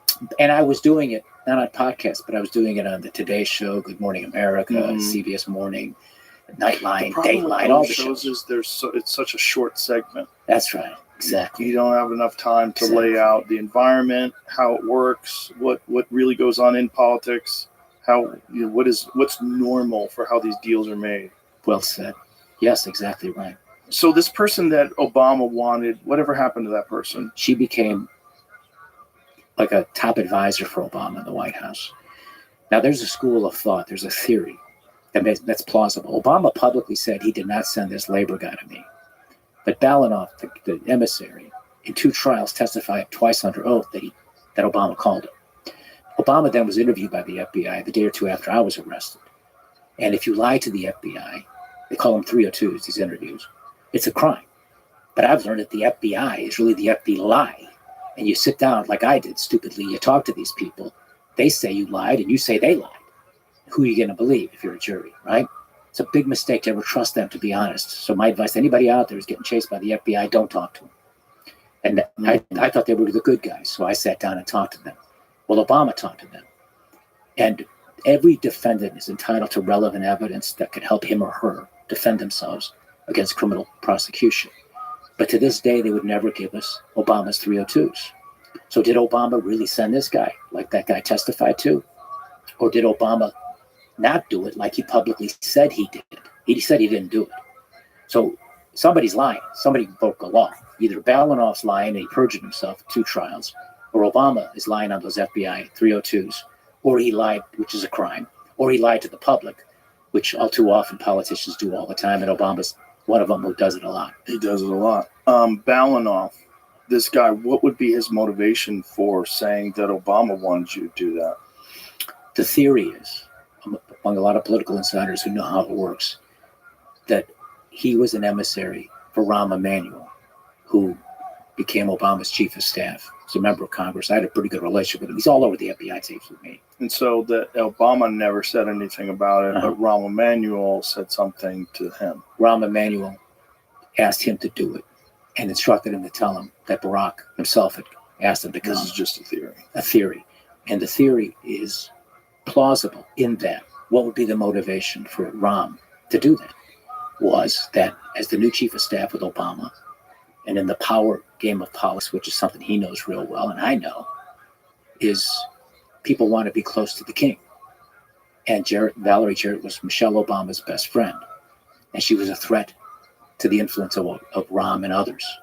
And if you get her kicked upstairs to the U.S. Senate, she won't be in Rahm's way to have more of a voice and more say in Obama, in the direction of Obama's administration. Now, this is a theory. It's a theory. Interesting theory. Mm-hmm. So what's day one like in prison? Mm-hmm.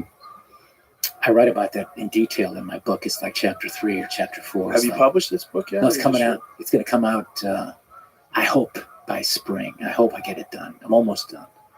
You have a publisher and everything? So it's interesting, the politics of the publishing companies. I've pre-sold about over 8,000 already. I haven't even put it out for pre-sale yet. I'm about to do it. Blago something books. Rod Blago books or something. I haven't done it yet, but I've pre-sold some to people, friends and others, about 8,000 of them already. So it's helped me be able to self-publish and create my own little publishing company.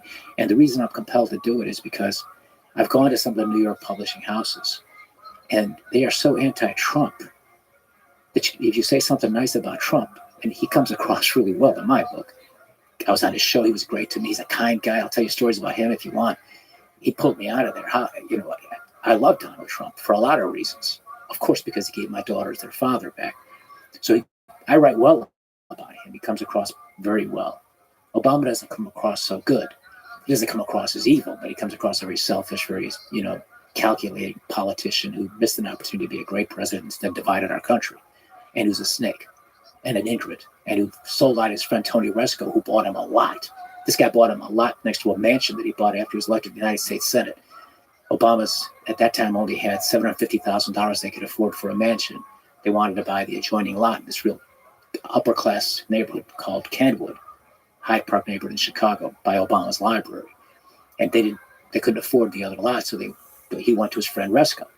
Obama did. And Resco's a kind-hearted person, and he wants to help his friend Obama. So he pays the list price, like $750,000 for the lot. The Obamas paid less for the lot with the improvement on it, the big mansion. Obama now is running for president. That comes out. He's got to fix his political problem. He goes to Resco, and he says, I got to put a fence between the lot and the mansion. So I could explain to the media that it's your lot, not mine, right? And he asks for a wrought iron fence, not just any old fence, not a chain link fence. He wants a wrought iron fence because it matches the mansion. And then he hands Resco a bill for $13,000 for the wrought iron fence. And then when Resco suffers for 3 years in solitary confinement because he won't lie about Obama or me, he sends a letter to the federal sentencing judge saying they're squeezing him to say stuff about both of us. Makes the front page of the Chicago Tribune in August 2008. That he won't do it. They put him in solitary confinement for 3 years. For 3 years, he saw the sun 1 hour a day. And then when he got out of there, he tries to do a burpee, and he faints because he's so skinny and so weak after 3 years of that. And this fucking Obama did nothing to help him. Jesus. It's unbelievable. So opposite of the kind of guy Trump is. I mean, I didn't do anything for Trump, but he helped me. He just saw something wrong. And I think he kind of liked me on Celebrity Apprentice. He liked the way I was fighting back. I know that. But he fired me on that show and freed me from prison. He's historic. He fired and freed the same guy. Even Lincoln didn't do that. Day one, do you have hope it's going to be overturned in an appeal? Like, what are you thinking when you get in there? Yeah, boy, that's a great question. Look, the hardest period during this whole thing was the months after the conviction to the day that you surrender, because now you know you're going away. And you're fearful it's going to be long. In fact, a couple of months before the sentence came down, I'm jogging, I'm running through the neighborhoods, and I see, that was newspapers back then. It's a newspaper box, front page, big color picture of me. I see it. I'm running past it. I saw the headline brief. I came back running in place. I see it. 30 years to life. The prosecutors are asking for 30 years to life on me. Life. Yeah. Jesus Christ. I never took a penny. They don't even say I took a penny. It was all talk about politics. So, I got home faster. That sort of stuff quickens your pace a little bit, Yeah. But that period was the hardest. The moment I stepped into prison, I write in my book that one advantage of crossing the threshold into prison was that with every tick of the clock, you're 1 second closer to this nightmare, this Kafkaesque nightmare finally being over. 1 second closer to coming home to your daughters and to your wife, even though it might be 14 years and one less second. You know what I mean? But you're at least it's starting now. Yeah. You've hit the bottom and now you're climbing back up, just from a time point of view. But that first day, I'll work backwards. I'll never forget the first night after that long, long day that I went through. The media was covering me like I was O.J. Simpson. They were at my house at 5:30 in the morning when I kissed my little girls goodbye. My little Annie Banani was 8 years old at the time. She's in her pajamas. She hugs and squeezes me. And my daughter Amy, she was a sophomore in high school. She was 15. And we're all in the foyer. It's all dark because you got all these media trucks around your house. We live in a neighborhood, a normal neighborhood, just not gated. And they're all over the place. And so they look into your house. So we had to keep the lights off. Kiss my wife goodbye, my two daughters. The hardest thing I've ever did was saying goodbye to them. But you got to be strong for them. And you can't show those assholes in the media that you're dying inside. So you got to be strong when you step out. There's all kinds of film footage of that when I left. And there's a helicopter that follows me, the news helicopter from my house all the way to O'Hare Airport in Chicago. Like I was O.J. Simpson in that white Bronco. I called the chapter my white Bronco moment. And then when I got at the airport, there was this big gaggle of media there. And then when I get on the plane, these motherfuckers are on the plane. They bought tickets. So I can't even give it a second to think about what just happened. Me saying goodbye to my family, and I'll be gone for worst case scenario, 14 years. But if I behave myself, it'll be 12 and a half years, right? Good behavior. And then I land in Denver, and they're there. And so I'm trying to leave the plane. They're all waiting there at the gate. And then the people in Denver were really nice at the airline. I think it was United Airlines. And they got me out a side door, and they had a car waiting. So I was able to leave. And for a moment, I thought I was away from the media as I'm about to drive to prison. But no, they caught us. They caught up with us. And I got there a little bit early to prison. So I told one of my lawyers who was driving me, you know what? We're like a half an hour early. I'm already giving them 14 years. I don't want to give them 30 minutes more. Let's stop for a cup of coffee or something. So I went to this little restaurant, a little fast food place called Freddy's in Denver, the Denver area, Littleton, Colorado. And it was really surreal because, people knew who I was and they were really warm and loving. I was signing autographs. You'd never know. I'm about to go to prison for 14 years. And then the time came to walk in. And I learned later that Trump was watching this because it was all live on television. And he had tweeted about it that day. I mean, I got a million reasons why I love Donald Trump. I was so alone. Everybody of prominence in politics and government and in the media, were calling me all these nasty things. And here's Trump, the only guy who had some authority and had a following, was the only guy saying positive things about me. They were compassionate. He wasn't necessarily saying. He was saying that I denied it and I was, I'm entitled to a, presumption of innocence. But there was compassion with Trump. And he tweets that day. I learned later, I didn't know it then, but I learned when I came home that he tweeted that I see him walking into prison, gets 14 years, murderers and rapists get 4 years. Do you think this is justice? I don't. Just a loyal guy to a guy that was on his show. So I don't really know him that well. But just to me says a lot about who he is as a person. But then I walk and I get greeted by all these inmates. And people ask me, were you afraid? I wasn't afraid of anything. My life was so, beaten down by what they did. I was so disillusioned. I was angry. There was bitterness, but I was mostly heartbroken and sad, and missing my children, fearful of my children, my wife. They were left alone. I couldn't protect them. People knew where we lived. The media made sure that everybody saw where we lived because they were always in front of our house. I was worried about their safety. I knew I had all those years to do. And now I'm in prison, and all these guys are watching me coming into their world on live television. So I had two things going for me in terms of how my stock with the fellow inmates. Number one, I was a quasi, sort of I was a celebrity inmate.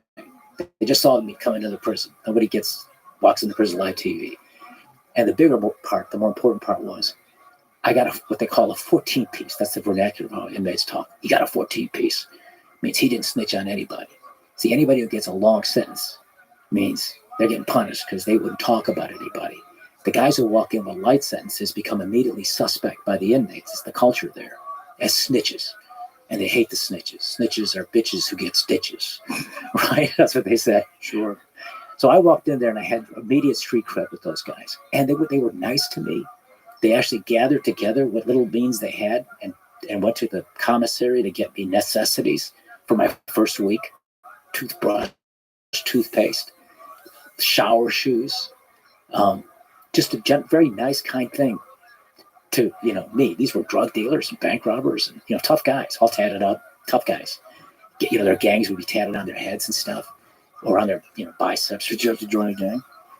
I write about how the correctional officers wanted me to actually join the white group, the Aryan Brotherhood guys. The correctional officers why did they want you to do it? So in this one of the chapters, the early chapters, it's I wasn't in prison for 27 hours before I broke my first prison rule, and they called me, inmate Blagojevich, to report to the lieutenant's office, and I had to they explained to me this was my first full day. It was my second day there. It was after my first full day when I walked in, and I got a chance to see the prison yard, and I walked around the yard with a couple of black guys, both from Illinois, one from the south side of Chicago, gang banger, drug dealer. Name was Slim, and another guy named Walter Hill from East St. Louis, Illinois. And I was their governor, and they were really nice to me. And we walked around the track, and we were talking about, I was interested in the facilities. One of the things I was determined to do in prison was to work out a lot and to read a lot. And eventually I read the Bible a lot, like if you want to talk about that at some point, because that was so meaningful to me. But they called me in the next day because the word got out that I was walking the track with black guys. And it was explained to me by the authorities there that prison's a very segregated place, that the unwritten policy in order to keep order is that people need to be part of their own cars. They called it, the euphemism for gangs in prison is cars. What car do you ride in? And that they thought that for my own safety, that number one, I shouldn't be, walking around with black guys. I need to be part of a car, and I need to join the white car and go see these two guys, Cole and Sadness. Sandness. His name was. I thought it was Sadness too. Exactly. Because I'm looking around. Who's Sadness? I'm looking for Sadness, right? His name was Sandness, and Cole was the leader. I think he was from Texas, and they told me that I should go see them. And so out of respect for the police officers, the correctional officers, I said, okay, I'll go see them. But I made it clear to them, listen, I don't give a fuck. Because they told me, look, when you get into a conflict with somebody, and it's inevitable, because you're in prison with a bunch of guys for a long time, there's going to be all kinds of disputes. You want the window open, the other guy wants it closed. You didn't put the weight back in the weight room like he would have wanted. There's all kinds of shit that's going to happen, the conflicts that develop between guys living close like that. The way we keep order is we keep the races and the different ethnic groups separated. They all become part of their individual cars. You sit them in a commissary. At the cafeteria, they call it the chow hall. You work out with them. You walk the track with them. You're polite to the other groups, but you don't really get friendly with them. Because if you have a conflict with somebody, your car will protect you, especially if it becomes a conflict with somebody from another race or another group of people. In the prison I was in, a lot of black guys, a lot of Latinos, a lot of guys from Mexico, seen a lot of drug cartel people, a lot of Native Americans. There were Pacific Islanders, and of course white guys and sex offenders. They were their own group. And so they all pretty much, rode in their own cars, the separate cars. But I told them, I don't fear anybody. If somebody wants to fucking kill me here, in some ways, or put me out of my misery, I'm not going to be doing some, kind of thing like that. It's racist. I'm not doing that. Whoever's nice to me, I'm going to be nice to them. And I'll respect your rules. I won't sit with the black guys or with any Latino guys. I'll sit with the white guys. But I'm not going to, unless you're ordering me to telling me I can't walk with those guys or talk to these guys, I'm going to keep doing it. And they say, well, we can't do that because this is an unwritten way that we operate and keep order in prison. And then they told me something which I respected. They said, look, you're not in the real world here anymore. This is not a place where you could be a civil rights advocate or an activist, a civil rights activist. This is prison. You don't have the same rights here that you have out there. We can't order you not to have relationships or conversations with people from another race, but we can't order you to stop doing stuff that could be counterproductive to us keeping safety. So if you're going to sit with somebody outside your race in the chow hall, that's a direct affront to us. And there are measures that we can take to make sure that you don't do those sorts of things. And I respected the fact that they said it was to keep order, and it was the culture, and pretty much everybody in the prison system accepts it anyway. Eventually, I sat with some of the black guys as time went by, and we actually made an elder black guy by the name of Mr. B, who was originally from Chicago and from Detroit. He was like the most respected inmate. He got a 25-year sentence. He looked like Morgan Freeman, the actor. He was a lot like him, actually. Very mature, responsible. He was the guy a lot of the guys went to for their legal questions because he knew everything. And a real nice man and a gentleman. And by the time I got there, he had already done like 20-something years. So he was close to going home. I'd stay up late at night with him talking in the dormitory portion of the prison where I was first before I got my cell. But it was important to him that before he left, after 20-something years, that he could actually sit at the chow hall with a white guy. And he liked me because I was, from Chicago. And so we did that one day. And I thought it was good. I was there probably a year and a half by the time we did that. And I sat there and everybody looked at us, we're sitting there. I'm sitting at the black table. And then this great movement for civil disobedience and civil rights petered out. No one gave a fuck. Really? Yeah. Yeah, it didn't matter at all. Wow. Yeah. Well, was it because that guy was so respected? Yeah, I think that was a lot of it. And, not everybody likes you. Some people really dislike it. And there were guys in prison who really didn't like me. But for the most part, I had a lot of, I had low approval ratings after I got arrested and as they were investigating me when I was governor. But I had pretty high approval ratings in prison with my fellow inmates. So how did you get into the Bible? Because that was a big part of your conversation with Tucker. Yeah. Well, so that first night, when the stark reality really hit me that first night, when around 10 o'clock at night, I hear this big boom. And then you hear the gates shutting because they're now locking you in. It's all iron and it's loud. Buck. And then the lights go down. The lights are out. Now suddenly you're swallowed up in blackness and darkness. And we're locked in. Iron bars. You can't get out. And here I am with all these prisoners and inmates, and I just left my family at 5:30 in the morning. I'm not going home tonight or tomorrow night or next week or next month. There he is. Or next year, right? God willing, I wouldn't. What's good, dog? But that might be. What's good in? Oh, yo. What's good with Music I Biz just Marty? noticed that I wasn't in here, so I was like, I better wanted to hop back in. We're dog. We're absolutely heartbroken. And just so you know, Roxanne is eating into your lead in the leaderboard. What was it? Roxanne is eating into your lead. Oh yeah, I know that's I can't let that happen. Absolutely, you got to be that pace card. You got to box out, my man. I know. What's new That's why when I noticed I wasn't in there. What's new with the Music Biz Marty? The Music Marty stream right now. What's he doing? He's using a lot of dark language, but it's pretty funny. All right.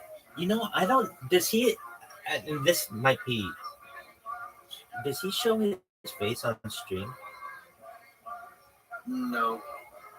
Oh, okay. Okay. No, that's leaving to me because I try to picture this person in my head and I don't know what he looks like.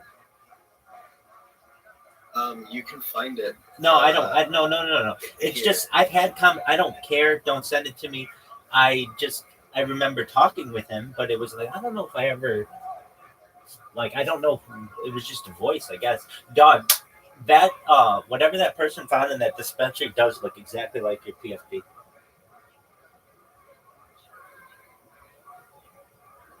You know what I'm referencing? Hang on a second.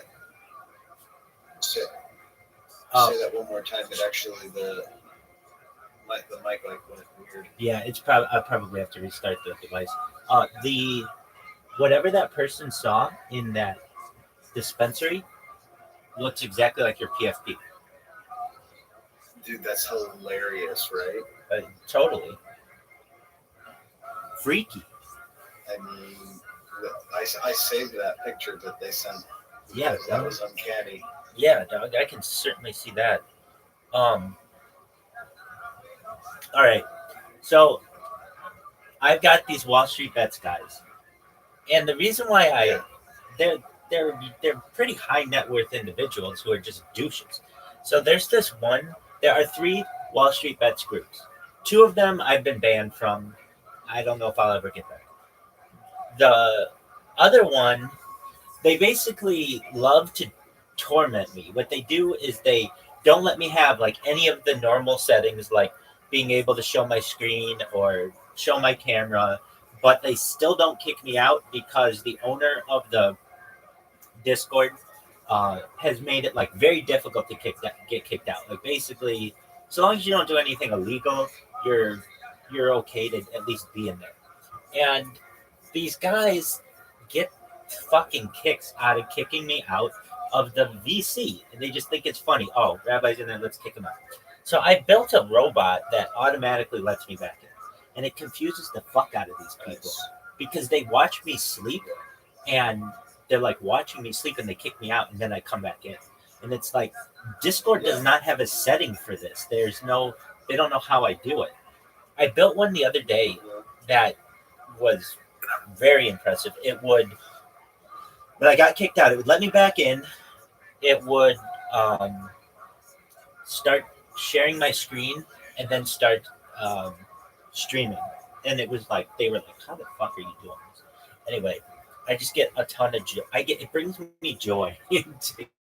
Like at a certain point when you have just been fucking bullhorns with these fuckers for a long time, it's the little victories in life. So I've got that going in Wall Street Bets. I'm live in Music Biz Marty. I'm live in Socialize. I'm live in League of Legends. I'm live in Blox Fruits. Do you know what Blox Fruits is? No, I don't. I don't either. Just one moment. I have to go to the bathroom. Apologies. This isn't one that can wait.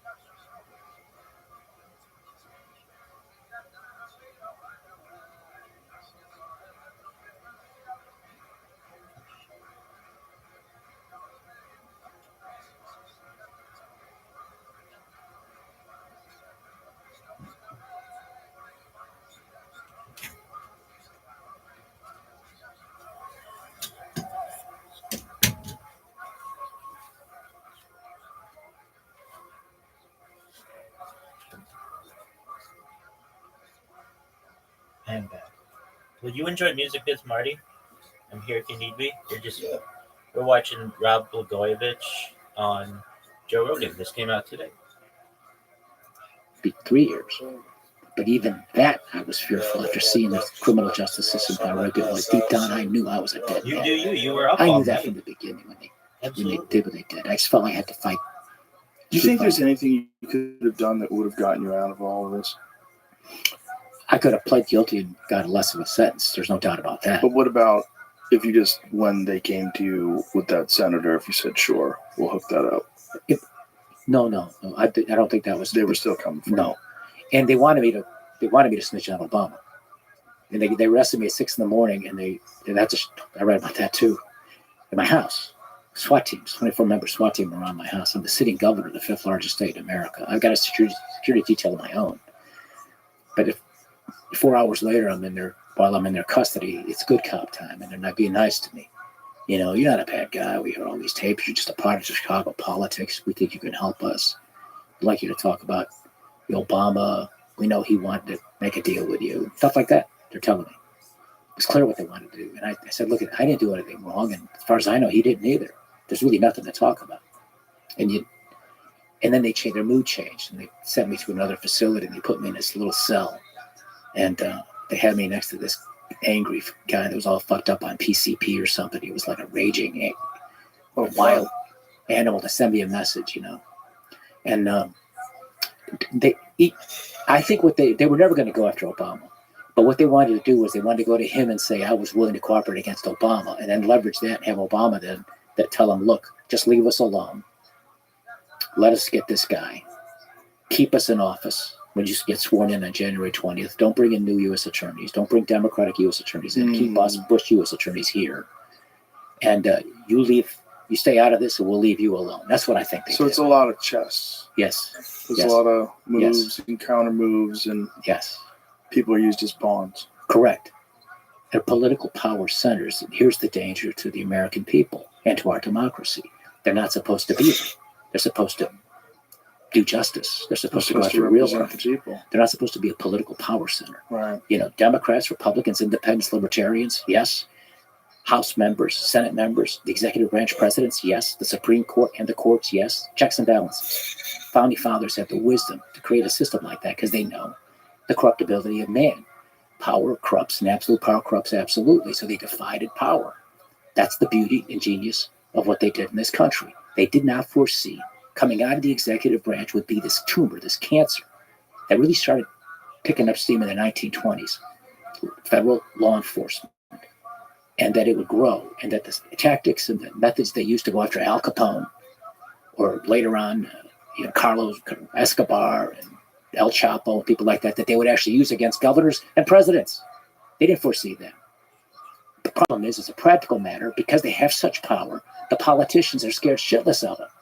They don't want to stand up to them because they're afraid these people will trump up shit against them and just make shit up or get something they might have done and made it bigger. So it's very everybody hard. knows how the game is played, so everybody has to play the game. Correct. And then when you're the one on the wrong end of it, all your friends in politics, they run for the hills, they abandon you. And then they're kissing your ass the day before you're arrested, and the next day they're maligning the shit out of you. Sounds like Hollywood. Is that right?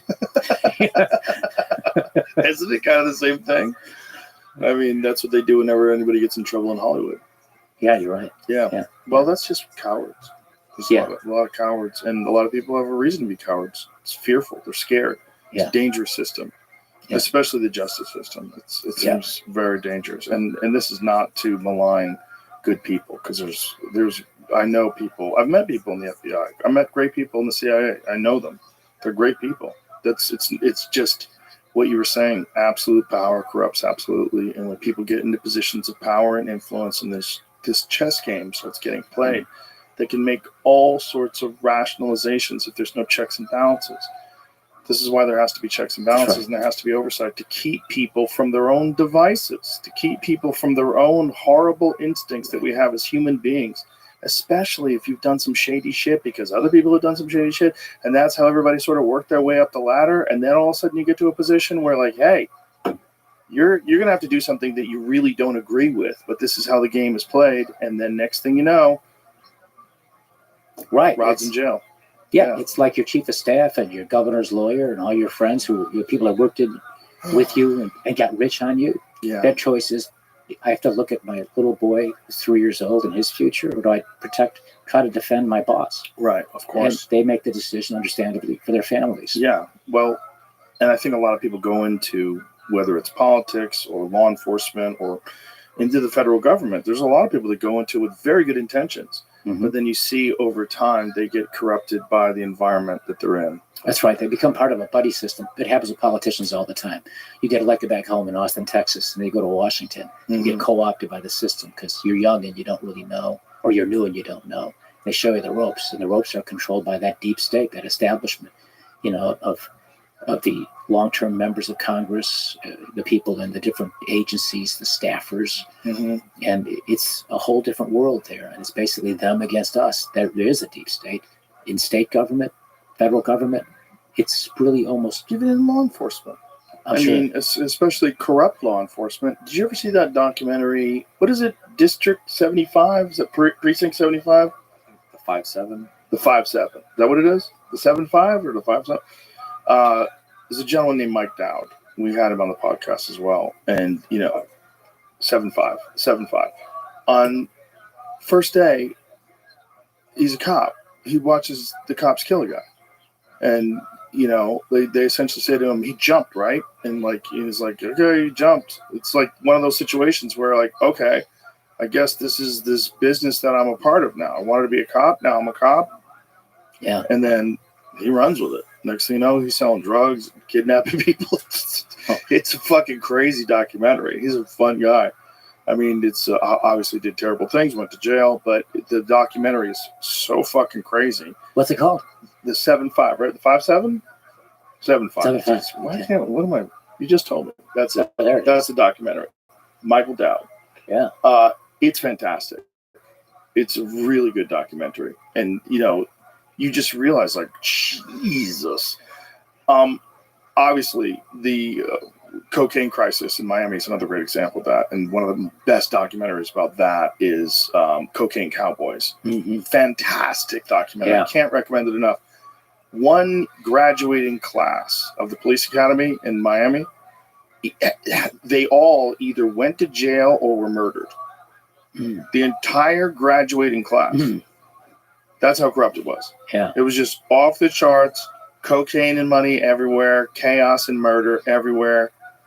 Yeah. Yeah. You see, that here again, the stuff we're talking about, it's so important that this justice system gets reformed. I'm so excited about the fact that Trump, the people he's picking, Pam Bondi, he's a great person, he's got a good record, Patel, because if we don't trust the criminal justice system, when you tell me a story about those dirty cops, and I'm sure that's absolutely what they were, and those who prosecuted them were right to do it. Oh, they definitely were. Yeah. They were dirty cops. But what if you don't trust those prosecutors? Right. Right? Suddenly the whole system breaks down. You can't trust anything. Right.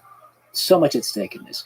I failed to tell you what that first night was like, first night, and I just should wrap it up very quickly. But, there I was in this darkness, and so all alone, and so heartbroken, so fearful and worried about my kids and my wife and what it was like for them, imagining in my mind my wife comforting my daughters as if I had died, because I kind of did. I was gone. They were going to grow up without their father. Right. So all of that's going through my mind.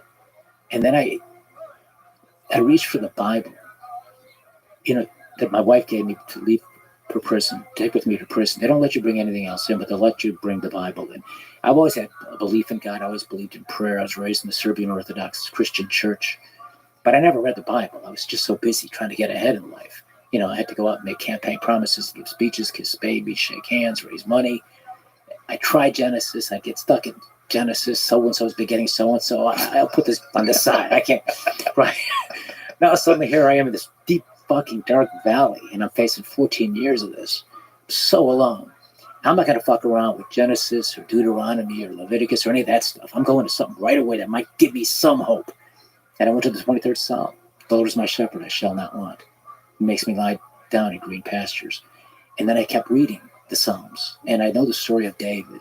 And I associate myself with him. I know I get criticized, maligned by people in the media for saying I'm like David. I'm not saying I'm not. I'm not saying I am. I'm simply saying I looked at his example and I got strength from that. Because he was being chased by Saul, and he's in the caves for like 11 years. They're chasing him. thinking he endured that. Maybe there's hope. And I'd read his Psalms because they're just prayers to God is what they are from him. And they were helpful to me. So I kept reading, and I went to Isaiah and the fiery furnace of affliction and how adversity and hard times is God's way of testing us. It can make us stronger and better. We learn through those hard lessons, the fiery, through the fire of hard times. And of course, then eventually the Gospels. And the best story of all, in my mind, as a Christian, is the story of Jesus. And here he is in the Garden of Gethsemane, and he's saying to God, because he's so afraid, because he knows what's coming, what they're going to do to him. And he says, "Oh, Father, please lift this cup from me." I mean, I get choked up just thinking about this. And he says, "But no, God, no, Father, not my will, your will." And then he steels himself for what he's got to face, takes on all the suffering that he goes through, and the humiliation, everything else. So I read it every day for 2,896 days. And I know it in a way I never knew it before. And I love it, and it brought me so much closer to God. And there were moments, as crazy as this sounds, and I'm not running for anything, so I'm not here to try to win Christian evangelical votes or anything. But there were moments years into the process, not those first early years because they were so hard.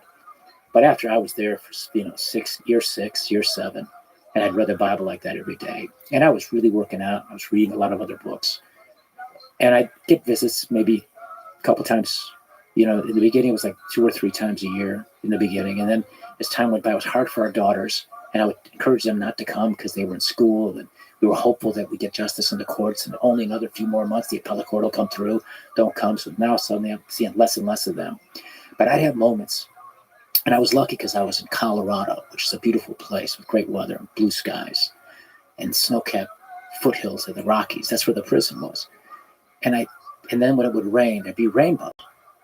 I believe these are godly things. And I'd sometimes get done with a run or something, and I'd walk that track, stretching a little bit, and I'd see that beautiful rainbow, and I can almost feel the presence of God. I know it sounds like bullshit for people who don't know that, but when you've been beaten down so much and you're so fucking alone, I looked for God, and I really believe I found him.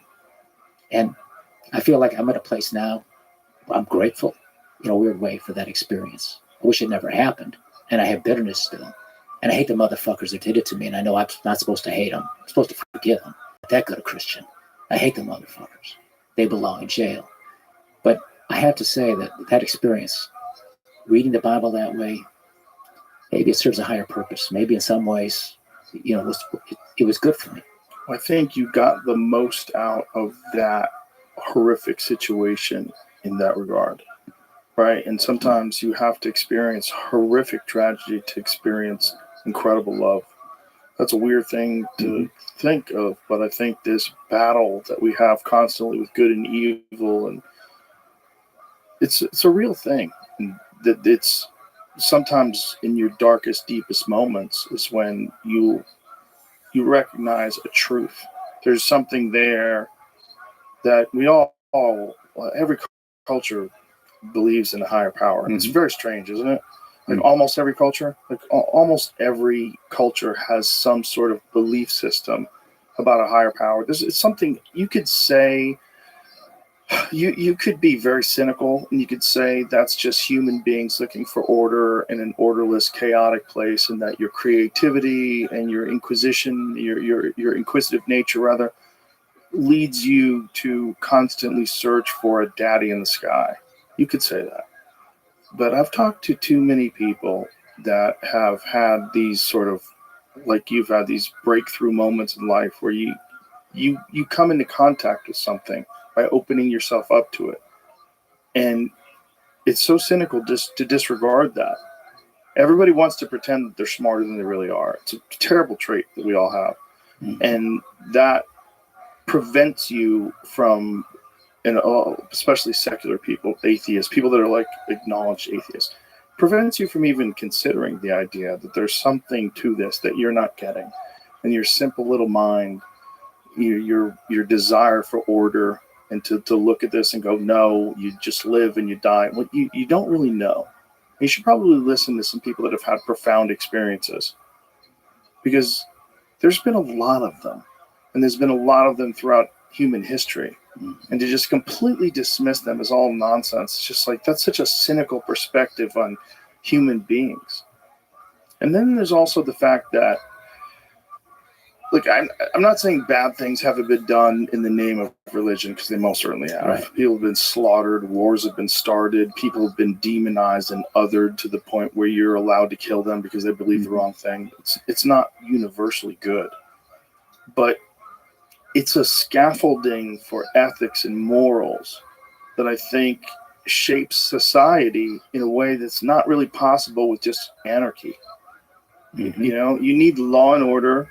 You need something you believe in. Mm-hmm. That's what keeps us together. Mm-hmm. But you could be a brilliant, intelligent person who's just unusually compassionate and live your whole life without religion and still be an excellent contributor to society. But God, the people that I've met, and one of the things about coming to Texas is I meet so many avowed Christians, so many like really proud and intelligent and vocal religious people. And they're some of the nicest people like you could ever meet. Like a real Christian. Like I've met some real Christians, like this, my friend Alan, who runs a homeless, rehabilitation community here in Austin. Mm-hmm. It's like the guy's just a real Christian. I mean, he lives with these people. That's right. He's just like really walking the walk. He's not doing it money. He doesn't have a mega church. Doesn't drive a Rolls Royce. He's a regular person who really is acting like the Christian from the Bible, like the best example of a Christian from the Bible. Bible talks about false prophets because people are human nature. It's constant. There's a lot of us that are false prophets. Yeah. Well, but I mean, some of these, we call them in prison jailhouse Jesus. Some of these guys, oh sure, they'd walk around with their Bible, tote their Bible, and they were stealing, and rip you off. We talk about that. We talked about that in terms of psychedelics the other day. There's spiritual narcissism. I think the same sort of spiritual narcissism that encompasses these preachers that talk in front of stadiums full of people and fly private jets and drive Rolls Royces. That's the same sort of thing as a guru who wants to take you to the jungle to give you drugs, or someone who wants you to join their sex cult, or someone who wants you to join their yoga thing where no one works anymore and you all grow your own food and this is your guru. Mm-hmm. There's a shit ton of documentaries on these folks. No doubt. That's the false prophet. Yes. It's a danger. It's a real danger that we have in looking for someone smarter than us. It's a normal pattern of behavior from tribal societies. All tribal societies had the wisest person who was the leader. This is the person that everybody trusted. He's the guy with the most scars. He knows where the food is. He knows how to get the fuck away from the enemies. He knows how to keep order, and he's reasonable in how he governs the village. And until someone overthrows him, that's your guy. And we have this hierarchy that we look for in everything. We really do. We look for it in all sorts of things. And if we find it in a false prophet, we'll go with it. I bought a building out here. My podcast or my comedy club is in a place called the Ritz Theater. It's this beautiful theater from 1927. Mm-hmm. But before that, I bought another building that was owned by a cult.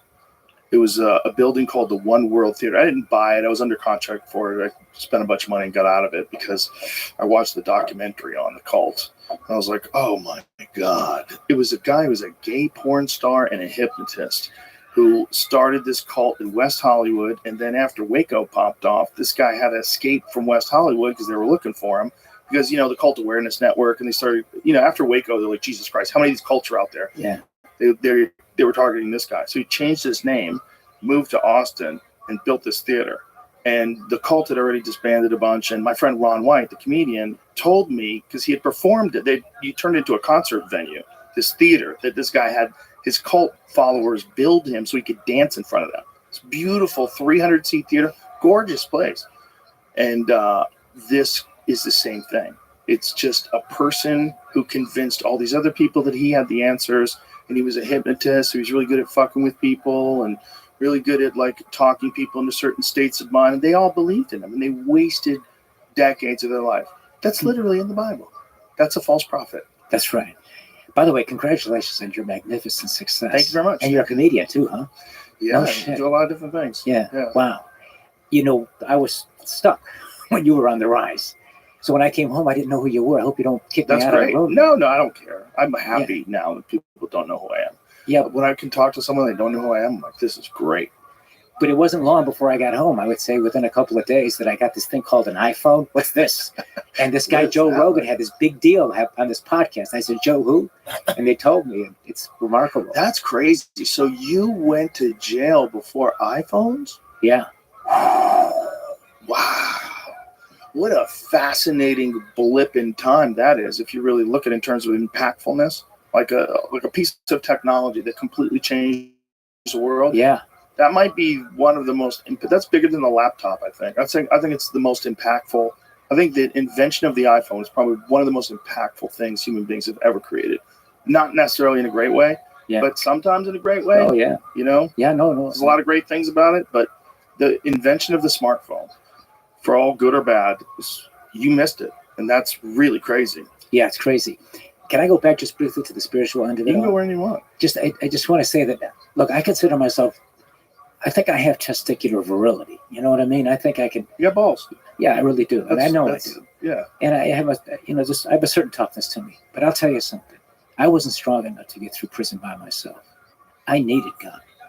And it was that, my love for my daughters and my wife, I could never possibly give. And I had to survive and somehow find my way home, however long it might take. And I had to do it in a way where I could be so strong and be constructive and actually plant seeds for a better life later on, where whatever I did, my little girls can see that, God forbid when tough times come, because it comes to all of us. How do you deal with those hard times? Do you embrace the adversity, try to turn it into something good, or do you just give into it? And so that gave me the purpose I needed in prison. And I spent a lot of time, not just reading the Bible, but reading all kinds of books, because you got time. I mean, you got a lot of time. Yeah. I read a book 3 times. I talked about this to Tucker Carlson, called Man's Search for Meaning, by a guy named Viktor Frankl, a Holocaust survivor who had gone through things 1,000,000 times worse than anything I went through. He lost his wife, his family, through genocide. He was at Auschwitz and survived it. But he said that the last of the human freedoms, after everything's been taken from you, the last of the human freedoms is our freedom to choose our own attitude in any given set of circumstances. And that if you could find a why to live, you could find the how. And my why was my little girls and my wife. No matter how hard this was going to be, I had to survive this, I had to endure it, and I needed to do it in a way where it would be the best possible way to do it that could help raise my daughters from afar. Because I didn't raise them, my daughter did. I mean, my wife raised our children, our little girls.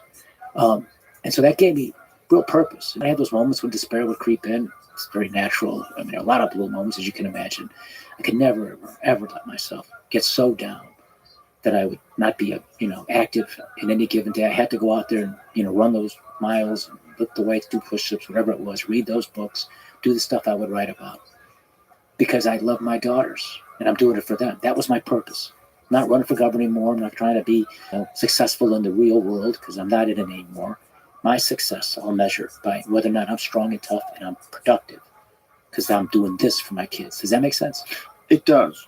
Do you think the experience of being in jail, as horrible as it is, made you a better person? I like to think that it did. I think I'm more humble. I think. I was never good at that. Sometimes that's what bites people in the ass. I always say that about Trump. Like, that's also why he kept running, even though everybody was coming after him. Like, you have to be a very particular type of person that has all those legal cases thrown at him. All those different, if he lost those cases and then he lost the run for presidency, he very well might wind up in jail. They can't have him at 82 years old trying again. They're not interested in, because he became more popular when he was gone than when he was president. And people sort of, like, towards the end of the 4 years of Biden had, like, completely reversed. So many of my friends, me included, completely reversed how they looked at him. Yeah. And then also a lot of it was getting exposed to watching how this propaganda machine marches in step all throughout the media with everything. Me in particular, having turned on me during the COVID years for being someone who got healthy without taking the vaccine, and they wanted to get me removed from Spotify. I'm like, this is crazy. This is wild to watch. And that was, minor league stuff compared to what happened to him, and certainly compared to what happened to you. But I think people are less likely to believe mainstream narratives now. And we're so fortunate we have other ways, like Tucker Show, where I saw you, like things that aren't approved. You know, I mean, look, when Tucker was on Fox News, I'm sure there was a lot of things that he wanted to cover that he couldn't. Like, there's no way when he was on Fox News he could have interviewed that guy who says he blew Obama. Right. There's no fucking way. Yeah. This guy, right. Tucker Carlson is such a wild boy. He's got a guy on for like, how long was that podcast? Find out how long the Tucker Carlson podcast was with the guy who claims he blew Obama. Because just even being able to sustain a conversation with a guy who wants to talk about smoking crack and blowing Obama, how many minutes can you do? I want to know. Like, I'd be hard pressed to think I could squeeze an hour out of that guy. Like, what the fuck are you going to talk about? How long is that podcast? All right, he hung in there as long as he could. But my point is, I'm not standing up for him having that guy on. I'm not saying that was a good thing. That's not what I'm saying. What I'm saying is, that's what he wanted to do. You know, I watched a little of it. Yeah. That's what Tucker. So that's Tucker with no one telling him what to do. The Tucker Carlson show. He does whatever he wants. He interviews whoever he wants. He comes up with the questions he wants. He has real conversations that didn't fucking exist before. And now that others does exist, and a guy like Tucker, who was the #1 guy in news to begin with, now he's independent, along with independent journalists like Michael Schellenberger and Matt Taibbi and Barry Weiss and Glenn Greenwald. These people that are honest. And you know they're honest. They're always honest. They're always giving you the full version of the truth, and it's spread like wildfire. And then you look at the narratives that you see in mainstream media, and like, you're leaving so much out. You're not talking about that. You're not talking about why people were upset. You're not talking about what started it. You're not talking about the government intervention that was behind it all in the first place. That was a planned organization, and they leave out everything because that's not what they're supposed to do. What they're supposed to do is sell as many stories as they can, but stay within a very confined narrative. Exactly right. And most of that narrative is heavily progressive, left-leaning, until that's not popular anymore. And when that falls out of favor, folks, when that becomes non-profitable, they're going to go the other way. The country will move more right. It'll be more right in the media, even, if it becomes profitable. Well, that's why what you're doing, I'm not here to kiss your ass, but I am grateful for being on your show. It's very nice of you to have me so I can talk about my stuff. But no, this is what you're doing, and Tucker Carlson and so many of you podcasters who are out there offering another place for people to get information in the free exchange of ideas in a free country that cherishes free speech, supposedly, but no longer does. And I think most people do. People do, but the government and the power centers and it's just when media, it's not convenient for them. And the fact that there's these rules,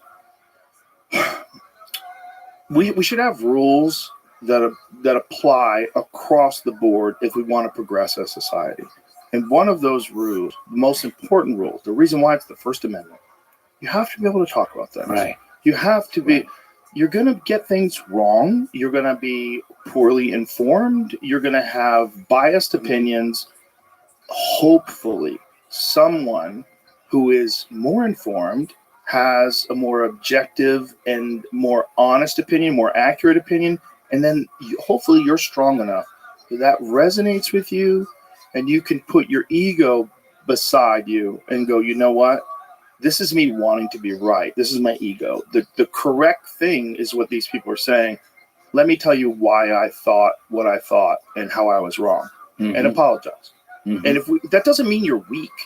It just means you, like everyone else in the world, sometimes is wrong about things. Like, I have a friend of mine. I don't want to say his name. Very, very nice guy. One of the smartest fucking people I know. And I have these fascinating conversations with him. And then one day, he tried to explain to me why something works in the UFC, why something else doesn't work anymore. I go, stop. Because stop. You're going to ruin my opinion of you. You don't know what the fuck you're talking about. Don't say this. Don't say this to me. Right. I've been working for the UFC for 25 fucking years. Don't say this to me. You don't know what you're saying. You're saying nonsense. He's like, really? I go, yes. This is total nonsense. Here's an example why it's nonsense. This guy violates that rule. No one can, you can't tell. There's a specific group of movements that are all designed to fuck people up. Any one pattern can be successful given the individual and his abilities and his competency in whatever skill set that is. There's no one skill set. You can't run around saying one skill set trumps all. It doesn't work like that anymore. That's interesting. This is brilliant people. So this is a brilliant person talking out of his ass. Because they're people. They have their own prejudices and their biases, right? Also, they like to be smart. Smart people like to be smart. Exactly. They want to be the smartest guy. Yeah, always. They're smart about some things. What is that? There's like a term for that, where like really intelligent people erroneously believe they're intelligent about everything. Conceited ignorance. It's like that. Yeah. Right? Socrates called it conceited ignorance. And by the way, they made him drink the hemlock and kill him because supposedly he was corrupting the youth of Athens and Greece. He probably was too. He was, but he was also challenging conventional thinking. Yes, of course. Which is what we're talking about, which is course. necessary in a free society. Yes. Yeah. Dunning-Kruger effect, that's right. Okay. Cognitive bias when individuals with high competence in one area overestimate their knowledge and abilities in unrelated fields. Yeah, it's exactly what it is. Well, I don't have that problem. It's super common with really good people that are very good at things. People that are very good at things, any one thing, like if you're a wizard at basketball, you probably think you're way better at playing pool than you really are. You know, there's a lot, like, I'm the fucking man. You know, like if you're a guy just cracking home runs every day and someone wants to play ping pong, like, motherfucker, I'll figure this ping pong shit out in about 5 minutes and then I'll start fucking you up. And it's just not true. You know, and there's a lot of people that are really smart people, unfortunately. And this happens with tough people too. Tough people want to pretend they're the only tough person. They all want to pretend that. Everybody has this weird thing where they think they're different than everybody else. Interesting. And that's what leads them to be champions, but that is also what makes it incredibly difficult to come back from a devastating loss for some of these guys. So if they fight a guy and, you know, they've been the fucking man for years. Yeah. And all of a sudden they're in there with this guy and like, oh my God, I'm getting hurt right now. I'm getting hurt and I'm probably going to get stopped. And you see it in their eyes. You see they can't believe it's happening. They never envisioned a time where this guy's going to knock them out. And then they're against the cage and you see them getting lit up. And in my mind, I'm seeing the sparks in front of their eyes. Because when you get hit, you see sparks. And if you get hit with like a big shot, like you don't know where anybody is for a couple seconds. Your legs aren't working. And I'm seeing it in this person that thought they were so good they could fight this other person. They didn't see it the way everybody else saw it. You know, they didn't see that they were past their prime, or they didn't see that this is a bigger weight class, or whatever the variables are that lead to like a devastating loss. Yeah, like Duran and Hearns in the 80s. Like mismatch the size, and Hearns knocked him out in like the second round. Well, yeah, that was Tommy Hearns in his prime, man. Because you got to realize Duran did go full 12 with Hagler. Right. When Hagler was in his prime. Right. But Hagler had a respect for Duran that I think almost was unfortunate. Because, like, Duran, for people who don't know. Well, it wasn't just that. Hagler, in his mind, Duran was like one of the legends. Yeah, rightfully so. I mean, the quitting with Sugar Ray Leonard was horrible, and it ruined his reputation. But if you could just take that fight away, and look at his body work, what he did to Ken Buchanan when he was a lightweight. Right. People don't even understand. Roberto Duran started his career at 135 pounds, went up and won the middleweight title. You have to understand how fucking crazy Roberto Duran was. When he beat Davey Moore, was that super welterweight? It was either 154 or 160. He beat Davey Moore, who was in his fucking prime. That was in L.A., wasn't it? I don't know where it was. I remember I watched it on TV. June 20th, 1980. Duran Leonard in Montreal. Remember that? Yeah, sure. Yeah. I love Duran. I met Duran once when he was training for that Davey Moore fight in L.A. And what you're saying about martial arts and boxing, there's so many life lessons experiencing that in the ring. I'm not here to say that I'm some great fighter like you were, but I fought the Golden Gloves when I was in high school. First time I ever got my name to Chicago Tribune. That's amazing. Last time they were sending nice of them. See, that's a hard thing to do. You learn about life because no teammates. It's just you in there. It's right? If you won the Golden Gloves, that is a very... I didn't win the Golden Gloves. I fought in the Golden Gloves. Yeah. Even fighting. Yeah. Even just getting into the ring, having the courage in your fucking underwear to step through those ropes with those stupid shoes on. And big pads over your head, and you realize you're just throw your hands at some other dude who's trying to KO you. Yeah, exactly. The other dude's trying to kick your ass. It's such a weird feeling. How old were you when you started? I started fighting when I was 15. And what was the impetus? What got you interested? Well, I got picked on a lot. I was a Yeah. small kid, Right, and I right. was always moving. We were always moving to new neighborhoods, and we had moved to this new neighborhood. Nobody really hurt me. Like, I can be real clear about that. I got pushed around a little bit, like teenage boys do to each other, but I didn't like it. I didn't like it at all. And so I was like, look, I'm not growing. So it's like, what can I do to stop this fear that I have of conflict? I was terrified of like conflict with kids because I did not know what to do. I had no training, no martial arts, and the only sport I'd ever played was baseball. And so I started doing martial arts, and I became obsessed. Was it Taekwondo? Yeah. Well, I first started with karate. Okay. I was going to this place called Esposito's Karate in Newton, Massachusetts. Wow. It might still be there. Yeah. He was like the town legend. He was this black belt guy who was awesome, who taught this like very popular school. But it was hard for me to get there. I didn't have a car. I was a kid. And so I would have to take a bus and walk a mile. It was like too much, especially in the winter. But I found this Taekwondo place in Kenmore Square in Boston. And the tee would go right to it. I'd only have to walk a mile to tee, Yeah. and then I'd get on the tee. So I would do that The every T day. is public transportation? Exactly. Yeah. So every day I'd walk a mile, Nice. get on the tee After school? after school. Yeah. As soon as school's over, Yeah. I'd go right from my house, I'd grab my gym bag, Yep. and I'd go to the gym. Right. And I went every day. Great. So then, like when I was in high school, I was traveling around the country fighting in tournaments. It was the weirdest shit. It's like I went from being terrified of fighting to like fighting all the time.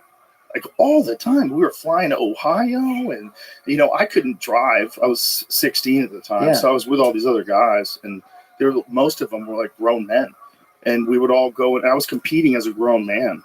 As a grown man when I was like 15. What weight class were you?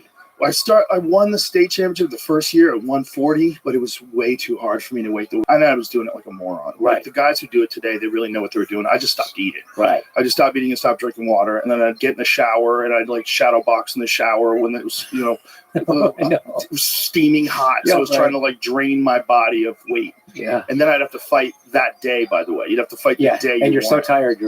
Yeah. Yeah. So I won the states 1 year doing that, but I realized like I can't do this anymore. And I also tried being a vegetarian. I tried a bunch of stuff.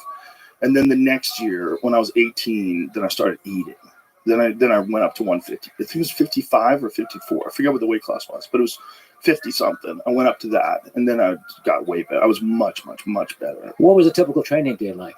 You get hours. So when would you do it? The whole day. It was all day. The moment I would get home from school. Yeah. I'd usually eat something real quick, grab my bag. What would you eat? Like a banana? What would you I eat? didn't eat good. I was retarded. I would eat a bowl of cereal. I was a kid. Right. Yeah, of course. And I didn't have a lot of guidance. My parents both worked. So I'd fend for myself. Whatever's in the house, I'd eat that. And then I'd get on a tee and head out and go train. And so... So how much time between when you ate and when you actually got working out? An hour. Yeah. So you got while you were traveling, you digesting. Yeah, because it takes like an hour to get there at least. It takes like a half hour to walk and then 20 minutes on the train. Then so you got a trainer there, you got a coach. Yeah, you got other guys. Well, yeah, and then I started teaching. That was a big thing too. But what would you do? What would your workout be? Well, you would always start up. But mostly we'd start with technique, right? So most of the time you would start with just straight kicks. You would just practice kicks, and you're also warming up. So you go through a whole warm up routine. You'd practice your kicks like mostly just for form. So you'd practice kicks, and then you would practice kicks with specific, they would call it like a one step. Like you would come at me with a thing, and I would practice stepping to the side and countering. You'd practice that way. Then you would do sparring, and we sparred almost every night. And some of the sparring was fucking horrific. Could we just spar like a rounds? Yeah. Like 3-minute rounds? 3-minute rounds, yeah. generally. Yeah. And you're sparring, all these people that are bigger than you, stronger than you. And I was a kid. Right. And then you would heavy bag work. Heavy bag work was always at the end. When you were exhausted, you'd work on your power. And then there were some days we just came in and only worked on technique. You didn't spar. Those are good days. You could just only work on your power, like heavy bag work, drills, speed drills, focus mitts. Like you'd have these pads, these paddles that people hold, and you throw kicks at the paddles. Yeah. And you're just all working on like making it so it just has no telegraph. It just goes off. You're trying to have it just go off like a switch. And so you're just constantly drilling it as if you're competing. And then you go on the weekends, you go compete somewhere. Would you run at all? Do any road work or I did. push-ups? Yeah, things I like that? ran. I did. But, honestly, I hated running. Yeah. And I spent so much time training already that my endurance was fine. Yeah. And I would do rounds in the bag. I always felt like rounds in the bag were better Harder. endurance anyway, because that was like what you were going to actually do. No doubt. Other than getting hit. Of course. Like, But would you do like ab work and stuff, work your core, get that strong? yeah, I would do sit-ups, Yeah. and I would do push-ups, and I'd do chin-ups and shit like Yeah. that, but not a whole lot of things. Most of it was heavy bag training and sparring. Yeah, It was, that alone is a great work. it was quite a while before they started accepting even the idea of weightlifting. A lot of Right. for a long time boxers. We were just talking about this the other day no with weightlifting. Bert Soren Go from ahead. Sorenex, Yeah. and he was saying that like boxers were told that if they lifted weights, Right. they would be really stiff Right. until Evander Holyfield came around. And Evander Holyfield kind of changed everybody's opinion of it because he lifted weights, moved up to heavyweight from cruiserweight. It Yeah. was awesome. Yeah. And everyone's like, hey, maybe weightlifting just makes you stronger. Yeah. And then now they all do it. It's kind of funny. Like almost all those guys have some kind of strength and conditioning routine now. Yeah. Yeah. So what do you do now? What do you to stay in shape? You're addicted to it because it's your lifestyle. But right? I think I'm addicted to it for mental health reasons too. Me too. I know what you mean. I It's think doing important. something difficult is very important, especially if it's like self-administered. Do something really hard and it makes the rest of your day easier. And it also is just, Andrew Huberman has talked about this. There's a specific area of your brain. And when you do uncomfortable things, that area of your brain grows. And when you're sedentary and you're not doing shit, that area of your brain actually shrinks. So it enhances your ability to do difficult things by doing difficult things regularly. So it's not just like, I'm addicted to it. It's like, no, it's a vitamin. Like you should do it. It makes your brain more resilient. Mm-hmm. Like doing hard things. Like, I like to just lay on the couch. Bitch, I do too. Everybody does. Everybody likes to lay on the couch. That's not the point. The point is, it's not good for you. Listen, what you're saying is so true. Again, back to my prison experience. Among the things that helped me get through it was that emotional pain and the heartache that you're feeling. Yeah. I found by throwing myself into hard physical exercise really helped me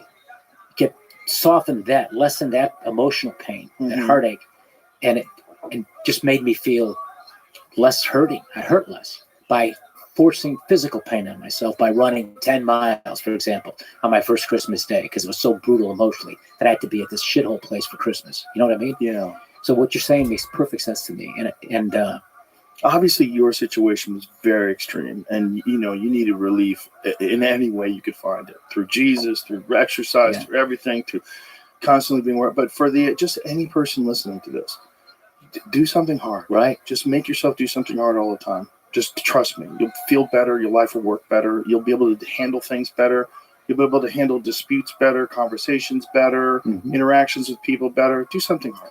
You'll have more love in your heart, less hate. Yes. Yeah. The friendliest people that I know are all killers.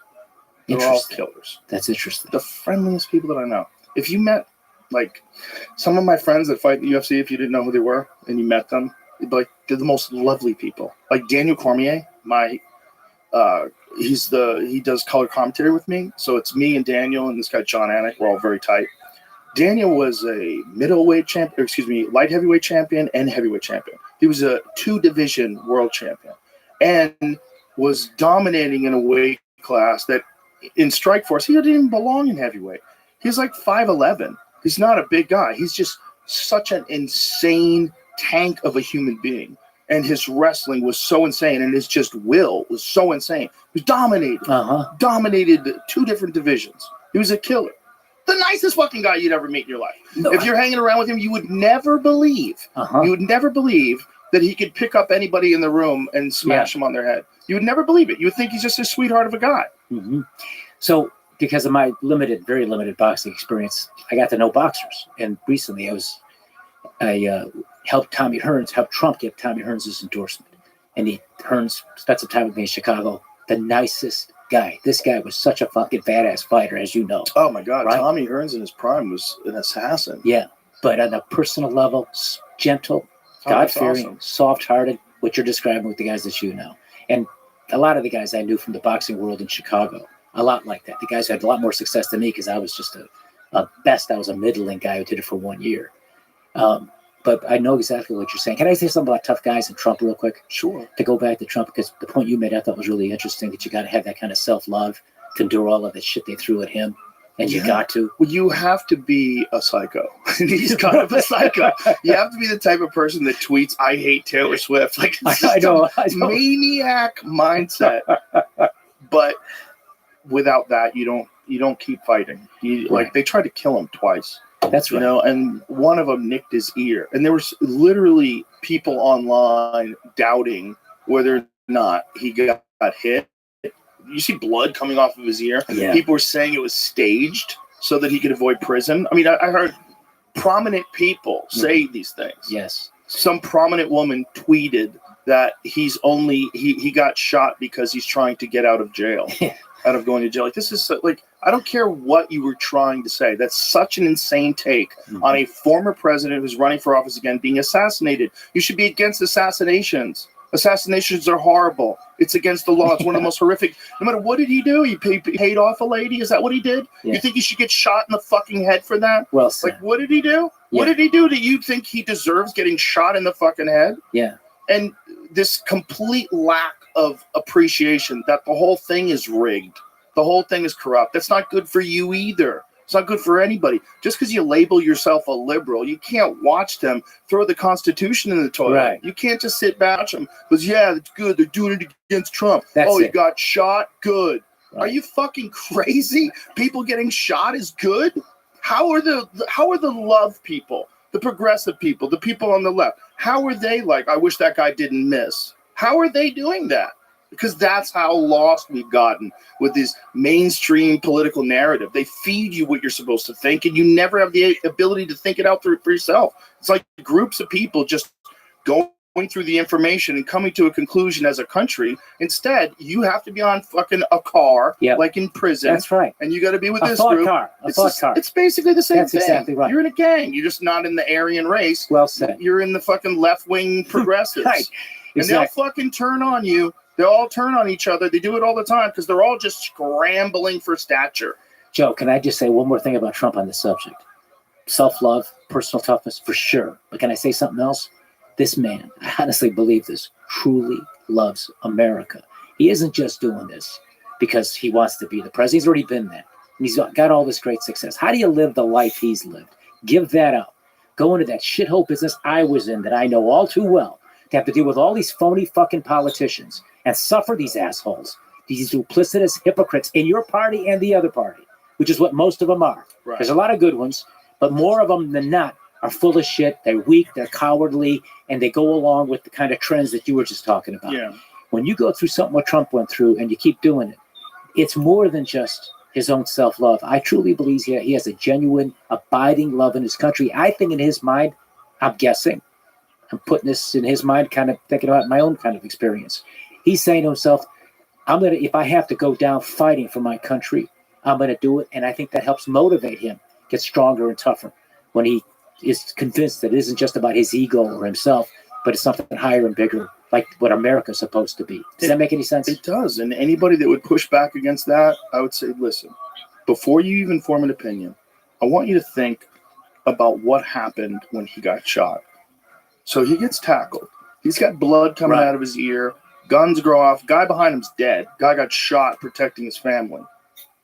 He stands up and he throws his hand up in the air and says, fight, fight, fight. Yeah. That's not fake. Right. Like, that's in the moment after getting hit by a bullet, covered by the Secret Service. Guy behind him's dead. How many gunshots had rung off? 9 shots between the snipers killing him shooting. I think he shot 3 times. Yeah, right. And then he fight. Beautiful. That's in the moment. That's right. That's in the moment. That's right.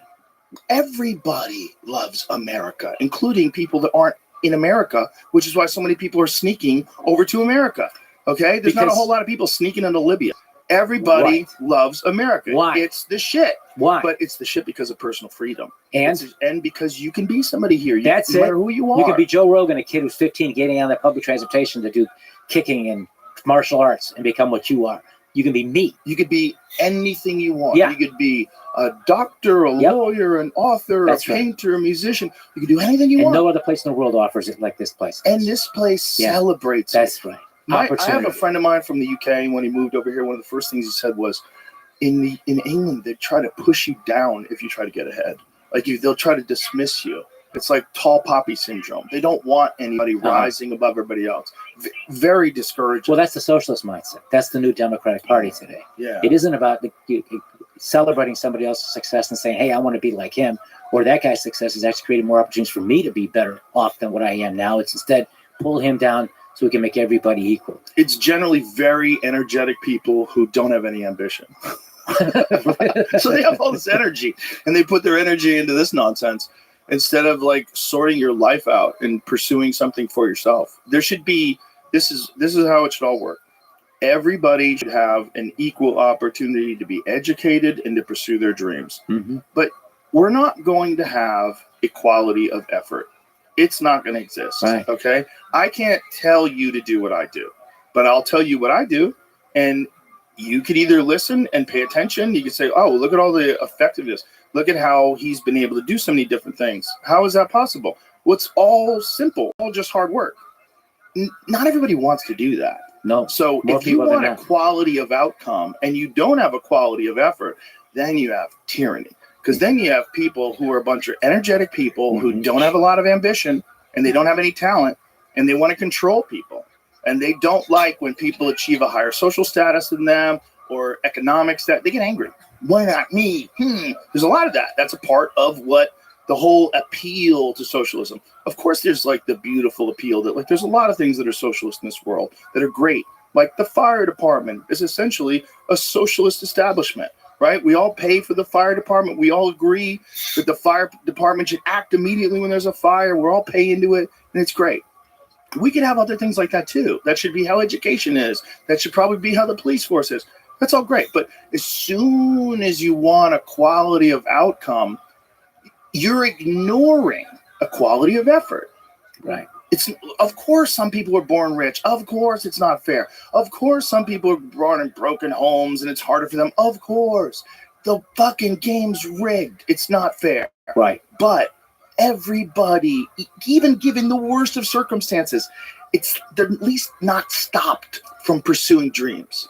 You see, in my life experience, what I've learned, the fun part, really more the fun part is the journey, less so the destination.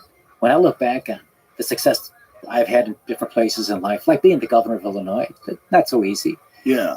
It was nice to be that and have that power and be able to do it for serve good purposes, but it was more fun actually trying to get there, working hard and overcoming the obstacles. The quest. Yeah, and the competition of it all, right? Yeah. The quest. In any aspect of life, I think it's, frankly, embrace the quest. And if you love what you do and you pursue what you love, success will ensue. You don't have to chase success. Just be great at what you do. Hopefully, there's no hold fast rules, but hopefully, you know what? Yeah, well said. But even if you don't have success, the fact that you gave your best at something should be success, a version of success that you can be happy with. Well, for sure, at least you learn from that, and maybe you could apply those lessons to other things. It's like it's not like there's an end to this, and everybody wants to look at it like there's some sort of a finish line. I'm telling you, it's not real. There's no finish line. Right. It doesn't exist. You should just enjoy this moment and enjoy the whole process of whatever you're trying to do in life. Because there's never going to be a time where you're like, I did it. It's over. That's not real. I'm here to tell you that someone who's had the #1 podcast for like 6 years or something like that, like that's not real. There's no end. There's no like, I made it. It doesn't exist. And if it does exist, you're missing out on the whole point. The point is you're supposed to be getting better all the time at everything you do. Yeah, that's right. It's a constant thing. That's right. Physically, there's going to come a point in time when you can't really get better at things because you're getting old. But you can still do it mentally. You can still learn more. You can still pursue hobbies and interests and dreams and things that stimulate you and work towards stuff. It's a better way to live your life. Mm-hmm. And, you know, some people never get a chance to understand that. And you go through your whole life and maybe you're following the guru who's the gay porn star, and and then all of a sudden you realize, like, I've wasted my experience here. I haven't learned from it. I haven't grown from it. I don't have anything to show for all my time here. I've just been making mistake after mistake, and I never really figured out how to control my mind, and I never really figured out how to discipline myself into action. And here I am, never figured out puzzles, and here I am. Fuck. And those are the people that want equality of outcome. Those are the people who want equity. Those are the people that want to shut all the look, there's a lot of hedge fund people that are pretty creepy. There's a lot of billionaires that are doing and a lot of shady greed, shit. of course. Yeah, Right. This And it's is not not fair. to deny Yeah. that. I mean, Right. for sure, we should keep an eye on people who want to change the weather, for sure. Yeah. But at the end of the day, we're all just supposed to be human beings with an opportunity to try to succeed. It doesn't mean everybody's going to succeed. Yeah.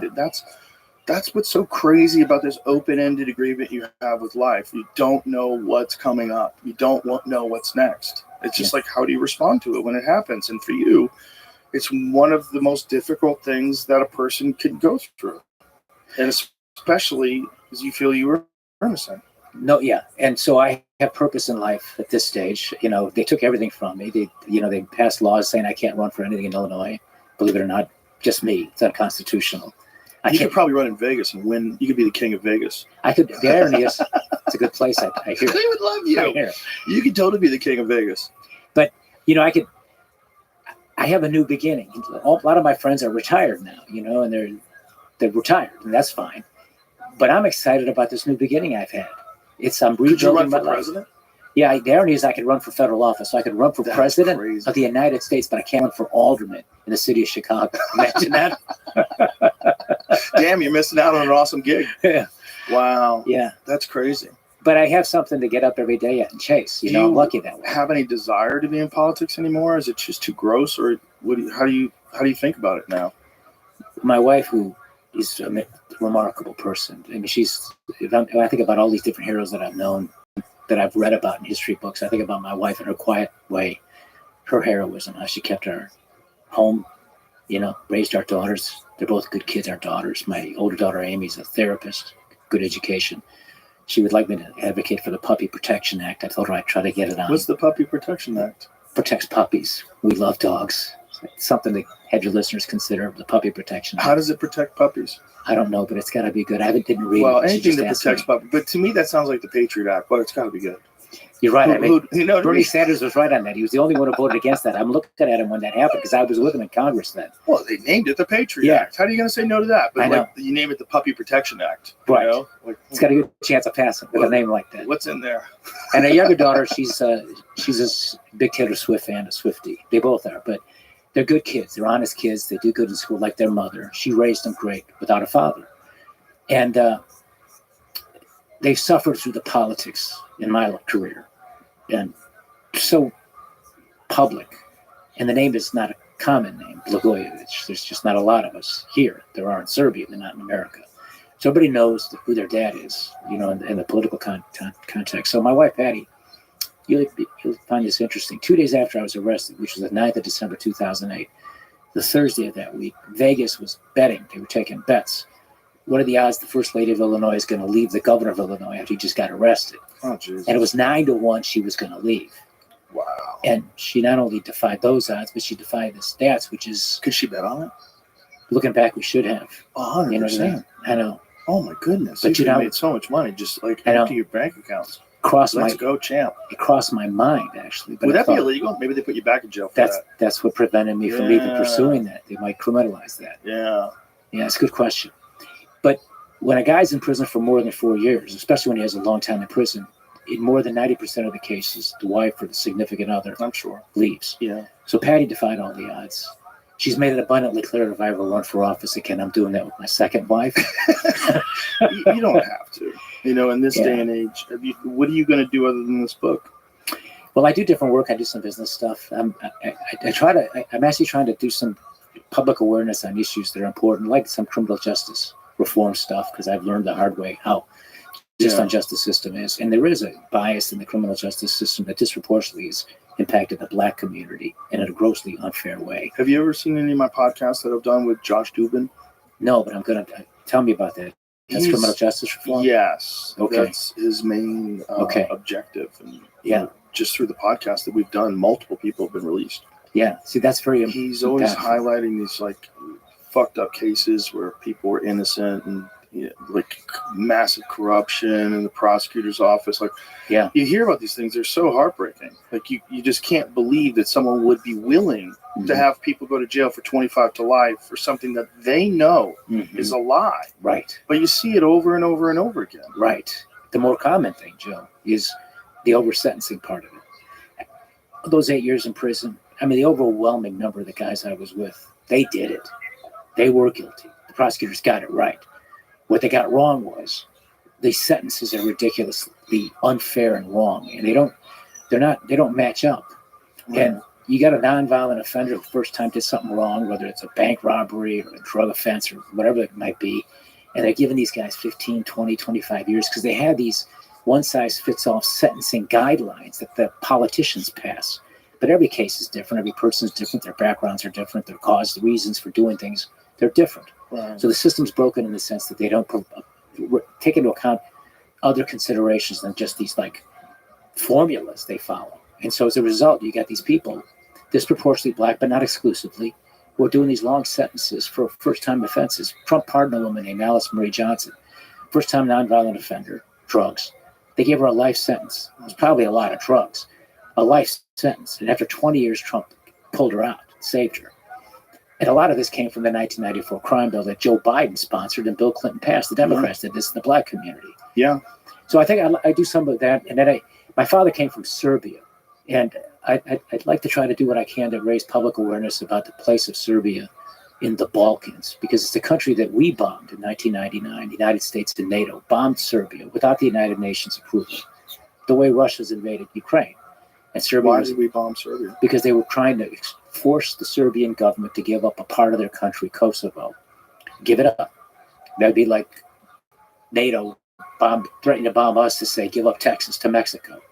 And the Serbian government said, we're not going to do it. And so the United States decided to bomb them if they didn't sign an agreement that was made in France called the Rambouillet Agreement. Jesus that would have put it up to a referendum. Now, Kosovo. It's really that simple? There's more to everything. But the complication general layout is the geopolitics of Europe and the Middle East, because Serbia's in the Balkans is sort of a gateway to the Middle East. It's in Europe, but it's a gateway to the Middle East, and a lot of the political dynamics internationally are at play there. But the Serbs and the Serbian people were allies with the United States in both world wars. They love America. They want to improve relations with America today after that we bombed them. The Clinton administration did that. Took that part of their country away. What did they bomb? They bombed Belgrade. They bombed all the big cities. They just indiscriminately bombed the cities? Or they bombed military bases? The electrical grid. They bombed military bases. This was May of 1999. And I was a young congressman there. I was the only Serb. The Serbs are a small group in the United States, and they don't have any political clout. But Jesse Jackson, the Reverend Jackson, and I went there because 3 American soldiers were taken prisoner by the Serbs during the war. And no one knew what was going on with those soldiers. And so Reverend Jackson had this stature. He was close to Clinton, and he went there. I went there because I speak the language, because my father came from that country. And I was able to assist him in getting the release of the 3 soldiers. This was the Milosevic government at the time. And we got the soldiers home. But what I like to talk about with regard to Serbia is it's a country in the Balkans that follows a Judeo-Christian tradition. It's very much like Israel in the sense that it's in a place where they're standing up for those sorts of things. And the Serbs have felt very betrayed by the United States for choosing to be on the side of countries that were with the Axis and with the Nazis in World War II. And those wars down in the Balkans and throughout Europe are wars of ethnic cleansing. All the sides do it. There's no one side that is crystal clean on those issues. They're fighting for borders and they're fighting for villages and places where historically one group claims they had a claim to and another group claims they had a claim to. So these are complicated issues. But the United States decided to pick sides and force this country to give up a part of their country with a lot of significant religious monuments there. And this government that's there today very much wants to reopen relations with the United States and have better relations. It's a growing economy. They're doing very well economically because they're good, hardworking people. And it's interesting. In a poll recently of European countries, in this presidential election, Trump versus Kamala Harris, the Serbian people had the highest support of Trump. Something like 59% of the Serbian populace supported Trump in the last election, better than any other European country. And so whatever I can do to be helpful to my, the place my father came from. I'm American born. My mother was American born. Sounds like you're bucking for an ambassador to Serbia position. No. Oh, no, I'm not. No. What if he gave it to you? Would you take it? Unlikely that I would. Come on. No, unlikely I would take Come it. on. No, unlikely. Come on, fella. No, only if he said to me, "Look, I really need you," which he won't do. He's going to sit He you doesn't need down with a Burger King. No, he's in the Big Macs, right? He's in the McDonald's. Likes McDonald's. Yeah. Sit you down. He likes McDonald's. But there's a new opportunity with Trump and his administration to rethink sort of our policy and some of those old relationships. You understand politics far more than most. What difficulties do they face in implementing real change? So there's all these ideas, the Doge idea, the Department of Government Efficiency, RFK taking over HHS, right? Health and Human Services, right. Is that what it is? Right. And so then Kash Patel with the FBI, Tulsi Gabbard, what is her? She's the director of national intelligence. Yeah, that's a huge position. Yes. So they all have these ideas to eliminate corruption or at least mitigate it and root out all the bad actors and find out what went wrong, right? What's in the way of that? What would stop them from being able to do all that? You're talking about an almost immovable object. You're talking about the deep state. You're talking about entrenched interests within government and outside of government. You're talking about what I call the political industrial complex. It exists in Washington. It exists in state governments like in Springfield, Illinois. It's the usual people.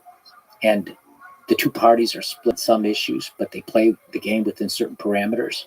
And if somebody wants to think outside the box and challenge that and actually try to shake that up and change the priorities of how it operates, frankly, to actually benefit the people more, because the mindset there, and I know this because I was a congressman for 6 years and I was a governor for 6 years, the mindset isn't what we can do for the people back home. The mindset really is what the people back home can do for us and for all the different special interest groups that operate and are lunching up on this system. This is very real. It's very real in every part of government. It's very real in the military industrial complex, which is something Tulsi Gabbard and Hexeth and the others, who, if they get their positions, are going to be addressing. The weaponized Department of Justice, very real. I'm a living testament to that, and so is Trump. Very real. The bureaucracy that's entrenched, that you have a hard time moving. These government employees, many of whom now are not even going to the office. They're working from home. They are entrenched. They're hard to move. So this is going to be real hard. It's going to be constant war. They're going to fight back, and they're going to keep trying to do to Trump what they've been doing. And I think the opportunity for the Trump administration, for President Trump, is the first 6 months to a year, because this time he has a bit of a honeymoon with the voters. He didn't get that in 2016, but this time he has it. Right. He's got wind at his back, because that was a mandate. People are happy that he won. Yeah, it was a mandate. Yeah. He's got that. But he's going to get no honeymoon from the Democrats. And traditionally, presidents get, even the other party will give them the first 3 to 6 months before they start pissing all over him. You know what I mean? Right. Trump and Lincoln are the only two presidents who never got a honeymoon. In Lincoln's case, the southern states seceded and left. Trump wasn't quite that bad. But no one's been treated as a new president as terribly as Trump has been treated by the Democrats in Washington, because he's a real threat to change things. And he's a guy who's actually trying to keep his promises.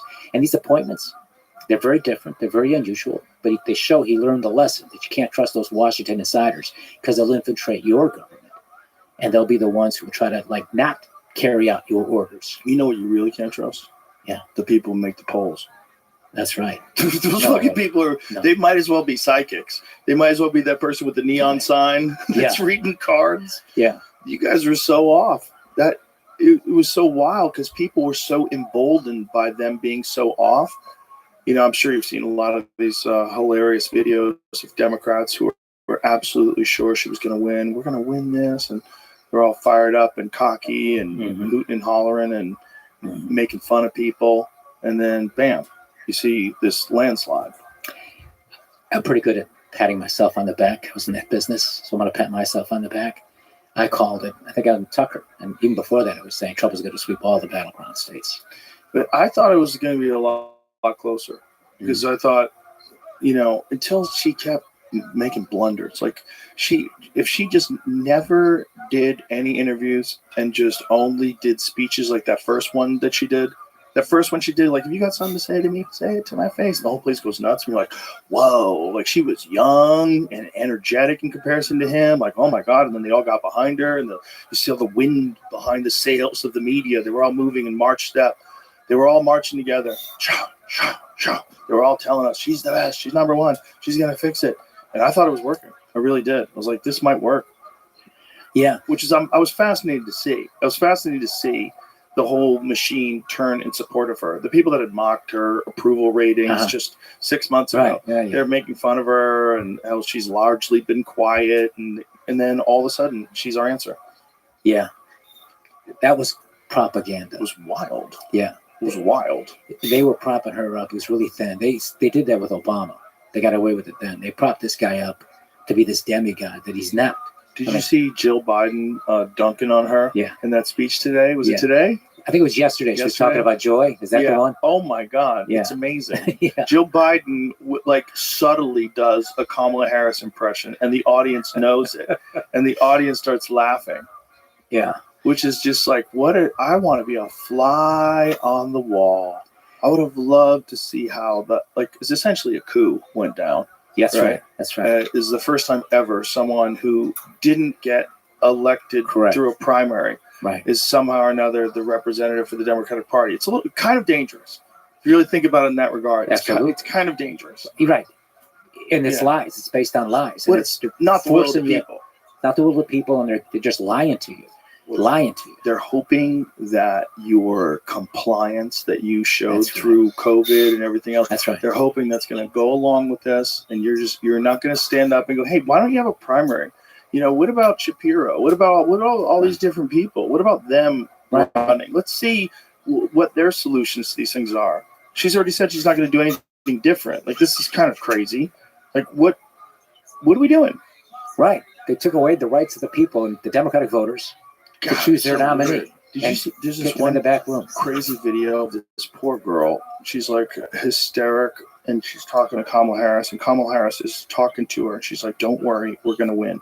We're gonna win." And she's saying this to this poor girl, a college girl, is full of anxiety and all freaked out, and I just get so upset when I watch that because what got in your head that got you thinking that some horrific end to women's rights is coming? What happened? I'll tell you what happened. You've been lied to over and over again by the establishment Democrat Party and their allies in the media. That's a very serious threat. And my daughters are fearful of some of this, and that Donald Trump is this rotten guy, and he's not those things. They've been demonizing him for so long, and this is on purpose. This is part of the political strategy, and eventually, most of the people saw through it. And you don't give yourself enough credit. But when you had Trump on here and then you eventually made your decision, you swayed a lot of people and made a real difference in that election. So thank you for that, because I think that's part of saving America before America could become great again, which is a good thing, isn't it? Why wouldn't America want to be great again? Well, it certainly should be. I mean, it's all... And it is great, isn't it? Why do the Democrats seem to think America's not so great? We've had a lot of problems. There's wrongs in our history, of course, and the original sin of slavery, Jim Crow and segregation, and the treatment of black people in America. That's all very real. They've been screwed. But in spite of it all, this is a country that offers the opportunity we talked about and corrects those mistakes. But the problem, I think, in some respects today with the Democrat Party is now it's a question of reversing. It's no longer, let's judge people, but not by the color of their skin, but by the content of their character. Now it's let's overcorrect. Let's overcorrect. Exactly. I think it's a cult. I really do. And I think the Republicans didn't do themselves any justice by reversing Roe v. Wade. Because I think wanting that reversed is what put this fear in everyone that you're coming after women's reproductive rights. That men, based on religious ideals, are going to tell women what to do with their bodies. If that didn't happen, I think it would have been an even bigger victory for Trump. Right. Because I think that was one of the most important subjects for women. It was one of the things that they were willing to draw the line on. Because they know where that goes. They don't. As soon as you let someone have control over what you can and can't do with your body, just to a smaller extent, but like we've talked about with COVID, with so many different things, when people have power and control over people, they abuse it and they manipulate it. Mm-hmm. And if you all of a sudden have laws, so whether these are unfounded fears or not, women were worried that people would get data from their fertility apps, right? So you have ovulation apps. And these ovulation apps, you say when you had your period, and it keeps track of when you're ovulating. that if a woman had one of those apps and was living in a state, because Roe v. Wade's been reversed, where abortion is illegal, and then she travels to another state and has an abortion, that she can be prosecuted based on the laws of the state, which is, to me, that's terrifying. I agree. Giving people that kind of power Yes. over other people, especially if they're doing something that's legal in that state. The whole idea of states' rights is supposed to be, first of all, we don't need passports to travel from state to state, right? But every state is essentially almost like a little different country that speaks the same language. Right. This is a very different country than California. You know, I lived in both places. Yeah. You know, there's other places. New York's a very different country than this, but we all agree that we can travel back and forth. Right. So then you leave me the fuck alone. You don't know what I'm doing in this state, and I don't want you check. If someone has a miscarriage and then they go visit a state that has abortion laws, and then they get visited by jackbooted thugs that think that they can oppose the law and put some girl in jail to send a message. Yeah. That's fucking terrifying. And that, I think, cost a lot of votes. And maybe it's a wrong perception. Maybe it's an extreme version of it, and I'm exaggerating, but I don't trust people. I don't trust people that have power over people. And I think the less power people have over people, the better. I think if you want people to have less abortions, make more birth control available. Make it available everywhere. You know, education, but that's not going to help because kids are crazy. You get horny, you go nuts. But there's a lot of people that make mistakes that if a man could get pregnant, if men could get pregnant, I always said abortion would be an app on your phone. We would have them at the gas station. We'd get abortions everywhere. Like there'd be no babies. It's, you know, it's a very complicated decision for someone to make. And, you know, Joe Biden ironically said it best a long time ago. He said abortion should be legal and rare. I have a long history as a Democratic governor and congressman supporting a woman's right to choose. I haven't changed my view on it. I'm a huge Trump supporter, but I haven't changed my view on it for the same reasons that you just explained. Not to mention the fact that who am I as a man to tell some woman what she could do with her body? It gets so complicated. Yeah. No, it's very complicated. And the people on the other side, the pro-lifers, these are good people who genuinely believe that this is the killing of a baby. What Roe v. Wade had said in this decision, you know, it broke it down into trimesters. And within the first trimester, that's a life in being, but it's not a human being. And that's always seemed sensible to me. But the idea of government doing what you just described, can you imagine a guy like me who's gone through what I've gone through, the government, what it did to me and to my family, not being sympathetic to what you just said about the fear women have? It's very, very real. I don't think you should let the government ever be involved in the choices you make with your body. Yeah. I don't think that. And I understand the pro-life perspective. Yeah. I get it. You know, I've talked to very intelligent, reasonable people that believe that life begins at the moment of conception, right? Even in the case of rape. That's right. I'm like, okay, I don't agree with you, but I understand where you're coming from. And I could put myself in your mindset, and I could see that. I could see how you would think that. I could see how you'd say two wrongs don't make a right. I could see it. I just don't agree with it. And, you know, I don't agree with it because I would not want to be a woman carrying a rapist baby. I don't give a fuck what you say. And if you want to impose that on a person because you have a different set of beliefs in a person, where does that end? Where does that end? You know? Yeah, right. It gets fucking weird. It gets weird when you let people control people. Think about how many people were yelling at people to wear a mask outside. Where's your mask? People are fucking weird, man. When you give them any kind of control over people, I don't trust them. And that's not like a pro-abortion position. That's a I don't trust people and their decision-making ability and their abuse of power decision. That's what that is. That's my position. Yeah, and a lot of those people who were demanding those masks and would deny your right to choose whether you have a vaccine or not, the same ones who are very much pro-choice when it comes to a woman's right to choose, but they don't apply the same standard to things. I know, it's so fascinating. And it's that inconsistency. My body, my choice. Yeah, right. Yeah. Right, exactly. Yeah. Which I agree with fucking everything. Right. You know, if you want to get face tattoos, I wouldn't recommend it. I have a bunch of friends that have face tattoos. Yeah, no, I don't. Jelly Roll's got a bunch of them. I love that guy to death. Post Malone's got a bunch of them. I love that guy to death. Listen, I did all those years in prison with guys like that. A lot of nice guys with face tattoos. How many fighters I know with face tattoos? Yeah. Fucking great guy. Sean O'Malley. Shout out to my man Sean. Face tattoos. Awesome guy. There's a guy in prison named Crow who's clearly a Dodgers fan. How did I know he had a tattoo? Dodgers right on top of his head. And I sang to this guy, and about 110 others at the GED graduation with my prison band, G-Rod and the Jailhouse Rockers. Oh, wow. Yeah. That's hilarious. Yeah. Did you record anything? No, they didn't allow that. But, That's too bad. That would have been amazing tapes. yeah, You get that on the internet? but you couldn't allow that. You couldn't get that in. You know? Damn. Let them have YouTube channels. But I had You know how great that would be? YouTube jail channels. YouTube, look, tell the Yeah. jail, listen, you can make profits off of this. Why don't you split the profits with the inmates? no. You got look. I met a lot of guys. A lot of these guys are not bad guys. They broke the law, and they should Right. be held accountable and have justice, but also mercy and a chance at a second Also, chance. mercy and redemption. Right? Absolutely. Chance of redemption. Please, let's have more of Yeah. that. We don't have enough of that. Rehabilitation. Whatever happened to that? Some of these guys have such good hearts. There was this bank robber in prison, Michael Torres. Good guy. His name is Socks. Robbed a bank. Could he put socks over his face when he robbed the bank? Is that why? You know, I don't know that. But I have a chapter about him because I taught history with him. He loved General Grant. He wanted to be a Really? lecturer in my Civil War history class. But what he did was he robbed a bank in Central California. You appreciate this. His father was a Pentecostal minister. Oh, my And he God. walks into this bank. His father taught him to always respect the values of respecting your elders. Okay? So he storms into a bank with an assault weapon, shouting, "Motherfuckers, everybody go to the side. I'm robbing this fucking bank. I'll kill anybody and blow your heads off. If you don't comply, you don't follow my orders." He didn't say comply, right? Right. So they all scatter around, but he spies out of the side of his eye this little old lady in a corner trembling, standing there.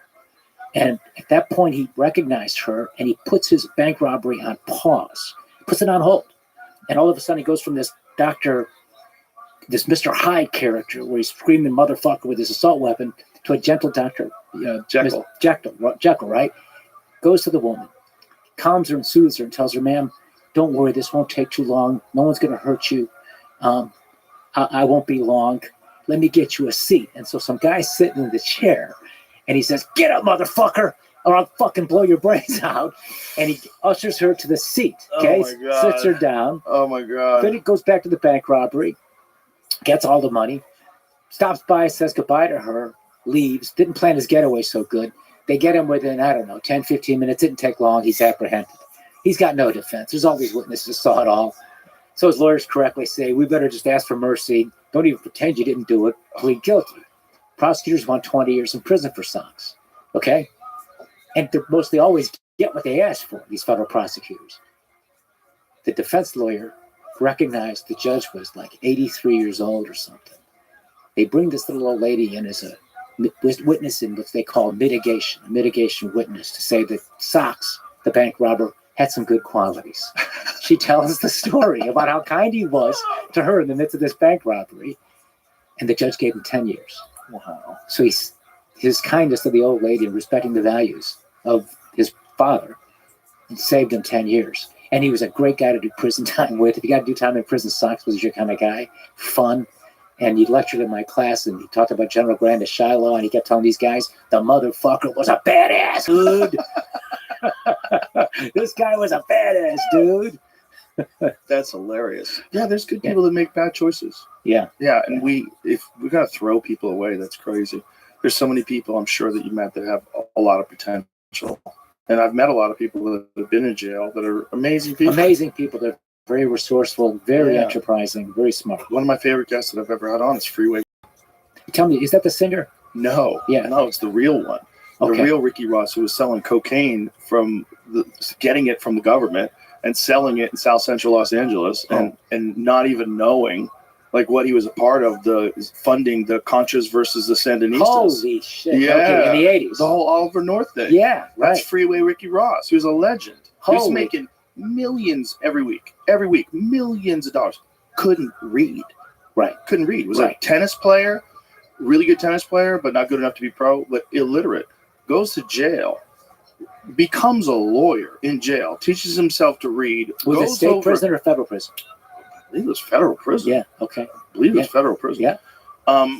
Goes to jail and finds out that because he understands law, that they had used the 3 strikes rule incorrectly. Oh. And that it's supposed to be 3 separate incidents of felonies. This was 3 felonies in one incident. Yeah, right. And so he got off. Beautiful. He got himself out of jail. How long was he in? Oh, he's in a long time. How long was Freeway Ricky Ross in? But he's the nicest guy. He's funny. He's like, you telling me this guy didn't deserve a second chance? Yes, exactly. He's a young kid surrounded by drug dealers. That's They're the right. only people that had any money. Life sentence was reduced to 20 years. I think he did 20 years, got out in 2009. Wow. Where's he at now? He's back in LA. He just did the podcast recently. How long ago did he do it? Was it last year? I feel like it was this year. What month? 6 months ago. Yeah. You know what I'd like to do in my new beginning? Make enough money where we can have financial security for my family and my love. I was making $62 a year every year for 8 years, right? I'm a lawyer. I went to law school. This is what I get for What do going they to college pay you and law for in jail? What You do know, you get paid for? school. I was a tutor for my first couple of years in the higher prison. And then when I got to the camp, orderly, where you mop floors, you sweep floors, worked in the library for a while. I had all kinds of jobs, worked in the gym. How rude is that? They give you $1 a day. The worst job was in the kitchen. And I write in the book about the day it looked like I was going to go home in August 2019. Trump was pulling me out. But he's getting all this pushback from the politicians. And he had a problem because he had called Zelensky in Ukraine. And the Democrats were going to impeach him over that telephone call, which was absolutely the right thing for him to do. Because there was videotape evidence of Joe Biden talking about Burisma and Hunter Biden, his son, and firing the prosecutor, or he's going to withhold $1 billion of federal money, U.S. money, to Ukraine. Yeah. That's perhaps probable cause of a crime, but it's at least reasonable enough for the chief law enforcement officer, the president, to ask this guy, would you look into it? That's all he did, and they impeached him over it. So now I'm on hold. But when it looked like I was coming out, and I was literally transferred out of my camp, and they said, you're going home, Trump's sending you home. I had to go back. Understandably, Trump did the right thing for political purposes. The White House did. But they put me back in the kitchen. One of the cops there felt like, who's this guy think he is? Some special inmate because the president almost pulled him out. We're going to show this asshole. He ain't no big deal. So they put me back in the kitchen at 4 o'clock in the morning. You got to be there. You wake up at 3:30, washing pots and pans for 8 hours a day. They called me the governor of the dish pit. Right? Oh. Yeah. So that paid $525 a month. So crazy. But here's what I like to do. I want to be successful, make money. Things are good. Have a best-selling book, maybe, God willing, who knows. I like to meet your guy Rick Ross and others, and I'd like to have a foundation that actually does something meaningful, like maybe some sort of vocational training, culinary training for inmates who are coming home, have no opportunities to learn a skill that they don't teach in prison, but they should. You should talk to Josh Dubin as well. You help me get a hold of him? Yes, I'd love absolutely. that. Yeah. I feel like that's my calling. I feel I should do that. Yeah, I'll connect you guys. Yeah. I love that guy to death, and that's his main quest in life. Mm-hmm. To help people. And then he's got so many stories of these people getting out and doing incredible things and helping other people as well. Yeah. Turning it back around, giving back, trying to work and educate these young guys, and also trying to stop them from doing bad things. Like just give them some life skills so they can make good decisions instead of bad decisions. Because some people are just, like, there's a reality of being trapped by your circumstances. And it's, if you have not experienced that, and luckily I haven't, and I'm very fortunate, but there's a lot of people that do. And to discount that is fucking crazy. And we take people and we just put them in cages and we forget about them. And it's convenient for us. And just lock them up. Just lock everybody up. Like, stop locking people up. What we need to do is understand that we lock more people up than anybody, anywhere. And it doesn't make us safer. What we got to do is get to the root of why so many people are getting locked up. Yeah, that's right. We've ignored that. It's like we're constantly cutting cancerous tumors off. We're not going, hey, why do we keep getting cancer? Like, is there something we could do different?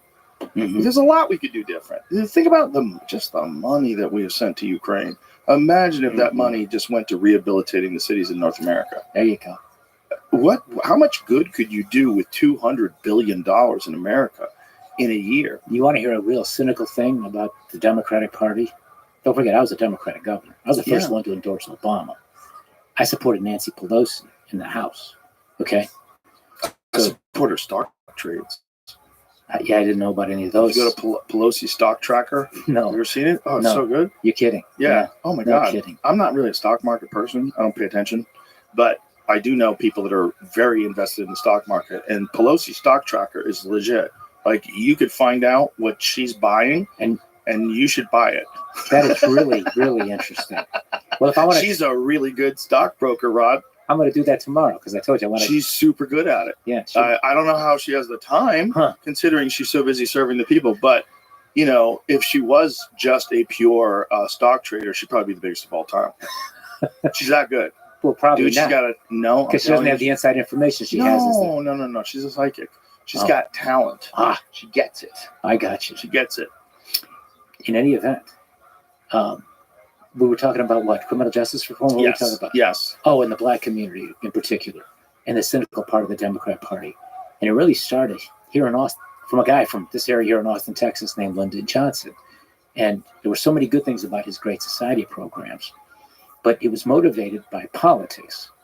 Yes, there's poor people that we must help, but it wasn't just that.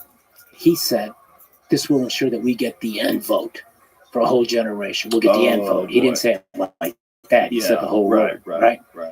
And that's how the Democrats have approached the black community ever since. Yeah. And it's, yes, we'll help only so much, but we're not going to give the tools or the means to be able to have the same kind of chance at opportunity in the economy where you can actually get up and get out of the neighborhood, get out of the hood, get out of the poverty, and join the middle class, you know, have a business, those sorts of practical things that most everywhere else in America, we have those chances, but ironically not in the black community because the Democrats don't want to leave.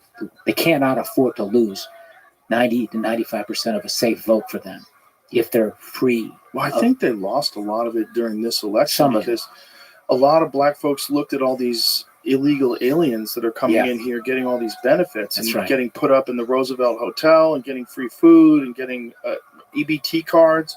And they were like, what the fuck is this? Like, what about us? Like, there was a lot of people in Chicago that were up in arms about that. Yes. Very real. Well, very right. They're 100% correct. This is like 100% evidence that these people who are pretending to be on your side don't give a fuck about you. There you go. That's the reality of it. Now, if Trump can demonstrate that he gives a fuck, it'll change the whole narrative. If he can do real things while he's in office, and he seems like a guy who's motivated to do real things.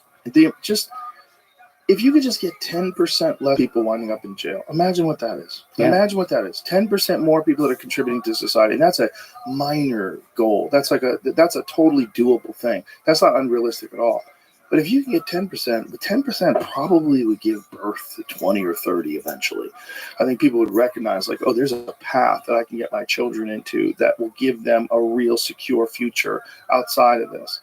And then you've got something about law enforcement. You've got to mitigate all the gang activity and violence. You can't have people growing up thinking that violence is the way and that drug dealing is the way and shooting people is normal. You can't let that flourish and grow.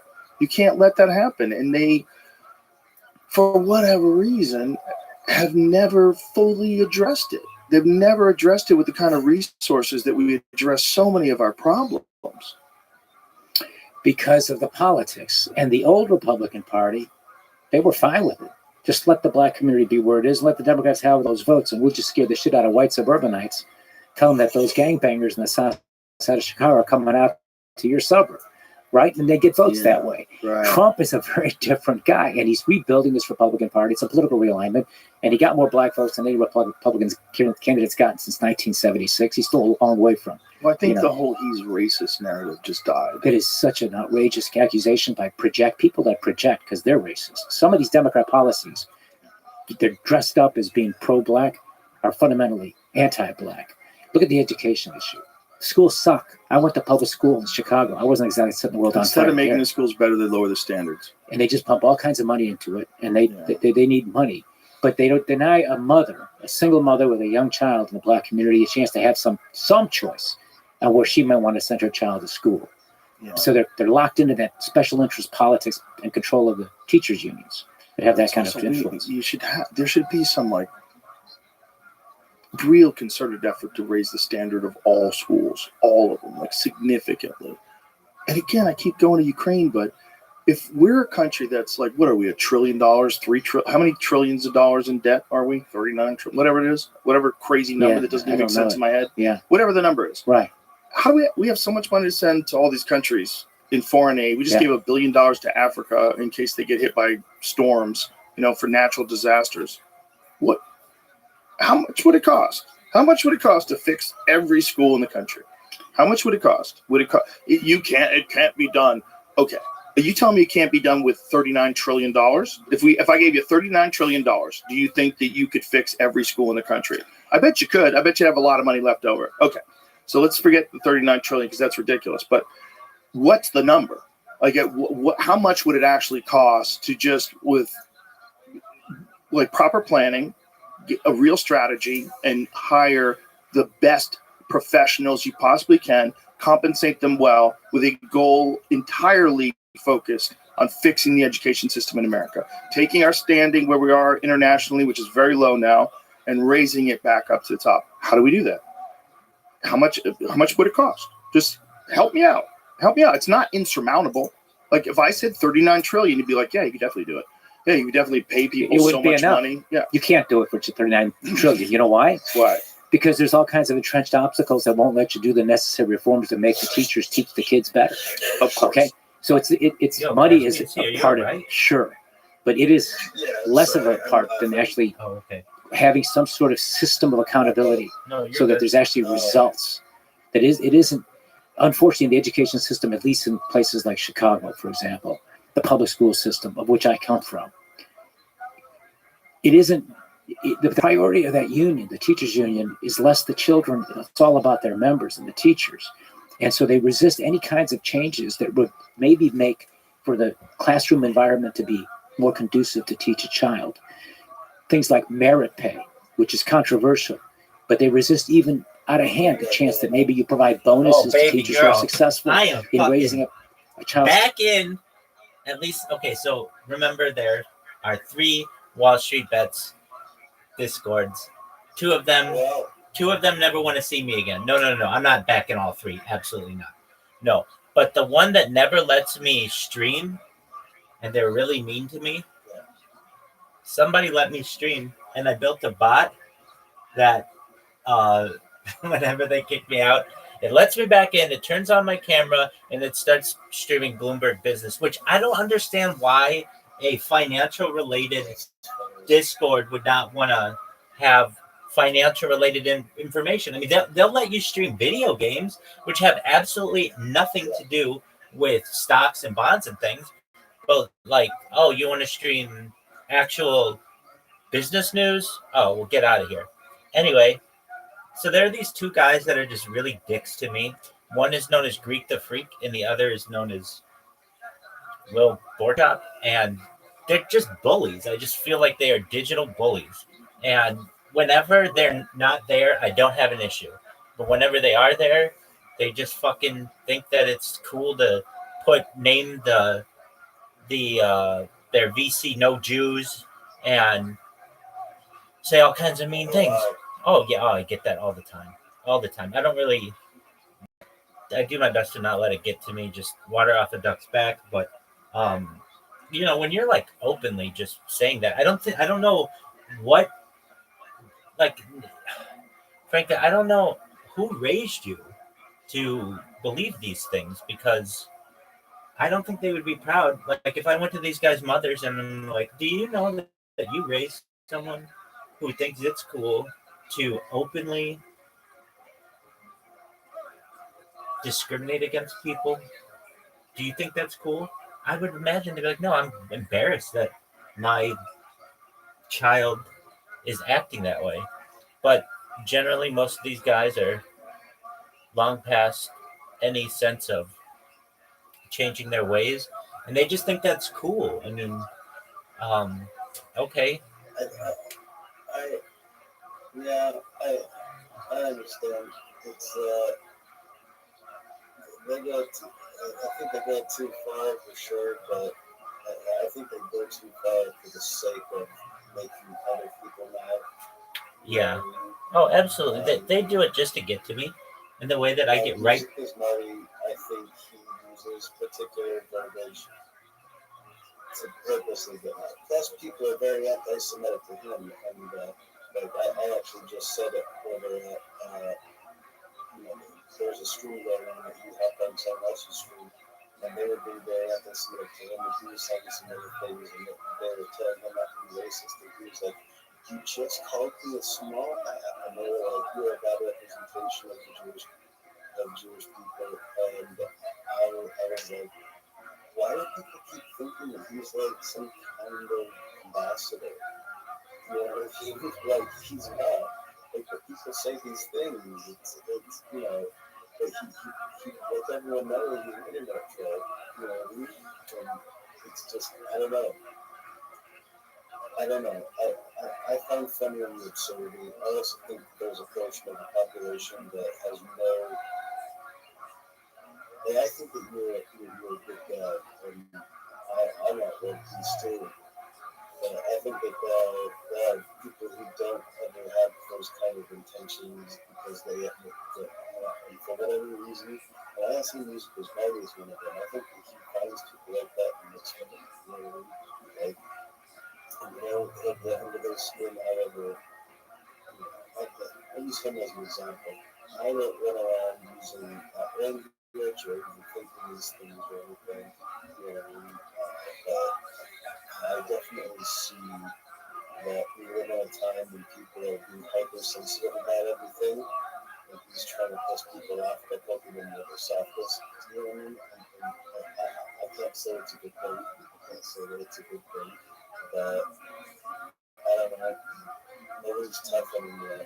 You know what I mean? Nothing rolls, nothing moves back anymore.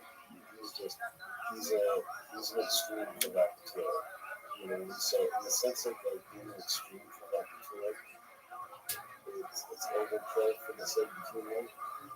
I don't mean to justify it by any means, but unfortunately it does tickle my funny bone.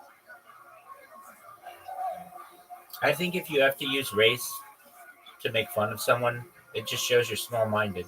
You're not intelligent enough to come up with anything that is relevant or funny or humorous or whatever you want to call it. So you have to basically take a outward facing characteristic of them and make fun of it. I don't know. Maybe I've just heard like all the racist jokes, but they're just not very funny to me. I agree with you. I don't think that they are funny at all. But I think that he uses them because they're played out and they're old and it shouldn't be the way. It's nothing new, and it sets the other people off into ranting. He says a few very provocative words that are not clever, and it triggers them to act like complete weirdos. And I don't know. I think it's more like a social experiment for him. There's a morbid fascination I have with it.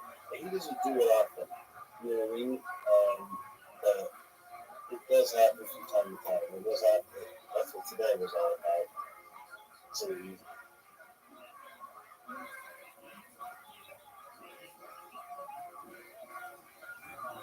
yeah, I can't say it's a good thing, right? But you know, an evil fascination with what the fuck is going on, you know, with people.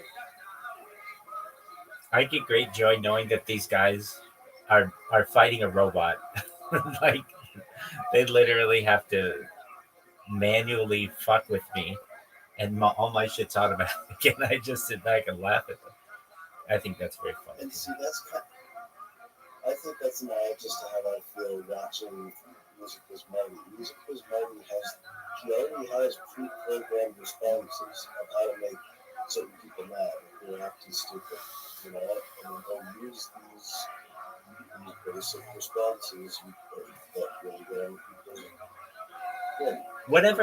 Whatever happened with him and Foodie Beauty? Oh, I don't know. I mean, he isn't like this, she isn't like him. I don't know how much time he spends bothering her. But I guess, but that's the other thing too. She converted to Islam, so now he pretends to be, you know, very, you know, Israeli her and everything sometimes. You know what I mean? So like, he plays into a character sometimes. It's not a good part. It's not really dealing information. And people never give him shit from his own stream that he never shows his face on camera? Yeah.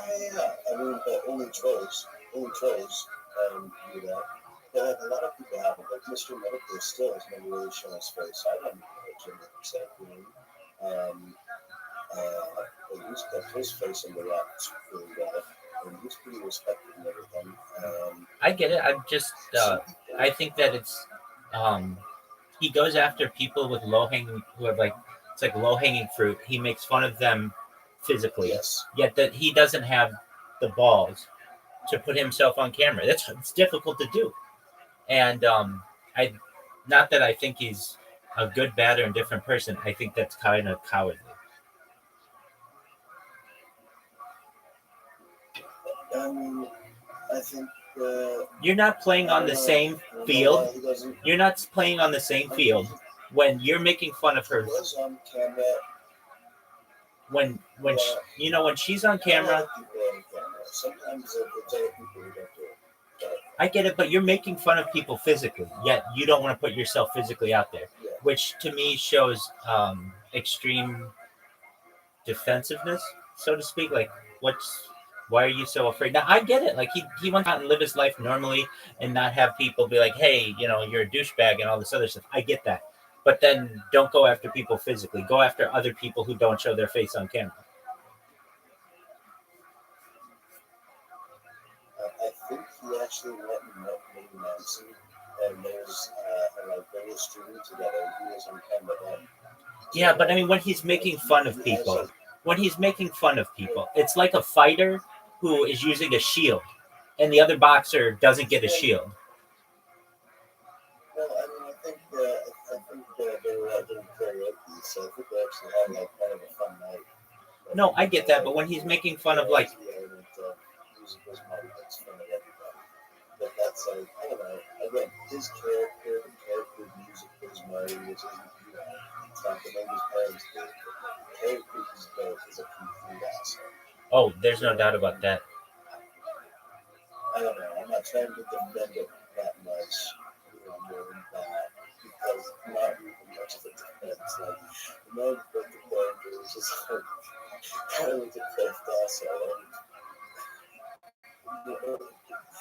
It's the best defense is this non-defense. I just wait, honestly. I get you. It works for him, and he obviously has built a really, really great community by doing that. It's just like if I were, and maybe he just considers them trolls, but it would be like, dude, you're making fun of someone's physical attributes, and you're not willing to open yourself up to the same criticism. And it's like, I mean, anybody can be like, oh, this person's fat, this person's ugly, this person's yellow or blue or green or red or whatever. Okay, well, what are you? Let's take some shots at you. I mean, Everybody knows that Music Biz Marty is he's a heavy set ginger Jewish guy who's balding, right? So everybody knows that. Like, we've all seen him. All of us know what he looks like because he was caught on camera years ago, right? Okay. And so he just doesn't go on camera that much, but everybody does know what he looks like, I get it. He's just, in my opinion, cowardly. I'm allowed to have that opinion. A courageous person would not be taking shots at people like this, but even still, if you want to be a really good troller, in my opinion, at least give people the opportunity to troll back at you. I mean, it's almost like, if you ever have seen a roast, like any kind of roast where comedians roast someone, the roastee gets to fight back. And it's almost like he is like, I only get to roast. Nobody gets to roast me back. Nobody gets to make fun of my weight or my height or my whatever. I mean, these are easy things to pick on him about. But, well, I mean, they do. They do because everyone has seen him and like he likes what they know what he looks like and stuff. So, but he'll do it. He'll bring the people up. And again, I'm not trying to defend him. I'm just trying to let you know that he has, he lets these people speak what they think about him on his own stream, even. You know, nobody ever really has high things to say about him when they're on the other side of the debate with him. But they.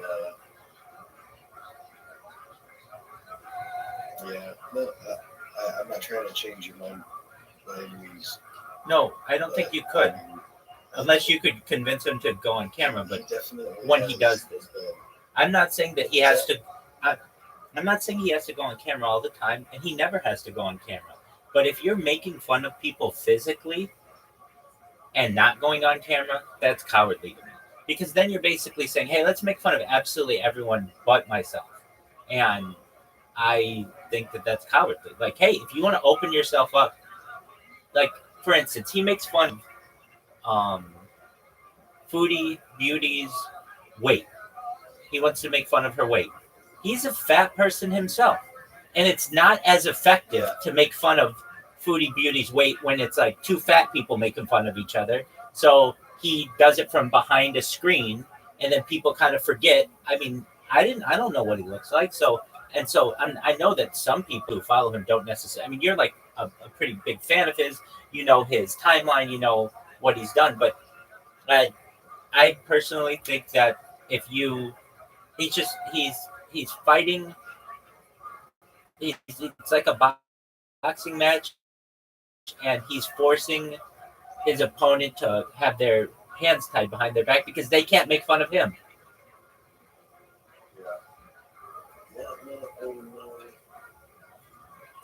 Definitely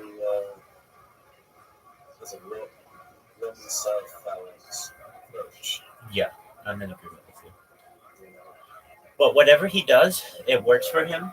And so game recognized game on that.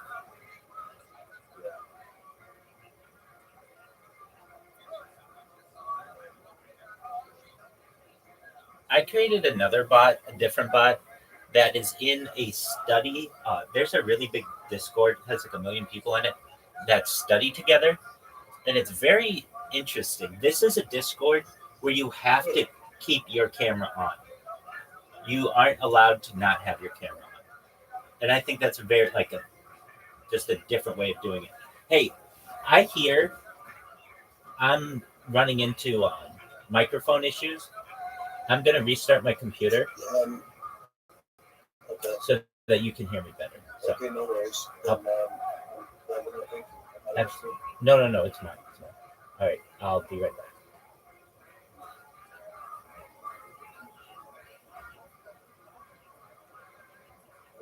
If you can hear me, if you ever notice that I'm running in, like I have 2 devices and I can hear myself from the other one.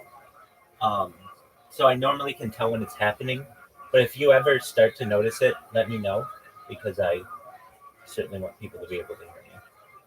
All right, we're gonna restart this bad boy. Sorry, I've been having issues, so I usually am taking it as Right? No, I totally.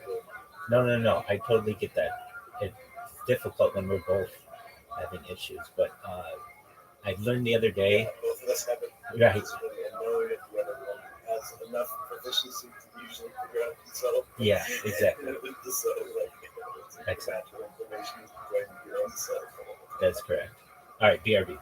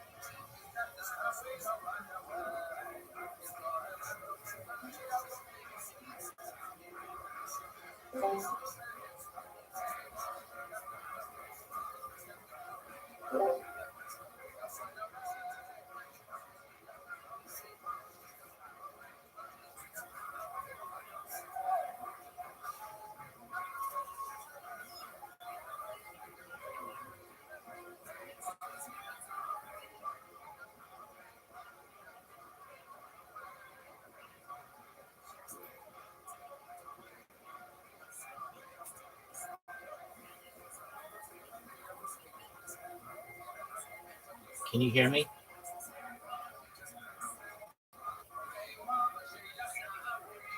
Yes. Excellent. What There was was a little bit of yeah, we'll see. my computer just started back up. So hold on a second. Actually, it's not working well. It's not working well at all. Just one moment. Just one moment.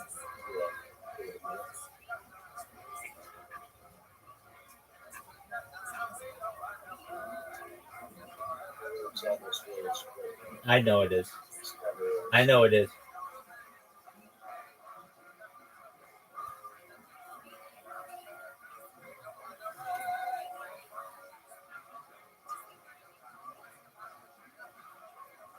All right, let's see if it's working better now. Nope, it is not. That other one's working, but this one's not.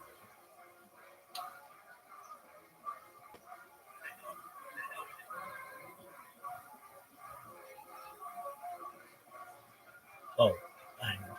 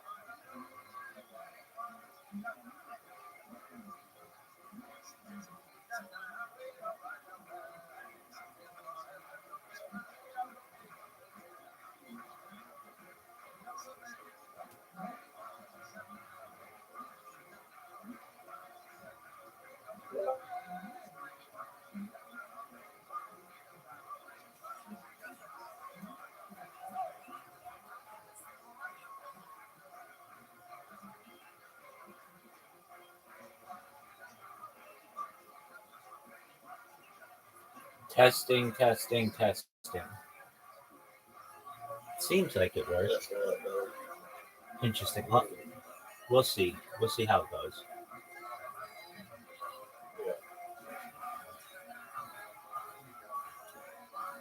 It also depends on if you have other sounds at the same time. If it's from a paper and isolate just your voice, so that there are a couple things. Yeah, I mean, my issue is it's running on a Chromebook, which is classically underpowered, and then it's one of the better Chromebooks, and then I'm also running YouTube, so it's recording me, and that's what can mess with it because YouTube takes so much RAM.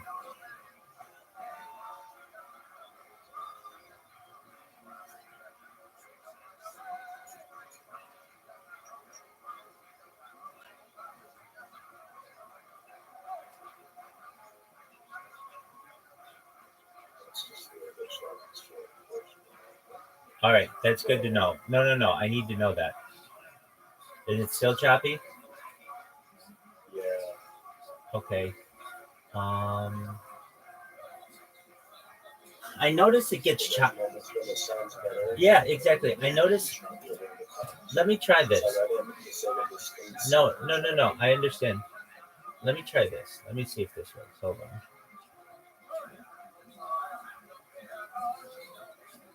Let's see if it's any better. We'll see.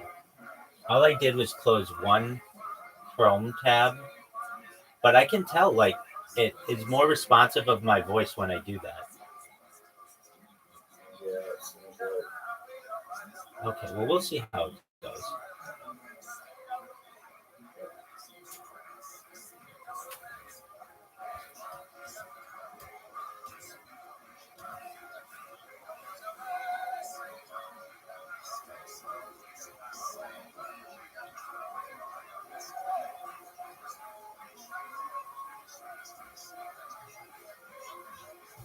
is test scores.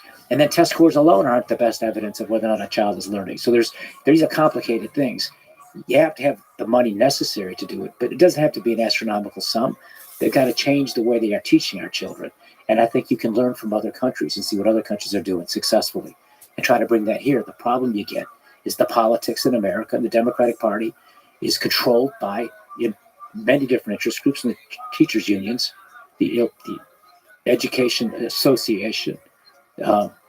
Those unions have an unbelievable amount of sway, and Democratic candidates are afraid of them.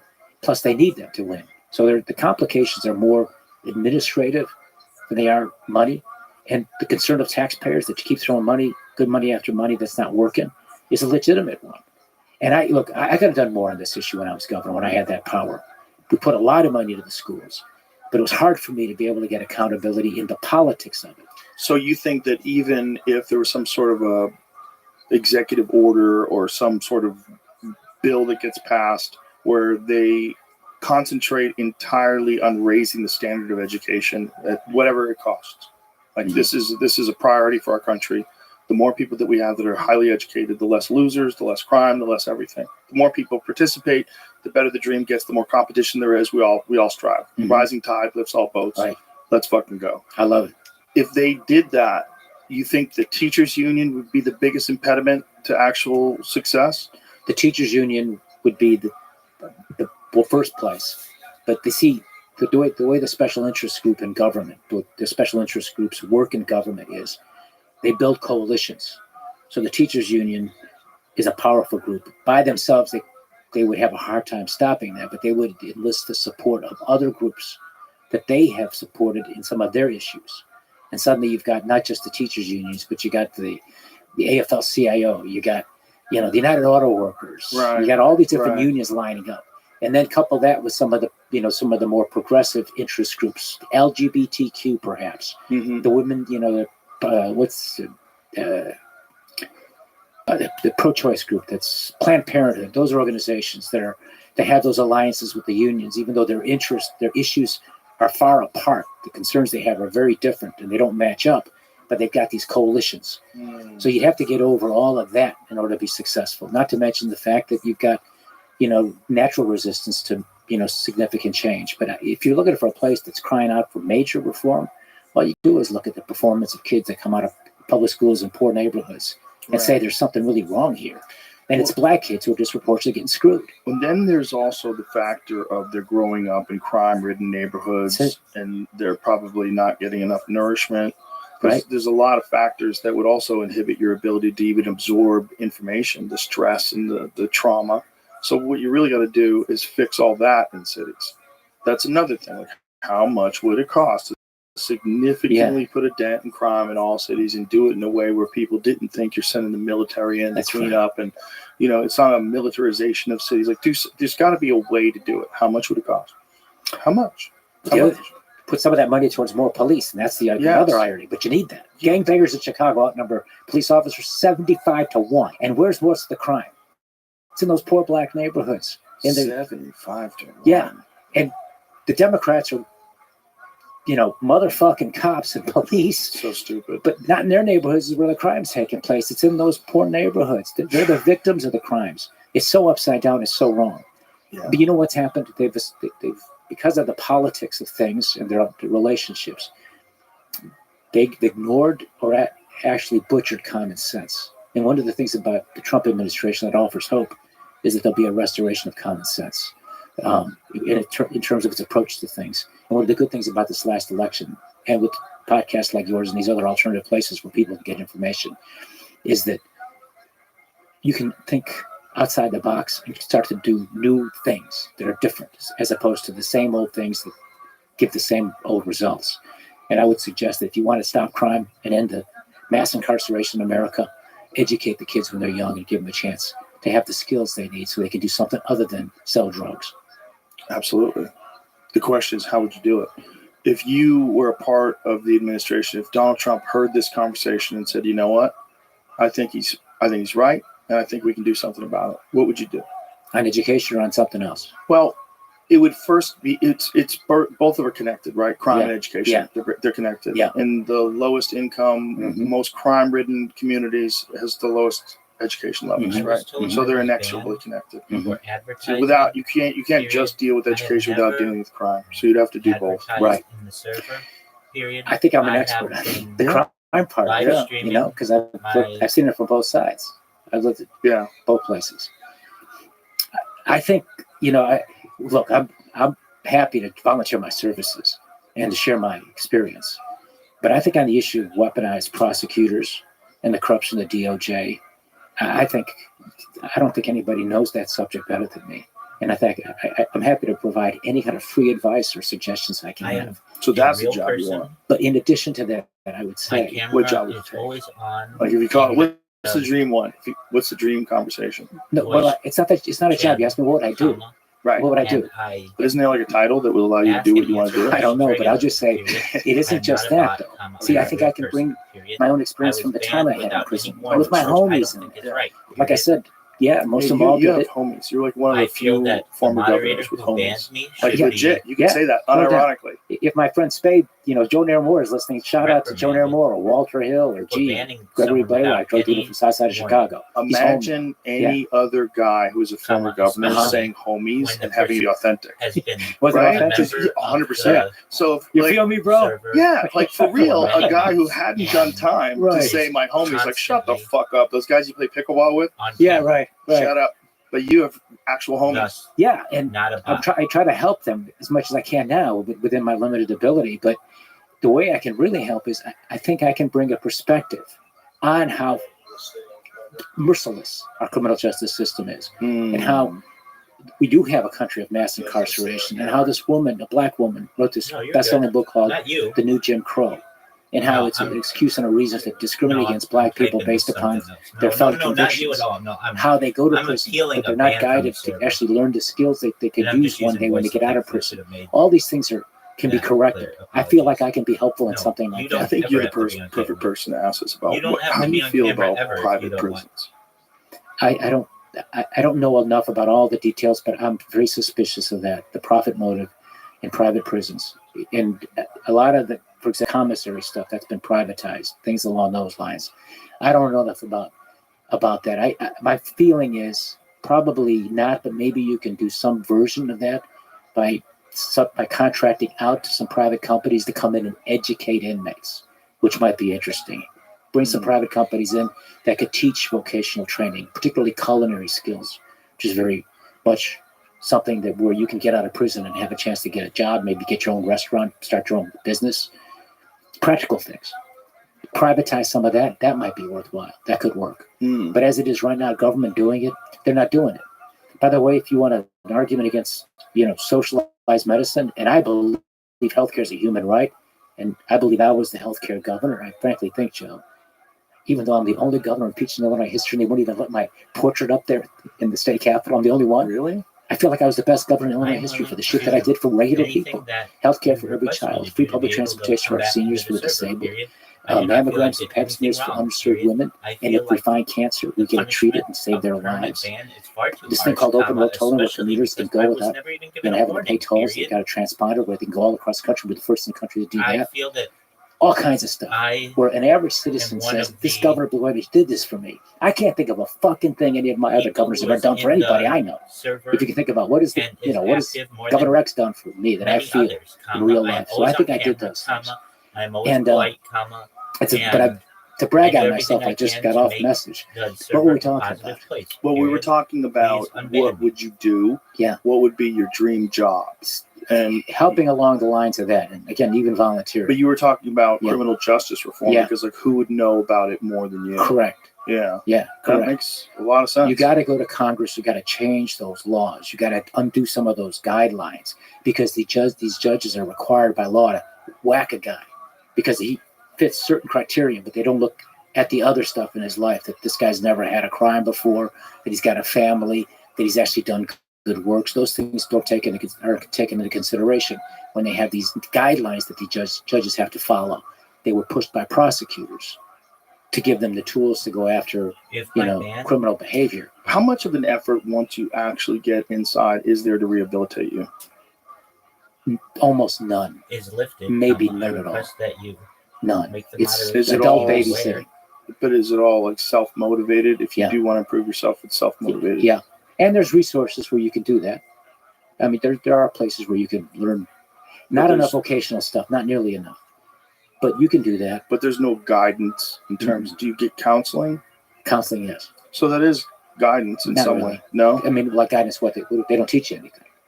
They'll, you know. Well, in your situation, But they didn't teach the other guys. I mean, I know enough about that to know that they weren't getting any kind of guidance. The counselors are just giving you guidance on how to deal with the world we're in.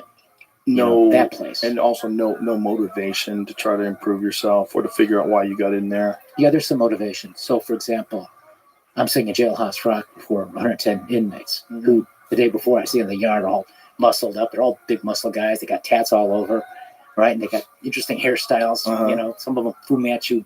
You know, they look like Genghis Khan. Some of them, right? You got these racist Nazi guys with swastikas tatted on them, right? And they're all of a sudden on this particular day, they're wearing caps and gowns. And here me, the former governor of Illinois, once thought about, believe it or not, as a presidential candidate, I'm about to sing Jailhouse Rock to these guys, right? The warden's there. Oh my God, it's we so had practiced crazy. for a year because it was a way to get your mind out of prison was embracing music. And they have a music room there with good acoustics and there was a guy who had the head of the music department, an inmate, a drug dealer who went to Berkeley, the music school in Boston, really great musician. His name's Ernie. I don't want to say his last name to embarrass him. Great guy. He was like my music mentor. And I learned that if you practice singing, I'm not a singer, but you can actually improve. And it was like a way where we would practice for hours a day where I wasn't in prison for those 5 hours. You know, I was focusing on trying to get good at something, right? Right. So there we are. A year later, we had auditioned and won the gig for the Jailhouse Rockers to perform before the GED graduates. And there's the warden, all the brass in the prison, 110 of these badass guys. They had an outside guest speaker to give a motivational speech. I'm stepping up, about to sing my first song by Clint Black called A Better Man. You know, leaving here a better man. You ever hear that song? Country song. I don't know if I have. Yeah. So, but before I do, I catch the warden, and I'd been told sometime before that the warden has the power in a federal prison under certain circumstances where he could actually release an inmate without the court. And in one particular case, some guy was slicing up another inmate, almost killed him. And a third inmate intervened and stopped the fight and saved the guy's life. The aggressor got more criminal charges against him and got sent to an even higher prison. The victim, thank goodness, survived. Fucked up, he was bloodied up and all of that. But the third party that intervened, the peacemaker, saved a life. The warden sent him home. Wow. He had the power to do that. So I was told this. Now suddenly I'm about to sing Jailhouse Rock, right? There he is. I figure, I think I'll go off the program and ad-lib a little bit. Because I've been on stage before, I know how to do that. So I look at the warden and I say, I'd like to dedicate this song to the warden. Please release me, let me go, because I don't want to be here anymore. Right? That's hilarious. Nobody laughed. He Really? laughed. Nobody laughed. The warden's staring at me. That all the inmates don't know what to make of it. They were afraid to laugh. You know. That's hilarious. But GED is one way where you can get a reduction. You can get good time, so you can spend a little less time in prison. They'll give you maybe, I don't know, several months or maybe a year off your sentence or something. So there are some incentives. Okay. Yeah, something like that. There should be more of that. Yeah. Listen, man, you had a wild life, and I'm glad you're out. Thank you. And I'm glad I listened to you on Tucker, and I got a different sense of who you were than what the narrative was that I saw over the media. Yeah, obviously, I don't know what happened, but you know, I think you're a good dude. I enjoyed talking to you. I appreciate you, Joe. God bless you, and congratulations. Thank you. God bless you too. And this book, is it done? Is it almost done? Do you have a publisher? We kind of glossed over that a little bit. Yeah, so it's Vindication Publishing, my own little publishing company. I've pre-sold 8,000 books, so far so good. The reason I have to do it myself is the New York publishers don't like the good Trump stuff. Are you have an audio version that you're going to do? I'm going to do an audio version. You'll do it, right? Absolutely. Okay. Yeah. All right. Have to do. Yeah. All right. Thank you. Thank you very much. Bye, everybody.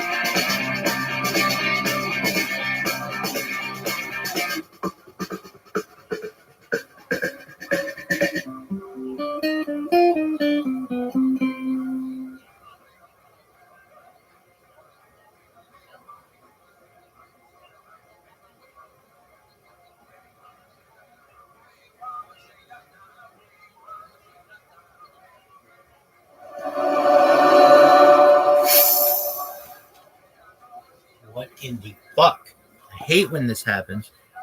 Dog, Everyone, assalamu alaikum wa rahmatullahi Dog, wa this barakatuh. is not what I fucking want. I'm Anybody listening fucking to knows that this this is not what I fucking want. Joe Rogan podcast, check it out. I literally just want to listen to the Joe Rogan podcast Experience. from now until the end of time, and yet it's too fucking stupid to figure that out. Oh, good. Nice Very to see good you. to Nice to meet you, meet you. I really enjoyed you on Tucker Carlson show. Shout out to Tucker. Worst algorithm ever. Dog, I listen to the same fucking shit all day long, all night long. You would think, oh, we just listened to the most recent Joe Rogan. Let's listen to the fucking next one. Oh, psych. No, you want to fucking learn English? No, dog. All right, here we go. Oh, man.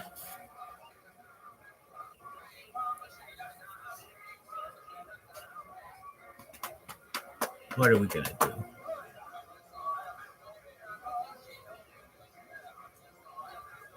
Oh, we could watch my favorite fucking Joe Rogan of all time, and it is not Bob Lazar.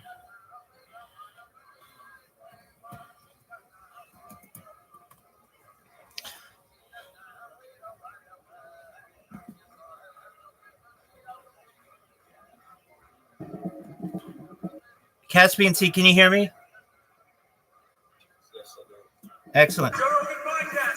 Have you ever seen this Joe Rogan Experience. with During my day, Bart Joe Rogan podcast by night, all day. Oh, it's the best one we've ever had. Strap in. It's not, but Good to see you, man.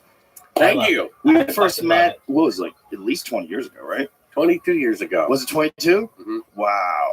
So I had seen your movie, and I don't even remember how I got in touch with you because this is before my podcast. I don't even. You emailed me.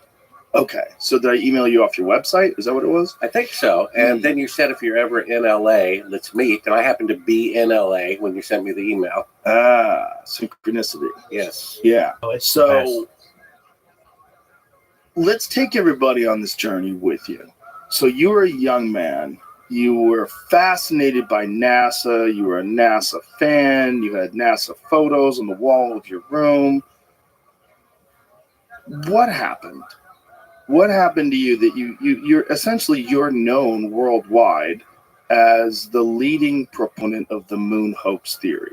You're the guy who's researched it the most. You're the guy who can auto recall the most information, and you're the guy that the people that believe the moon landing was real hate the most. So how did this all happen? Well, let me start by saying a comment about what you said, theory. You know, it's not a theory. They did fake the moon landing. That's a fact, whether people realize it or not. Okay, but we weren't there. So let's just go on what we know in terms of facts, and I'm going to call it theory.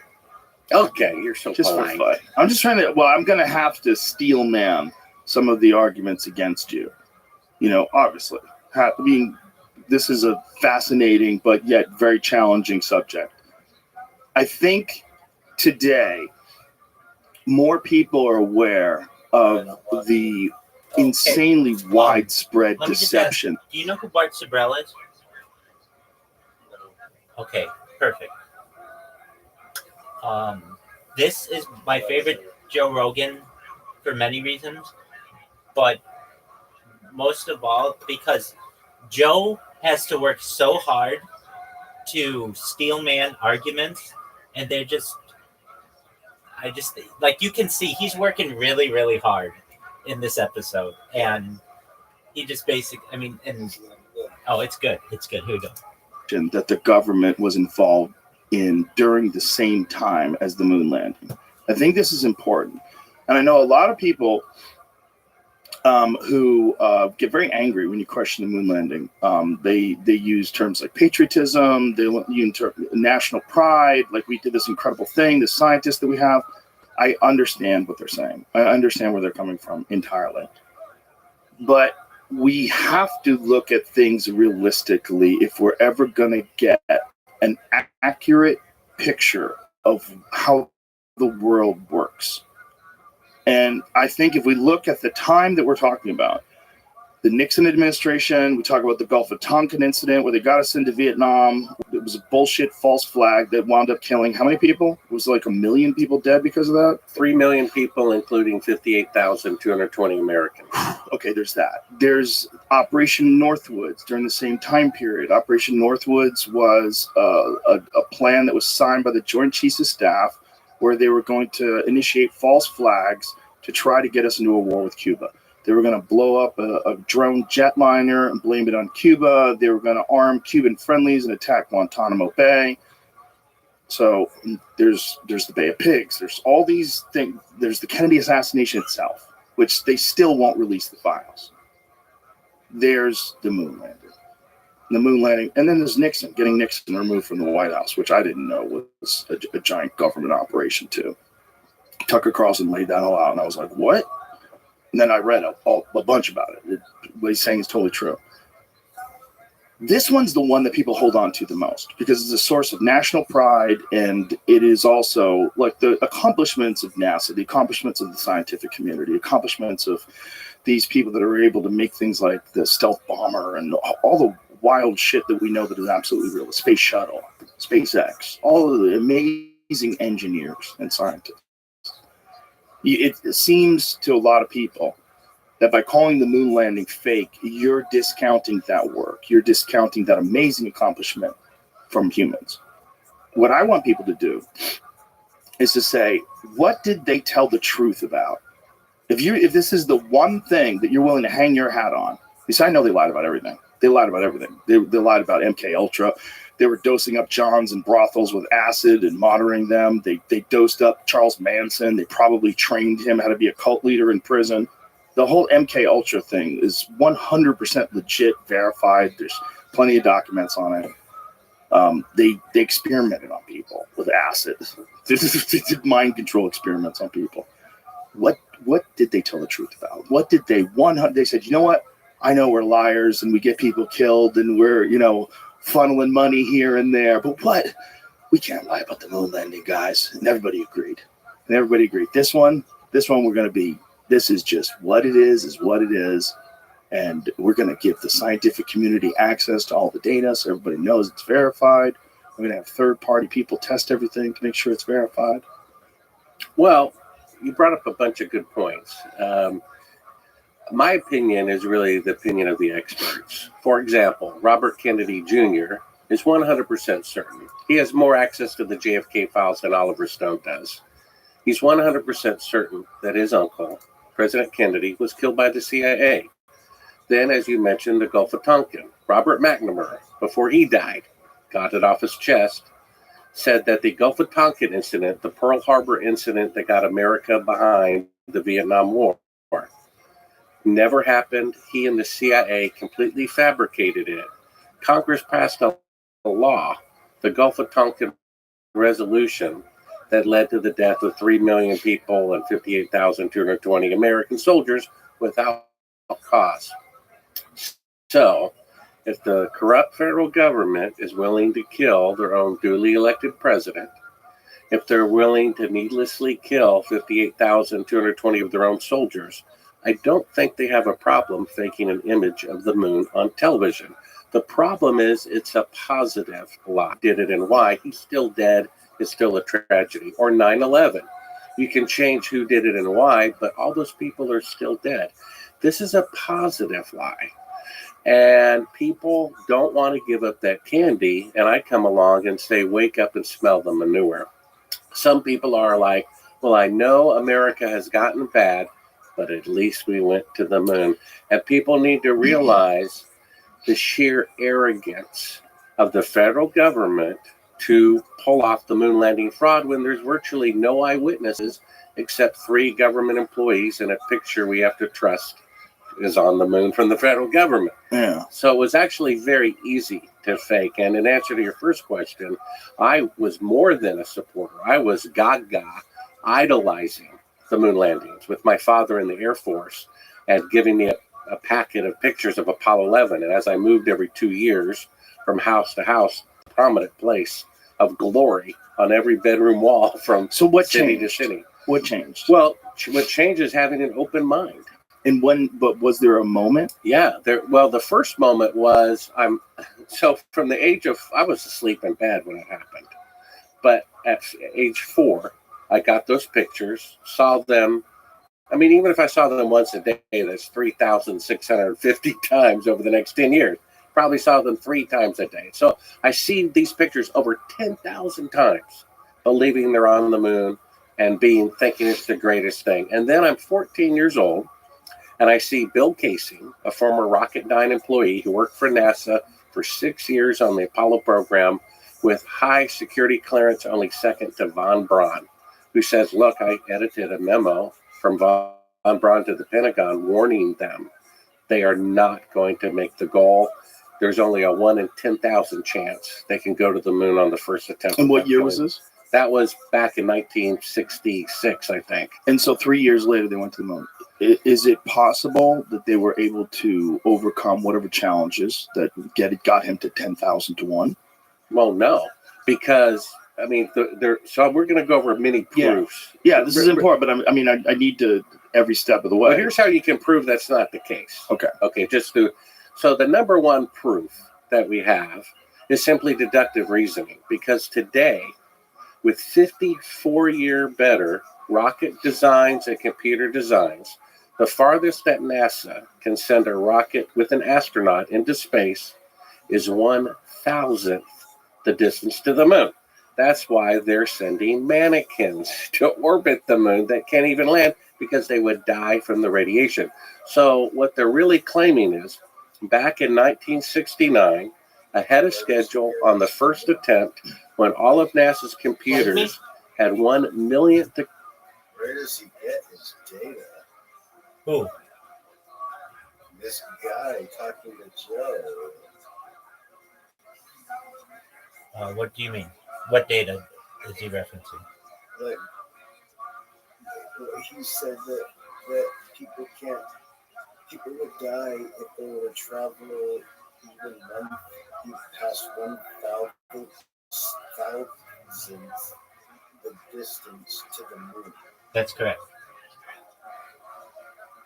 Because of the Van Allen radiation belt. Which means that no human has ever been to the moon. That's exactly right. So that's right. You think it was fake, right? Perhaps. So perhaps. Absolutely. Perhaps. In fact, I'd bet my fucking last dollar on it. What? I would bet my last dollar on it. The Van Allen radiation belt. Can you explain? So is he going to explain it? Yeah. So actually, before we watch this, it would be more beneficial to watch his documentary. So I'll put that on. And then it teaches you all about the Van Allen radiation belt. And apologies, I didn't know how much you knew about this subject, but it's fucking amazing. Just a moment. Absolutely. You never know, because I mean, when it comes to the Van Allen radiation belt, it's something that I've heard about and just. Yeah, Doug. Nobody teaches anybody about the Van Allen radiation belt. I get that. Dude, there's no fresh information in my brain right now about it. So You're good. Here we go. It's called A Funny Thing Happened on the Way to the Moon, and you will see leaked footage from the Apollo program that has never been shown before. It's absolutely... Oh, I'm so glad you haven't seen this. It's going to change your life.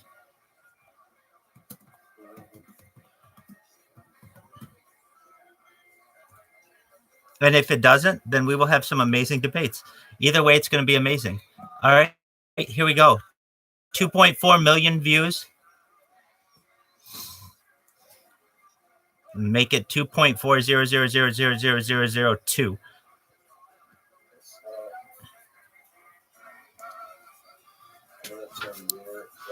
Yeah. No, please do. Please do, so you can focus on it. Absolutely. I still hear you. Excellent. Please do, so you can focus on it. I'll turn you down like 50. Yeah, I still hear you, but I don't really hear the other. Yeah, I got you.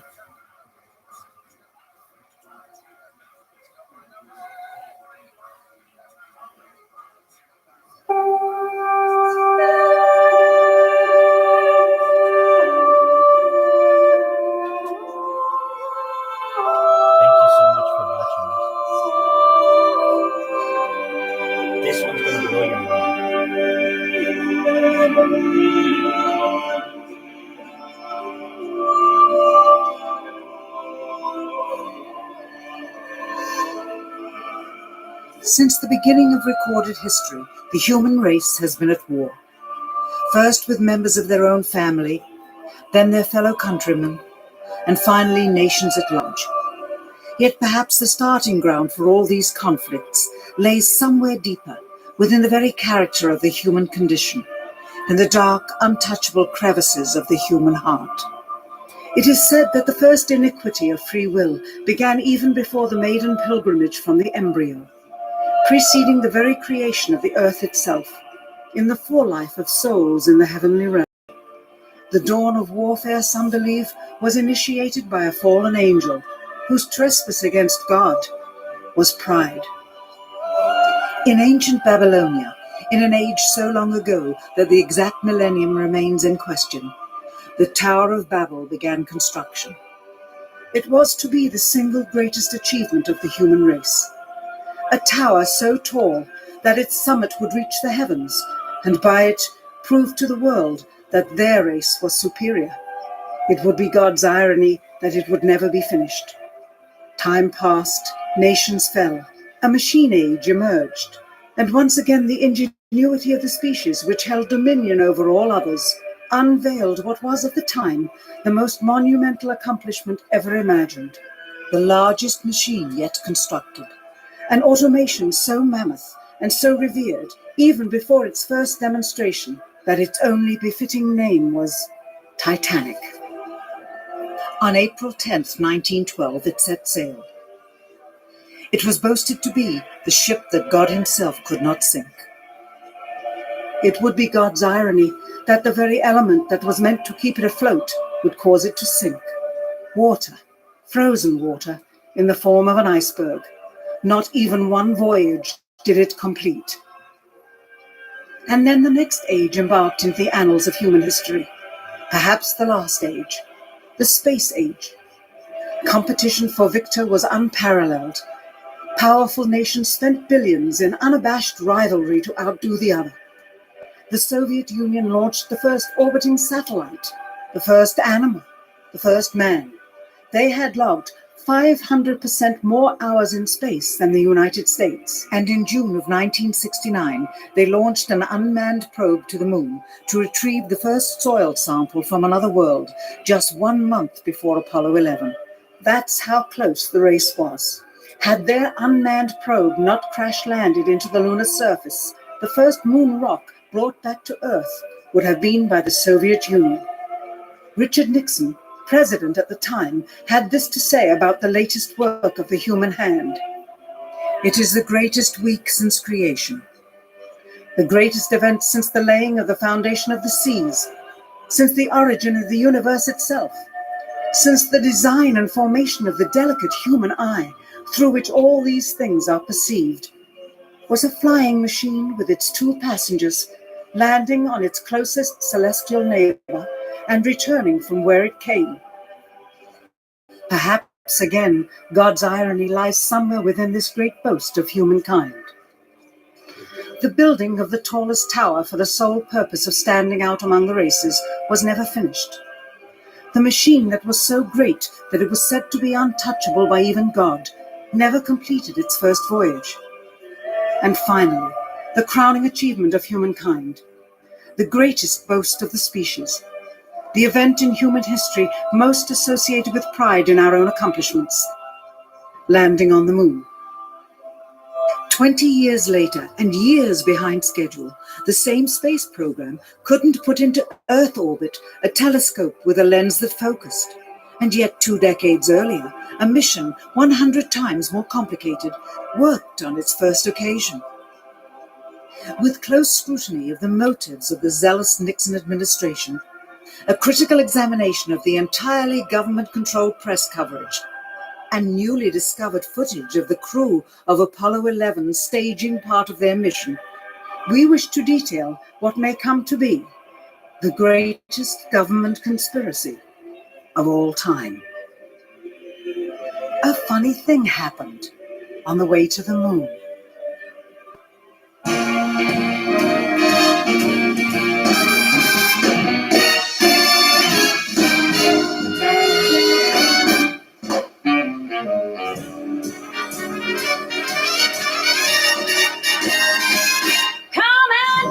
trip in my rocket ship. We'll have a lovely afternoon. Kiss the world goodbye, and away we'll fly. Destination moon. We'll travel fast as a light till we're out of sight. The earth will be like a toy balloon. What a thrill you'll get riding on my jet. A destination moon. We'll go up, up, up, up. Straight to the moon we two. High in the starry blue. I'll be out of this world with you. So away we'll steal in my space mobile, a supersonic, a honeymoon. Leave your cares below, pull the switch, let's go. A destination moon.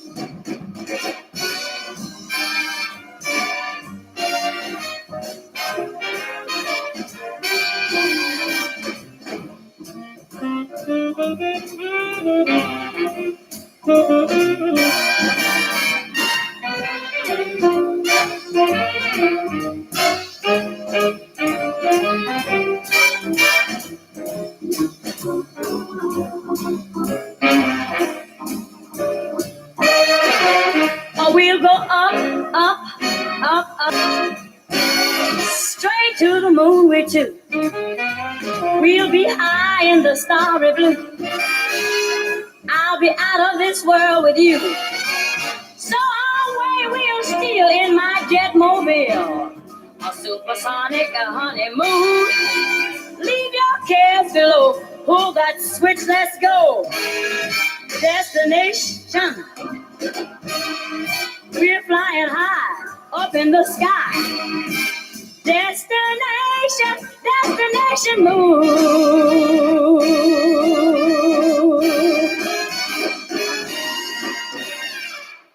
Dr. von Braun, how would you say we stand in relation to the Russians, and do you think we can ever catch up?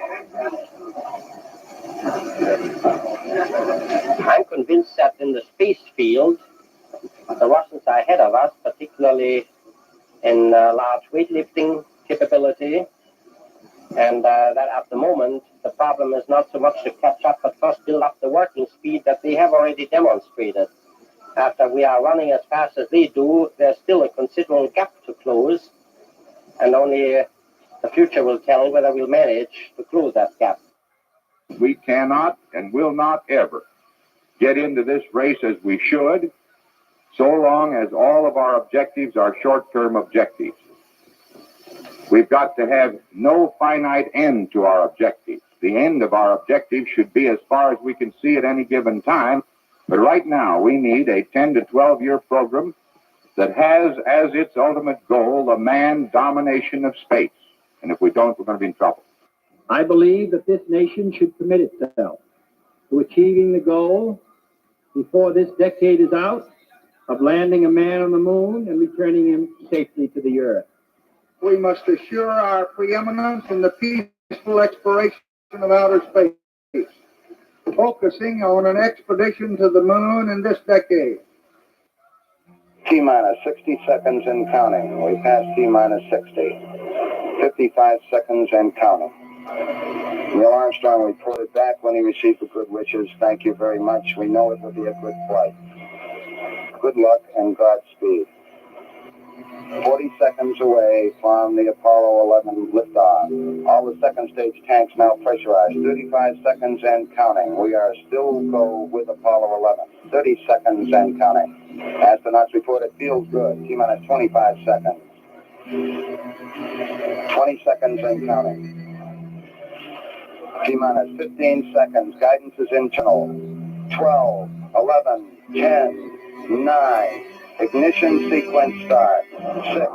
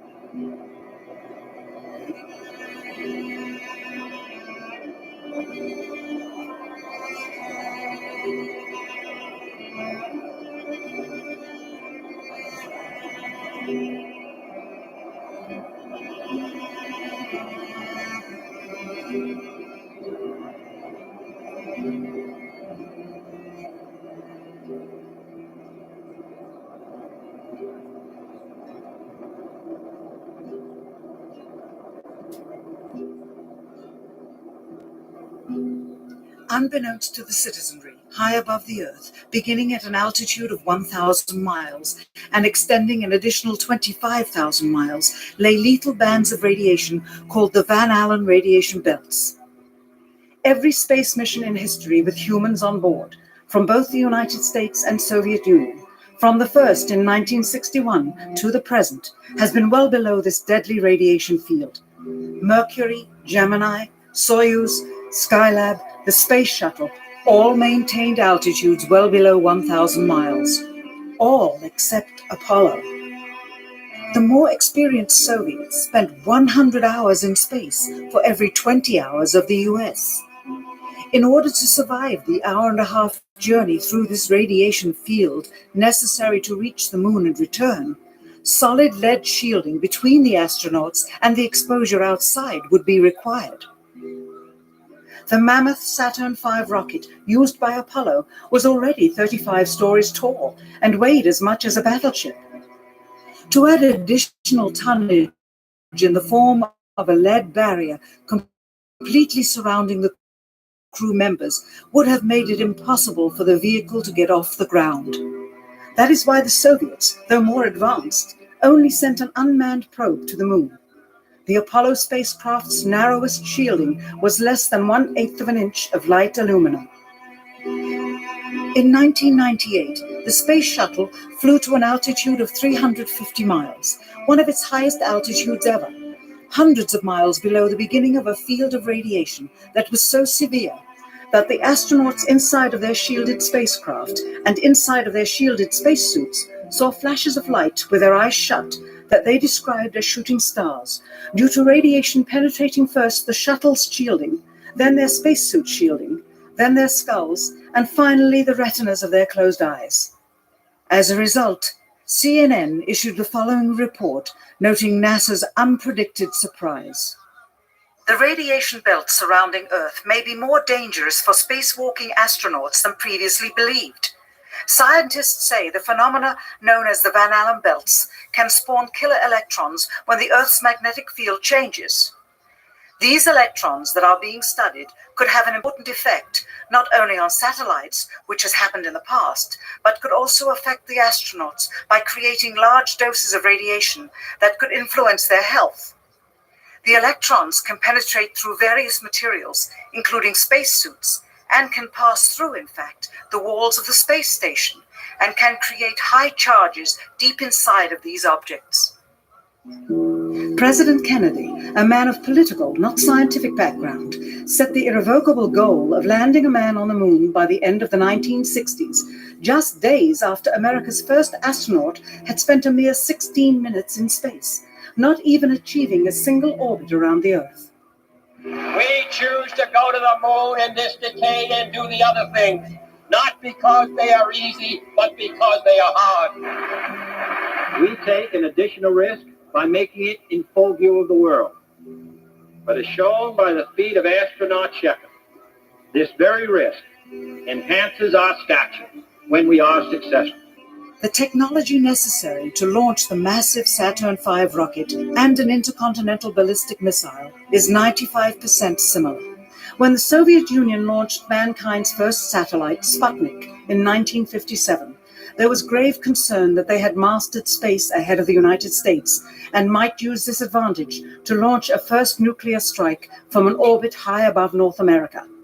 When they also put the first animal in space, then the first man in space, then achieved the first spacewalk, the first crew of 3, and the first ever of 2 simultaneously orbiting spacecrafts, concern turned to fear and then horror, as America watched their communist enemy achieve all these firsts with no hope in sight of ever catching up. President, a member of Congress said today that he was tired of seeing the United States second to Russia in the space field. I suppose he speaks for a lot of others. What is the prospect that we will catch up with Russia and perhaps surpass Russia in this field? However tired anybody may be, and no one is more tired than I am, it is a fact that it's going to take some time, and I think we have to recognize it.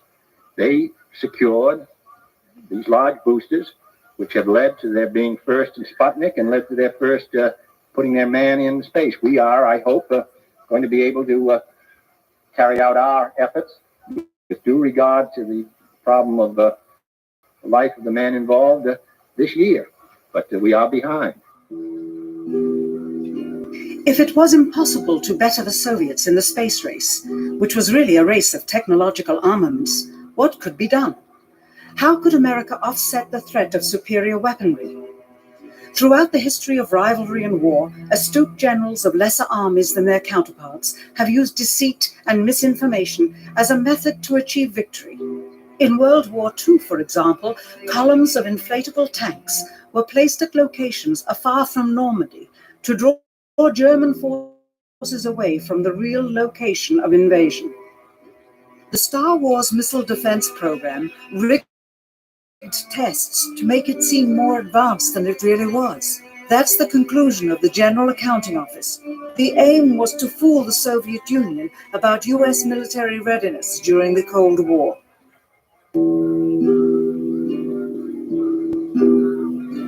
Certainly, it was not possible to fool just the Soviets about US strategic capability in the 1960s, while somehow informing 200 million Americans of the truth secretly. In order for them to believe the United States had the capability to go to the moon, everyone would have to believe it.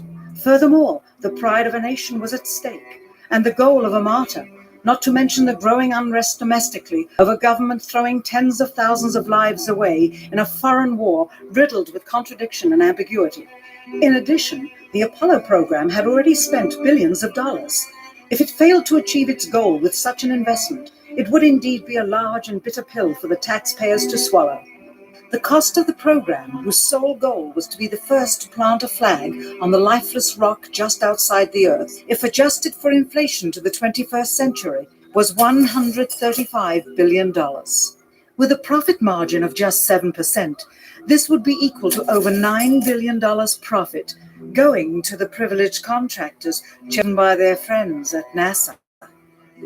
If the machinery was in fact only achieving Earth orbit, as other earlier missions had already done, then the completion and functionality of the other components would not have been as important, and even more profit would have been made. $135 billion could feed 2 million people for their entire lives.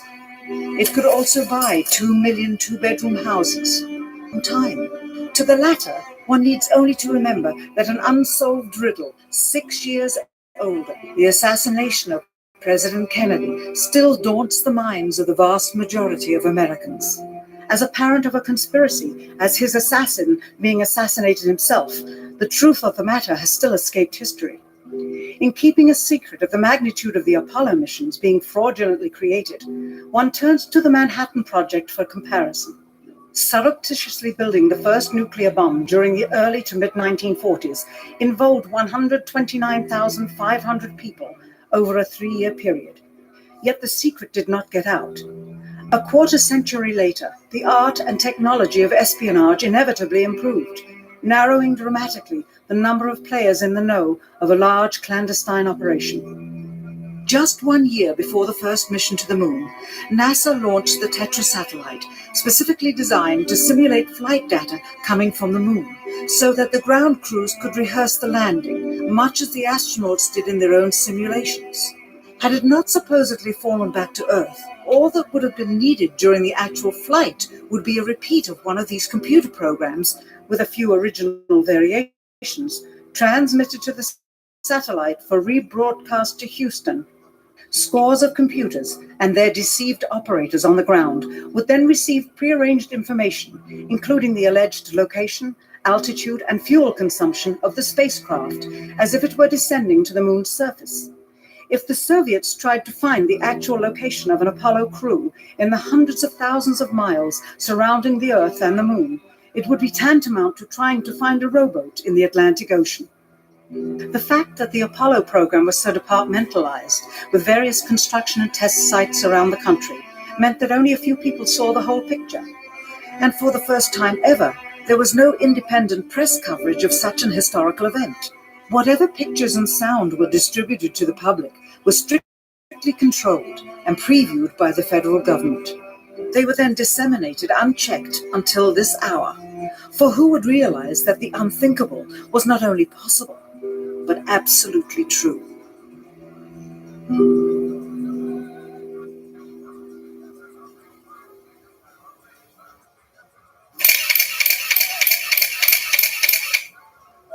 And what of the photographs?